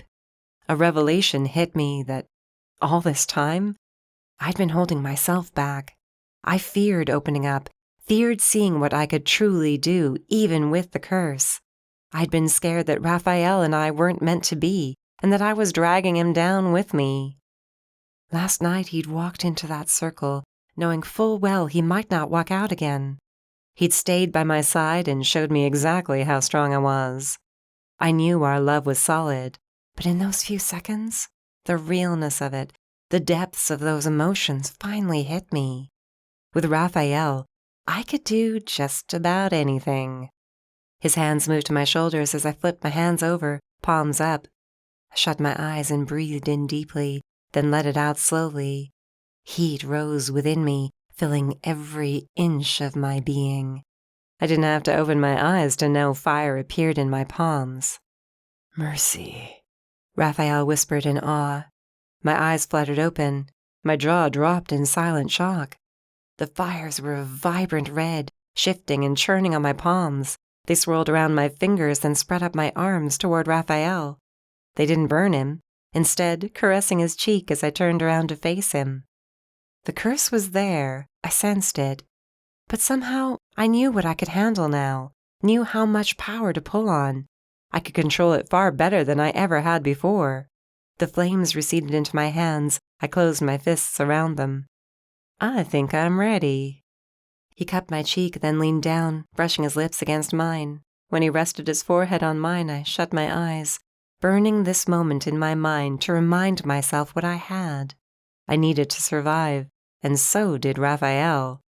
An hour later, we reached the Fed office where a fighting force was amassed. There were far more people than I'd expected. The building was packed. The hunters made up a decent chunk, but the number of armed agents surprised me. It seemed that Governor Rickshaw had brought every one of his men. Gigi's coven had come, as had Bowen and the vampires who'd survived the attack at the mansion. Todd hovered nearby. Wesley and Shep were talking with Nor. Horace was with them too. He looked more than ready to kill something, eyes narrowed, hand resting on the hilt of his sword. When we reached the conference room where the battle plan was being discussed, the room quieted. Hilfer came toward me, eyeing me closely. I wasn't sure you'd make it. I did. You look good. I am. Now. No evil. No dragon. Just Mercy, the cursed mage. The quiet room became even more so at my words. Hilfer held out his hand. I'll take you in any form. You're a true warrior at the end of the day, and that's exactly what we need. I took his hand and shook it firmly. He glanced toward Raphael, then back to me. You two are just in time. We're finishing up our plan of attack. Attempt at a plan of attack, Nor corrected. Looks like we have a small army, Raphael commented. Latest reports are not good. Hilfer slid a piece of paper across the table. That's the last word from my scouts, about 6 hours ago. Nothing new? I frowned as I glanced at it. I was more than a little concerned. Our small army might not be enough. I never had a chance to contact the shifters, or any others for that matter, and it was too late now to wait for anyone. I didn't want to say it aloud, but I was leaning toward our being screwed. As of 6 hours ago, we lost contact with the scouts. Hilfer looked pissed as he rubbed his forehead. We have no eyes inside Sector 13 anymore. We'll be going in blind. Then we go in blind. I set the page down. The longer we wait to attack, the more time she has to carry out the final ritual and raise the blood moon. It's still daylight, he said, motioning to the windows. I noticed the day had become overcast since we'd arrived. And you think that's gonna stop her? I argued. We're not even sure if she charged the rest of the ley lines, Rickshaw informed me, standing next to Nora at the far end of the table. But there's no reason why she won't, I muttered. If we're going to do this, we need to move fast. We need to start the attack before she has a chance to convert her army into hybrids. Hilfer backed away from the table. You're right. We need to move now. And do what? Rickshaw growled, not looking happy with our lack of an actual strategy. I'm not putting my men into a war zone without a plan. It's bad enough we're going to be outnumbered. The plan is simple. We find Shuval and stop her. Rickshaw crossed his arms. That's it. Hilfer nodded. What else is there? What about her entire army? None of that will matter if we destroy her. She's the source of all this dark magic. She's the one who will be driving the final ritual. If we kill her, the magic will be cut off. The longer we wait, the more time she has to start killing and stealing abilities and essences. Is that what you want? Gods, no. Rickshaw looked aghast. Then we need to move, now. Actually, Raphael said, holding up his hand, brow furrowing. We should wait. I gave Raphael a double take. What?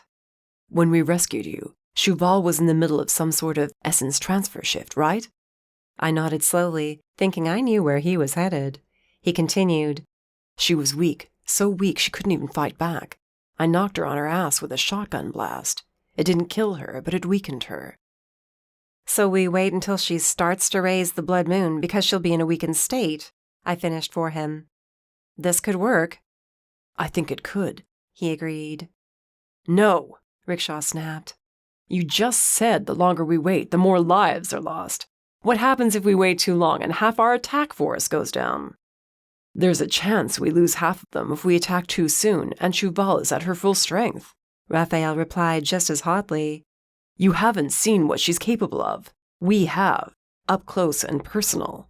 This will be our only chance to stop her. Then we wait, Hilfer said, nodding. It makes sense, but we have to time it just right. Which means we have to get eyes into Sector 13, inside the fortress, I said. There's no way. Whoever we send in will get caught. I noticed Todd hovering outside the conference room next to Bowen. Unless that person is already dead. Todd? Raphael asked. I nodded. Todd. He's a ghost. If he's caught, what can they do to him? Right. We send the ghost in first, Hilfer said, running with our plan. We wait for his signal, then we attack. It's going to take a hefty amount of power to get through the force field around Sector 13 now. Are Sycamore and his mages here? I asked. Standing by, along with several witch covens. Should be enough. They blast a hole and we get inside. The rest of the transports need to be shut down. One team should take care of that. We don't want anyone escaping, Raphael directed. Another team needs to head straight to the fortress. Shuval should be inside. And if she's not?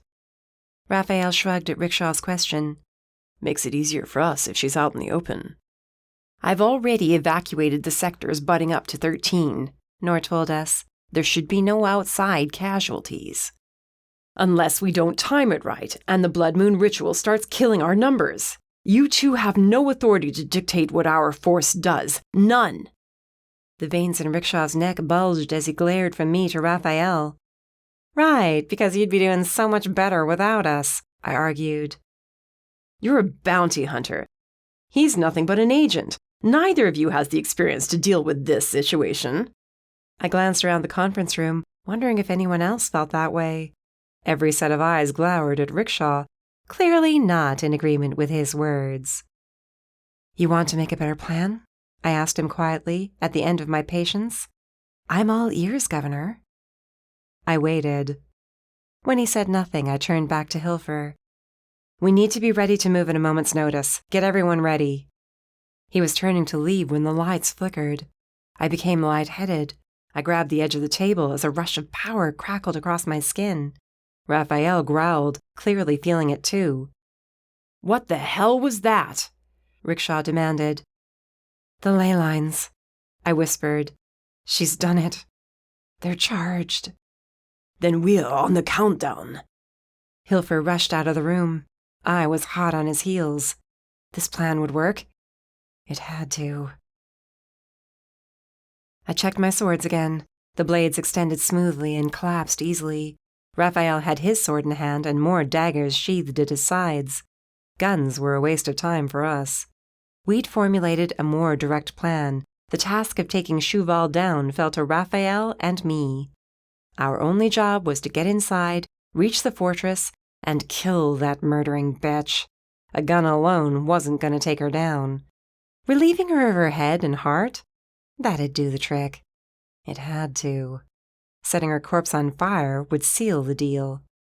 It's taking too long. I sheathed the collapsed swords at my hips, shaking my head at Rickshaw. Give Todd time. That place is a maze. We don't want him being seen while he's looking for Cheval.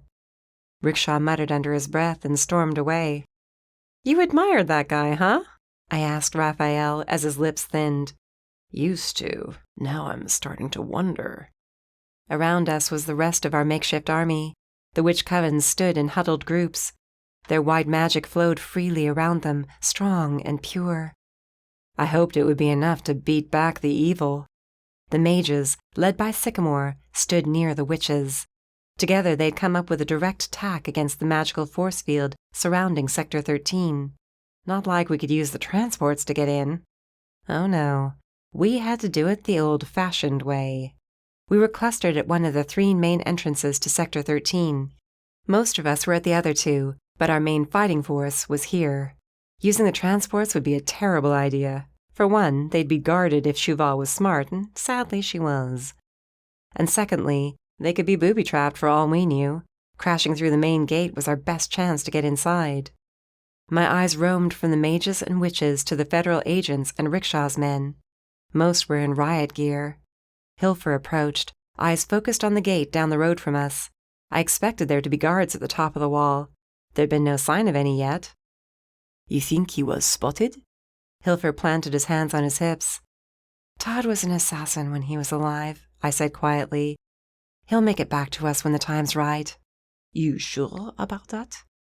The sky darkened, the gray clouds turning to an inky black. Thunder rumbled as lightning lit up the streets. It cracked sharply, striking less than a mile away.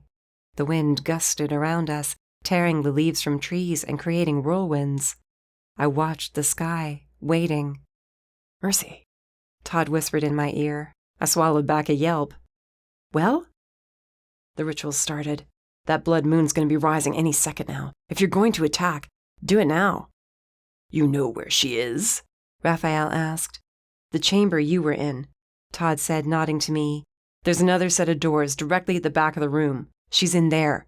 Another one of those damn dead tree circles. Which means she's going to be encased in a magical barrier.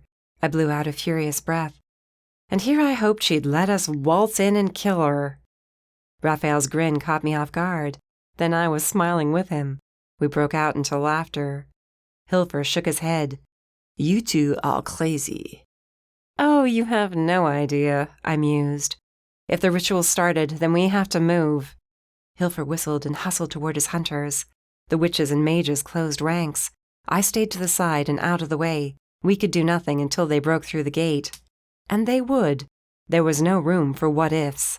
Cheval was going to die today. Or we were. A burst of white magic and mage fire shot toward the gate. It crashed into it like waves against cliffs, rolling back over itself, bashing into the gate repeatedly, gaining more strength with each hit. My swords extended to their full length. Raphael adjusted the grip on his blade. Bowen and Horace were nearby, faces set and ready to kill. Even Wesley, that pain-in-the-ass Gryphon, was here, and Shep, as ever, was at his side. Gigi stood with her coven, her hair blowing wildly around her face, and her eyes solid white. We were doing this for her, for everyone with magic running through their veins, for all the races, for all of humanity. The storm in the sky intensified, but the rush of power from the mages and witches drowned out the thunder. The gate buckled, and the emerald force field protecting Sector 13 shimmered, then cracked. Bits of it fell away, after which it disintegrated. The metal gate shrieked as it was twisted and torn from its hinges. One final thrust of magic, and the force field shot back into the sky with a thunderous roar. The gate was now a mangled hunk of metal on the ground. Raphael and I exchanged a look, then took off at a sprint for the open gateway. Battle cries echoed behind us. I didn't have to look to know the rest of our forces followed. A loud siren, used for state emergencies, wailed the moment we stepped onto the streets of Sector 13. Gargoyles flew overhead. Shifters in their massive wolf forms rushed to meet our attacking force. I gritted my teeth and dove headfirst into the battle. I slashed through fur and muscle, dodging claws and canines ready to chomp down on my neck and tear me apart. Raphael fought by my side. The two of us carved a bloody path through Cheval's oncoming forces. The siren continued its cry, calling out the enemy to attack. A gargoyle swooped in low. I dove to the ground, avoiding its outstretched claws, then rolled back to my feet in time to meet a hybrid blade to blade. He hissed at me, fangs dripping saliva. I grunted as I pushed him off and brought my other sword up to relieve him of his head. He rolled into the oncoming path of another hybrid. I never had a chance to run him through. Raphael's blade protruded through his chest. The hybrid sagged on Raphael's sword. Raphael kicked the body free and nodded to me, ready to continue our path to Cheval. We had a way to go to reach the fortress, and my hopes for our half-assed plan began to crumble. The enemy numbers were too great. Our entire fighting force was inside the sector, but they were already surrounded by Cheval's army, cutting off any chance we had of a hasty retreat. There would be no leaving now. It was either fight or die. A strange red glow appeared in the sky. An eerie silence fell over the battlefield, even as the fighting went on. The storm clouds parted to reveal a massive full moon rising over the horizon. The blood moon was here. As it reached the highest point in the sky, an overwhelming rage filled me. We were running out of time. Cheval. We had to get to Cheval if it was the last thing we did. And after looking around, I sensed it just might be. Raphael looked at me, determination in his gaze. With another yell, we took off toward the fortress, cutting down anything that fell into our path. Chapter 14. Raphael. I hacked off another hybrid's head and kicked it away. Mercy slashed through a shifter attempting to bite her hand. Blood dripped from her fresh wounds, mine too, but we pushed on. There was no other choice. She had her mage fire, but I'd told her before the fight to save it for when she needed it most. At some point, we were going to face down Envy, as well as Cheval. Raphael! She shouted. I spun around in time to catch a dragonborn's sword ready to cleave me in two. I kicked him in the chest, then followed him back, our swords clashing in a wild dance until I cut down his front. When he didn't go down, I spun around and relieved him of his right arm. He screamed as it hit the ground. I ran him through the heart for good measure. As his body fell to join the rest of the dead, I caught sight of the action in the streets behind us. Our fighting force had been swarmed the moment we stepped inside Sector 13. We were far ahead of the others, pushing to reach the fortress and Cheval. I thought I saw Bowen blurring from one target to the next. Horace's yell reached my ears, but I couldn't make out where it came from. And hovering over all of us was that damned blood moon. Raphael, let's move it, Mercy yelled. I sent a prayer to whatever god might be listening to watch over our friends, then took off after Mercy. We sprinted down one street, then another, only stopping long enough to kill anything that stepped into our path. We'd just finished off 2 more Dragonborn when Bowen blurred to our sides. "We have trouble," he muttered. I was about to ask how it could get worse when screams erupted behind us. I spun around to find several of our soldiers on the ground, their bodies surrounded by a red aura. "The ritual?" Mercy whispered. "No!" She rushed to them. I yelled for her to wait. Something heavy crashed into our backs, sending us catapulting through the air. We rolled across the concrete and landed back toward the main mass of fighting. I shook my head to clear the blurriness. Bowen was nowhere in sight. I hauled myself upright, scrambling for my sword. As I turned, I spotted Quinn Nolan, blood-red cloak blowing back from his body with the force of his power.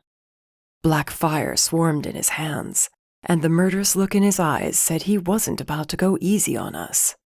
I took my eyes off him for a second to search for Mercy. Both swords in hand, she clenched her jaw, ready to attack. A reaper appeared behind her. He placed both hands at her temples. She screamed, her body trembling. The reaper was feeding off her life force. I roared, taking one step forward to help her, when a black fire surrounded me. It wrapped around my neck, choking me as it dragged me toward Nolan and away from Mercy. "Did you truly believe you would succeed?" Nolan clenched his fists. "You are all going to die, for nothing." The fire collapsed, crushing me. Mercy's eyes rolled back into her head. Her swords fell from her hands. "I'll let you watch her die first, then I'll finish you off," Nolan said, now only a few paces away. "It's the least I can do for all the trouble you've caused me." It couldn't end like this. I willed Mercy to fight, but black spots filled my vision. My bones ground against each other as the fire squeezed me like a damned snake. I wasn't even going to see Mercy die. I'd pass out first. My demon rage had my muscles bulging and my fangs out, but they didn't do any good against this evil magic. Mercy's head fell forward. Nolan cackled with delight. My heart sank, but then it lifted right back up again. Mercy's hands fisted at her sides. She raised her head. Her eyes glowed with red mage fire. Unlike the other times I'd seen her use it, when it was wild, this time she controlled it. Fire sparked to life in her hands. She tore herself out of the Reaper's grasp and smashed her hands to his head. He shrieked as the fire raged through his body, consuming him. He turned into a pile of dust at Mercy's feet. She picked up her swords, engulfing the blades in her living flames. Nolan kept firm hold on me as she stalked closer. "You will not win," Nolan yelled, dragging me back with him. Mercy's lip twitched, but she said nothing. There was some sort of commotion happening behind us, but the black fire holding me wouldn't give enough for me to turn my head to look. Nolan stumbled over his feet. His eyes grew wide. There was more shouting than before, and those growls. Some were shifters, but more of them were demons. A lot of demons. Distracted by the commotion, Nolan didn't notice Mercy's red fire creeping toward me and up my body. It overwhelmed his black flames and pushed them back, shooting toward Nolan's arm. They released me. I fell to the ground, sucking in air as Mercy stood beside me. My sword lay close at hand. As my demon rage renewed my strength, I picked it up, and we closed in on Nolan. His fire sputtered out, and fear flooded his eyes. "None of this will make a difference," he told us. "None of it, you hear me?" Black flames sprouted in his hands, but just as he was going to unleash them on us, a gunshot cracked. Nolan staggered back, blood oozing from a fresh wound on his shoulder. A second shot hit his other arm. He turned to run, but a third and final one slammed into the back of his head. He fell forward, collapsing on the road. I dashed toward him, raised my sword, and brought it down on his neck, just to be sure. I wondered who'd shot him until I spotted the demons standing behind Mercy. Demons I knew many years ago. No wonder Nolan had panicked. These were the demons I'd led in revolt against the mages in Sector 2. The one holding the gun, who I assumed shot Nolan, nodded. It wasn't only the demons who'd caught me off guard, though. Beyond them, joining in the fight, was a solid line of Dragonborn being led by Horus and Nor. These must have been the ones who'd stood against Shuval. They'd decided to fight after all. They weren't the only ones. Another witch coven had arrived, as had a group of shifters being led by Curtis and Thomas, the new pack leaders from Sector 18. I didn't know Mercy'd had a chance to contact them. "The tide's turning," Bowen said as he appeared beside me. Horus ran to us, face bloodied but otherwise in one piece. "Reinforcements!" "How?" Mercy asked, her mage fire burning brightly in her eyes and around her swords. "You're welcome," Todd said as he appeared next to Mercy. "Sorry, we're late," Thomas panted, sprinting over. "I heard you two need to get to some fortresses and kill Shuval." "We do, and we're running out of time." With the added numbers, we were now on even standing with Shuval's forces, yet the blood moon remained. More and more of our people were falling to the ground, cocooned in red auras. Many were already dead. Far too many. "Then let's get you there!" Horus raised his fist into the air with a shout. Then we were off, sprinting through the oncoming army and toward the fortress.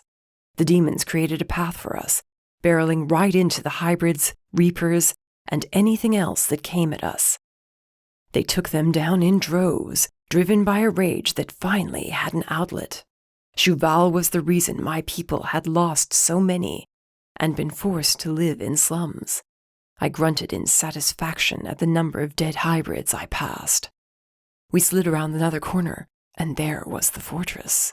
The blood moon hung directly over it, red rays making it appear as though dripping blood. "Go!" Horus shouted. "We'll hold them off as long as we can." Mercy and I ran for the fortress. We made it inside, and as I looked back to check on our friends, the door slammed shut behind us. I crashed into it, testing it, but it held. "Trap," she whispered. We had nowhere to go but forward. I led the way, slowly at first, but when we met no resistance, I picked up the pace. The air was thick, and Mercy's flames flickered down her swords, struggling to stay lit. It was worse than when I was here to rescue her. The evil pressed in on us, making it difficult to think clearly. I lost my way, but Mercy nudged me, and I followed her down several flights of stairs to reach the ritual chamber. When we reached it, we found that the black doors hung off the hinges. Mercy hesitated as we neared. This was not only the place where Shuval had tried to change her, but also where Damien had died. The floor and ceiling were cracked and scorched from the blast. Mercy gulped, but pressed onward into the room, and toward the doors Todd had told us about. Shuval must have ordered the fortress emptied once we'd broken through her outer defenses. With any luck, we'd only have to face her. Together, we kicked in the doors. I waited to be blown back. Instead, they exploded inward, and we rushed inside. "I wondered what was taking you so long," Envy said with a sneer, only yards away. Behind him was a dead tree. Gnarled branches reached all the way to the domed ceiling. Standing at the base of its trunk was Shuval. Her arms were outstretched. The tattoos on her body writhed and moved as if alive. Protecting her was a dome of green light. To get to her, we'd have to kill Envy, something we'd failed to do before.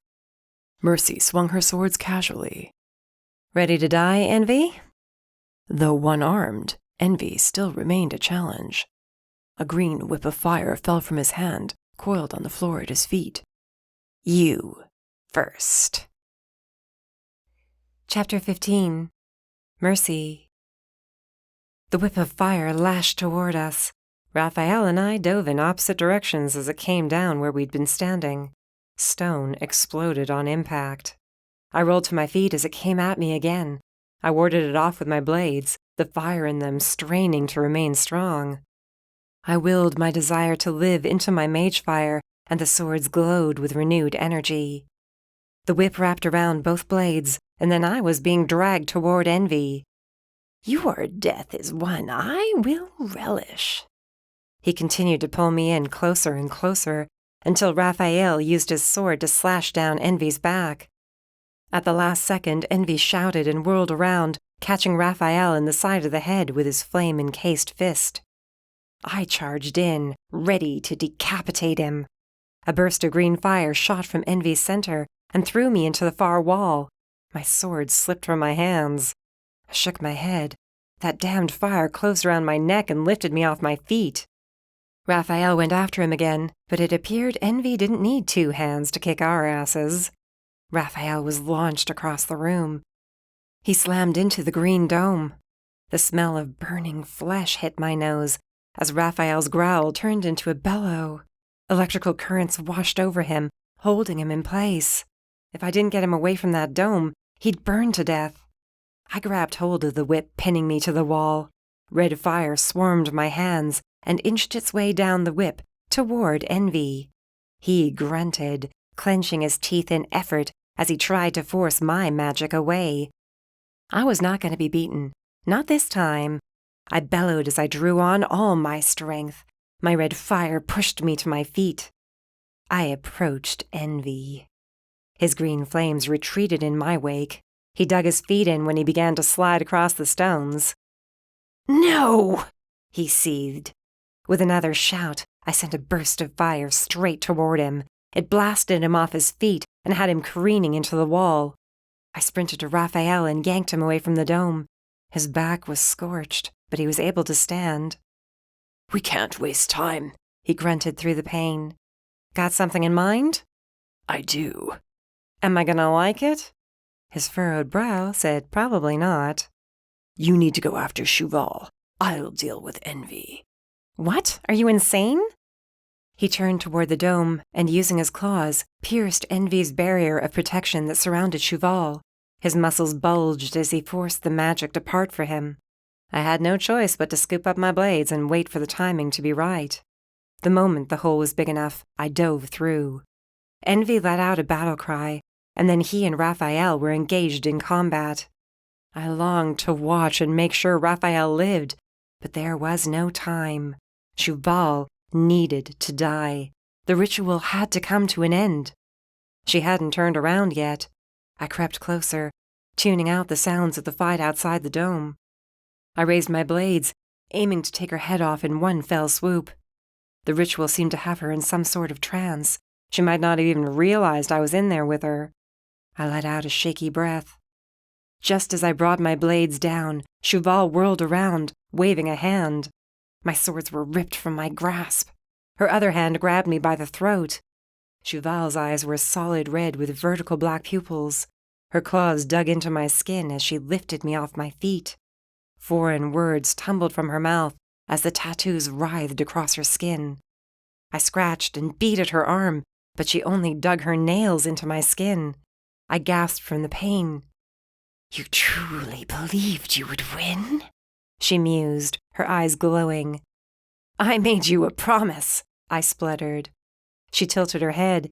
"Yes, and that was what?" "That I'd rip your heart out." I pulled back the best I could and headbutted her. The blow didn't make her drop me as I'd hoped, but her grip loosened. I raised my foot and kicked her square in the chest. She stumbled away. I hit the floor, hurrying to get back to my feet. A sudden ray of red light surrounded her. Her eyes darkened. Her hands spread to her sides, and she began a chant of some sort. It seemed that the ancient magic she'd used had a strong pull on her, and that she would only be able to fight me in bursts. A noise pulled my attention away from her for a brief second, the sound of a crack, much like lightning striking. The dome crackled as Envy was thrown into it. Raphael was covered in fresh wounds, but he was holding his own. I pulled on my mage fire and circled Cheval, lashing out, creating 2 whips not unlike Envy's, except mine were made of my red mage fire. They wrapped around Cheval's body, squeezing her, and her chants cut off with a gasp. "You insolent child!" she screeched. She grabbed my whips of fire, sending a jolt of evil magic through them. It struck me dead center. I was thrown into the dome's wall, landing in a heap. "I'll deal with you later." I wasn't having that. "Oh no, you're gonna deal with me right now." Without giving her time to recover, I rushed her. My whips changed to blades of red fire. I lashed them across her back, drawing blood as they ate through skin and muscle. She screamed, spinning around and swiping at me with her claws. I ducked under her first attack and slashed my sword across her thigh and side. She staggered but remained standing. I had my blades ready to drive through her back when her foot came out of nowhere and connected with my face. With my concentration now disrupted, my swords went up in smoke. Her fist caught me under the chin. I had no chance to put my hands up to block her flurry of punches. She moved too damned fast to see, blurring in and out of sight like a damned vampire. How could I have forgotten what she turned herself into? A myriad of supernatural creatures. She growled as she caught me by the shoulders and paid me back in kind for all the times I headbutted her. Stars filled my vision. A punch to the gut doubled me over, just in time to catch a knee to my face. I lay on the floor, spitting blood. She raised her foot to kick me again, then paused. Suddenly the chant was on her lips as she returned to her place at the base of the tree. I managed to make it to my hands and knees, waiting for my fire to return. I was weak and losing blood. "Hey!" I shouted. "I'm not finished with you yet." Cheval's shoulders tensed. "Stay down, Mercy, if you know what's good for you." I wiped the blood from my face with my forearm. My legs shook, but I stood, pulling to my hands what power I had left in me.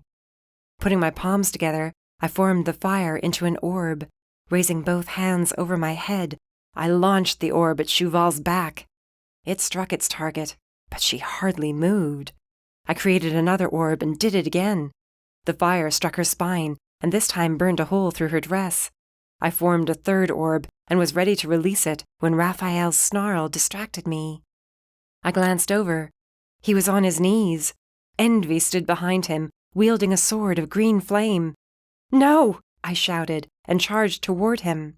I was yanked away and thrown into the trunk of the tree. A dagger struck my shoulder, piercing it through and through.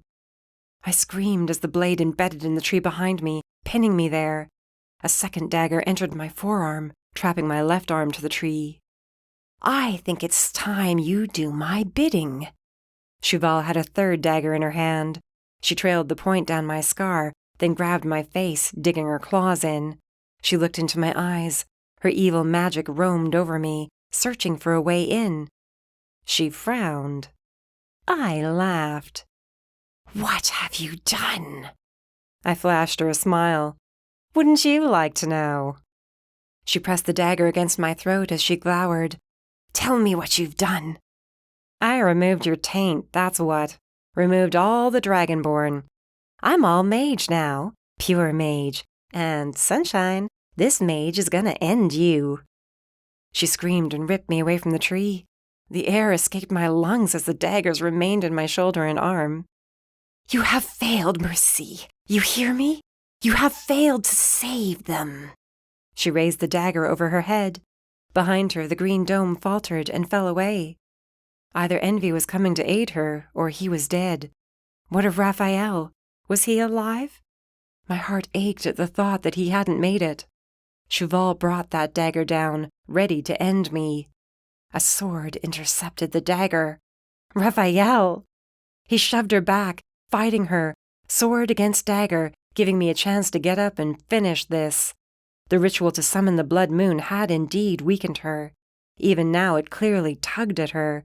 She shrieked endlessly. Her tattoos churned violently, digging into her skin. She gasped, clutching at her stomach. Raphael stilled his sword momentarily. She lunged at him. This time I was right beside him. As her dagger met his sword, I reached out and snagged her wrists. Red fire flowed over me, through me, and into Cheval. It pinned her to the spot. The dagger fell from her twitching hand. She bared all 3 sets of fangs at me. "This isn't over," she gasped. Her body began to shift and change. The dragon in her was coming alive as every tattoo vanished from her skin. She dug her claws into my forearms, reared her head back, and attempted to bite my neck. She failed. Raphael drove the sword deep into her chest. Her eyes widened. Her grip on me loosened. I slammed my hands against her face, burning her. The flames cascaded down her body. Raphael yanked the blade from her chest. Cheval roared, attempting to flee. Raphael swung his blade downward, his blade heading for Cheval's neck. Her head remained on her body for a mere second, then slipped to the side. A shockwave of red and black evil magic pitched us backward. We sailed through the air as the tree cracked and exploded. We ducked splinters and chunks of stone falling around us. I scrambled to my feet quickly, waiting for Cheval's headless corpse to rise again. It stayed on the floor, unmoving. Mercy, Raphael breathed. I turned toward him and found myself in his arms, kissing him despite our split lips and bruised faces. It was over. Cheval was dead. And Envy— Where's Envy? Raphael nodded to a body a few feet away. Bastard thought he was going to kill me. Didn't work out so well for him. Body aching and blood oozing from my wounds, I staggered to my feet and walked to Envy's body. I snapped my fingers, producing a single flame, and dropped it on Envy's body. If he wasn't dead before, he would be now. I did the same to Cheval and to her detached head. Her eyes were open, as though she were looking at me. Disbelief and hatred were frozen on her features, until the flames melted them away. Raphael's hand held mine as I backed away from the dead tree. Smoke trailed up from its trunk. Charred bark marred its branches. The walls trembled, and dust fell from the ceiling. We need to go. I didn't argue. Leaving Envy's and Cheval's bodies to finish burning, we limped out of the ritual chamber and through the fortress. Walls cracked, and the roof caved in around us, chasing us from the structure. A dark laugh escaped me during our escape, and I wondered if we'd survived the fight against Envy and Cheval, only to be crushed to death by the damned fortress. Raphael led the way, tugging me along. Adrenaline kept us moving. A door was in sight, open and leading to the outside. Beyond it, I spotted Horace. He shouted, waving us on. We emerged through the doorway as the corridor collapsed completely, surrounding us in a cloud of dust. We burst through the dust storm and crashed into Horace. Behind him were Bowen and Gigi, and behind them, our own ragtag army. "She's dead," I announced. "Cheval's dead. It's over." "It's finally over." I leaned into Raphael's side. Chapter 16.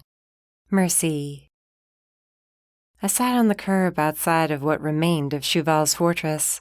The reality of what we went through was finally sinking in, watching people walk by carrying the wounded and the dead. The hunters and the feds were busy rounding up the enemy. Apparently, the moment Cheval was killed, those left standing were more than willing to stop fighting. Our massive influx of reinforcements helped tip the scales in our favor, especially once the Blood Moon ritual stopped. I'd wondered how many had died while we fought to get to Cheval, but Raphael had been right when he said that if we'd attacked any sooner, she might still have been too strong to kill. Covered in blood and grime from the battle, Raphael stood a few yards away. I wasn't in much better shape. I'd cauterized my worst wounds to stop from losing any more blood, and would probably need stitches for a couple of them, and an ice pack. And a bed. The pain would catch up to me eventually, but I was too numb to notice it now. I gazed around the park, spotting Gigi with her coven. She caught my eye, smiled, and waved. Seeing her geared up with weapons she'd picked up during the battle was odd. Bowen wasn't too far away, busy talking to Nor and Iris. I wasn't sure what they were discussing, but whatever it was, he seemed highly interested. Todd wasn't anywhere to be seen. Not that I'd expected him to hang around. I'd noticed he'd faded once we announced Cheval and Envy were dead. He'd saluted me and vanished. Probably moved on. I hoped he'd moved on. That guy deserved to finally have a happy afterlife. Horace's laughter drew my attention. He was talking with Raphael. Melancholy stung me. If only Damien had been here to see this through. A gentle touch fell on my shoulder. I froze at the familiarity of it. Damien? I glanced behind me, but the touch faded, and I was alone. A single tear slipped down my cheek. I wiped it away as Raphael joined me on the curb. He draped his arm over my shoulders. I leaned against his side, reminding myself he was alive. We were both alive. "We're almost finished here," he said quietly. "Rumor has it that Rickshaw is officially condemning Sector 13. They're closing it off completely." Good. The place is tainted now. "You holding up all right?" I nodded. We lost Wesley. Damn it. I saw him once during the fight. Old bastard was having a damned fine time. I think he went down with a grin on his face. Raphael chuckled. Sounds like Wesley. I motioned to Bowen and Nor. What do you think they're talking about? That's Nor's recruitment phase. What? You think he's asking Bowen to join the feds? I barked a laugh. Yeah, that'll be the day. I don't know. Nor can be pretty damned convincing. Trust me, I heard that speech once, long ago, and look what happened to me. Yeah, you became an agent and met some crazy bounty hunter with issues. He kissed the top of my head. I melted inside, as I always did. I had my own issues. Think it's a tie as to whose were worse. His eyes narrowed. Shit, what do they want now? I looked in the same direction and groaned. Hilfer and Rickshaw marched toward us, determined smiles on their faces. I considered getting up and making a run for it, but was too sore to move. "Mercy, Raphael," Rickshaw said as he reached us. "You two have quite the talent for bringing down the bad guys. I believe I owe you an apology for doubting you." "Thanks, I think," I replied. "It's a compliment." Rickshaw motioned to Hilfer, who cleared his throat loudly. Great, here comes a speech. I had no idea what it was going to be about, but it was definitely a speech I was not in the mood to listen to. "I have a proposition," Hilfer started, and I inwardly groaned. "We could use the two of you working for us, alongside the feds, at a much higher level.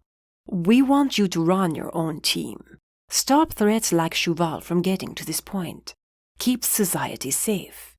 You'd have much better resources, authority, offices." Raphael shook his head as he laughed. "You're serious?" Rickshaw and Hilfer exchanged a look. The governor nodded. "We are. I'm not sure what's so amusing about this offer."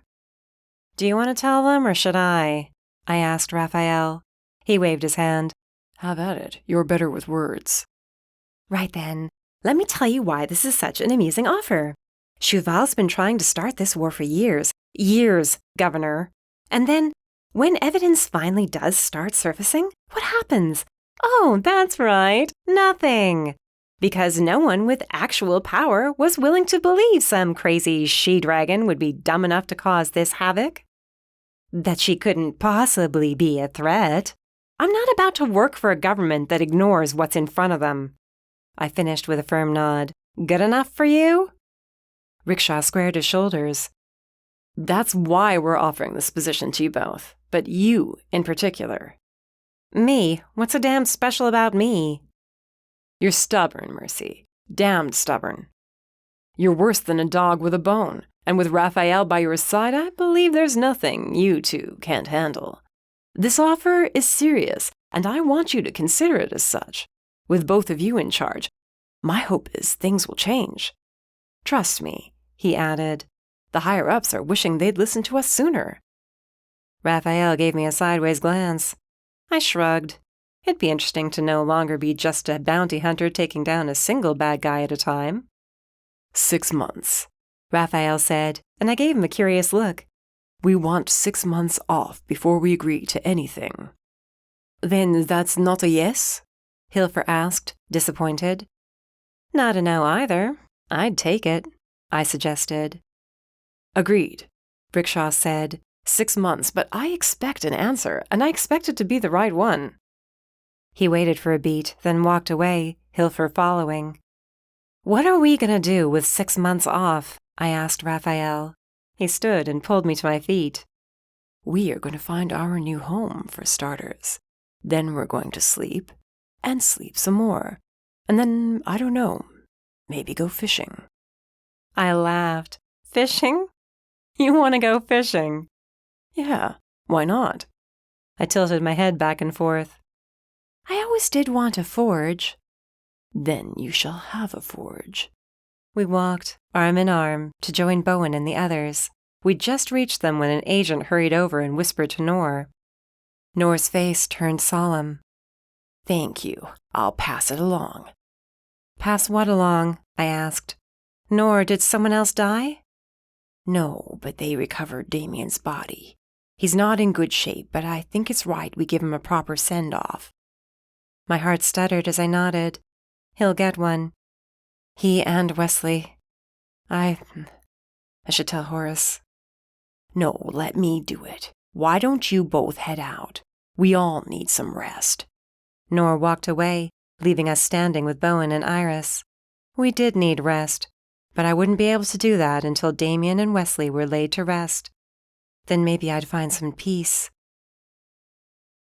We were back at Bowen's home in the gardens.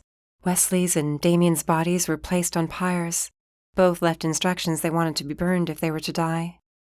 It was a small gathering. Only those who truly knew these two men were invited to see them on their way. Damien's body had been charred badly, but with a little white magic from Gigi, she was able to make him appear as he once was. I hadn't cried yet, but it was coming. Mercy, Horace said quietly as he approached, face drawn. Would you like to do the honors? Horace, Nor, and Shep had each said his piece already. I'd wanted to say something, but the words hadn't come out. Raphael held my hand the entire time. If he hadn't been by my side, I didn't think I'd have made it through this night. Of course, I let out a shaky breath. I released Raphael's hand and then walked to the pyres. I was worried my fire would refuse to manifest, but it was like it knew how important this moment was. 2 vibrant red flames appeared in my hands. Slowly I extended my arms and touched the pyres at the same time. As the fire spread, I withdrew my hands and the small flames in my palms went out. You both looked out for me all my life, I whispered. I'm sorry we didn't have more time. And I'm sorry for how your lives ended. Damien, you were my second dad. I'll never forget you. Just like at Cheval's fortress, a touch brushed against my shoulder. There was another at my forehead, as if someone kissed me there. Then the sensations faded away. Then, for a brief second, I was certain I'd heard Wesley's hoarse laughter. You okay? Raphael asked, joining me. Yeah, I said, finally letting the tears flow. I think I will be. As the flames climbed higher into the night sky, Bowen appeared at my other side. I looped my arm around his, and one by one we ended up linked together, watching the pyres burn. We said goodbye to 2 members of our family. Once the fires burned down low, we headed inside for a night of drinking and remembering. The sorrow turned to laughter as stories were told of Damien and Wesley. There was drunken singing and dancing, and when the sun peeked over the horizon, my grief slipped away, replaced by a hope I'd never thought I'd feel again. Hope that my life with Raphael, with the rest of my family, was going to have that chance to be filled with happiness. Epilogue. Raphael. 6 months later. I stretched my arm across the bed, then I frowned. The sheets were warm, but Mercy wasn't there. I sat up, yawning as I shook the sleep from my head. Since we'd moved to our cabin in the mountains of Tennessee, I'd been sleeping soundly every night. Mercy had too, last time I checked. No nightmares. No waking up wondering if we were going to get killed. Just the 2 of us, living our lives together. I climbed out of bed and walked out of the bedroom and into the kitchen area. The cabin had dark wood planks for the walls and floor, and wood beams for the ceiling. There was a tiny 2-person kitchen table that I'd crafted right after we moved in. Fresh wildflowers filled a mason jar in the center. A pot of coffee had been brewed, and a blue coffee mug sat out, waiting for me. The door was cracked open, letting in a narrow beam of the morning sun. I filled a mug, then padded toward the door. The front porch was a wraparound, per Mercy's request. A swinging bench had been my next project, after the table and chairs. I stepped out onto the porch and found Mercy sitting on the bench. She had her feet pulled up and under her, black and blonde hair loose around her shoulders, a bit on the messy side. She had my sweatshirt on and a quilt across her lap. "Morning," she said as she turned toward me. "Morning." I kissed her cheek as I sat, draping my arm over her shoulders. She curled against my side. You're so warm," she mused. "Usually." I breathed her in, enjoying the view from our front porch, as we did every morning. The mountains stretched out before us, covered in evergreens, sloping all the way to the horizon. My black truck and Mercy's new bright orange Wrangler sat on the gravel drive beside our shop.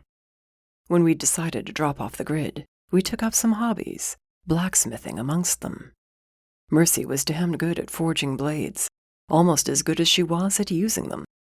"You know," she said quietly, "I've been thinking." "Why would you do that? It hurts," I teased. She nudged my side. "Would it be terrible if we turned down the offer from the hunters? I mean, running our own team would be great and all, but I don't know, I'm kind of enjoying this life." "I am too, but eventually we'd have to go back to work. Sadly, we need paychecks." She sighed. "You had to ruin it." "Just being realistic. It'll be good for us. Think of all the good we can do for Dragonborn and demons." "I don't know. I'm not a dragon anymore, remember?" I set my mug on the porch and did the same with hers. Then I pulled her onto my lap, giving me a chance to see if she was upset about not being a dragon anymore. "Doesn't make you any less of one," I told her. "You sacrificed the dragon in you to save everyone. You gave up a part of yourself. You did it willingly. Don't forget that." She smiled, then leaned in and kissed me. "Gods, I love you." "Good, because you're stuck with me for a very long time." Her arms wound around my neck. Gravel crunched under tires. She grunted, clearly annoyed. I chuckled. "Make them go away." "If I could, I would," I promised. Gigi, Nor, and Horace came out of the car. After the fight against Chuval, Gigi went to stay with her coven for an extended visit. The attack had taken much out of everyone with magic. Now she looked in high spirits and had a glow about her. Mercy slid out of my arms and went to greet her, hugging her friend as they laughed. I followed her off the porch and shook Nora's hand. Horace hauled me into a one-armed hug. "This place is damned nicer than the last time I was here," Horace mused, taking in the cabin and the workshop. "You sure you want to go back to hunting evil bastards?" "Someone's got to do it. Going to assume that's why you're here, Chief." "Mostly. I wish I could give you 2 more time, but the hunters are begging me to check in and get an answer." I shoved my hands in my front pockets. "Can you blame us for not having responded yet?" "No, definitely can't do that." He looked over his shoulder and smiled at Mercy. "She seems good. You both do." "We have been. How's everything in Sector 21? Bowen settled into his new role working for the feds. He still refuses to give in and become an agent. So does Horace," he muttered. Horace smirked. "What? Someone had to take over Damien's bounty hunting legacy." "Shep?"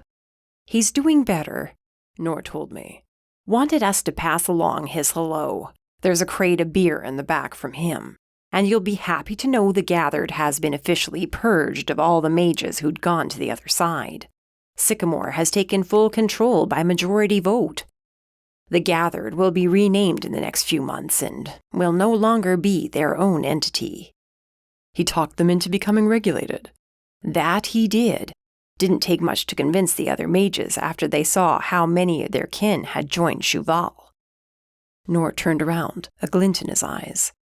"Damned nice out here. I hate asking you to come back." "We'll come back to work, but we're keeping this place," I informed him. "I'm not about to return to the city." "I'd be disappointed if you did." "Chief, Horace?" Mercy said as she joined us. Nor hugged her, but Horace lifted her off her feet and spun her around until she was giggling.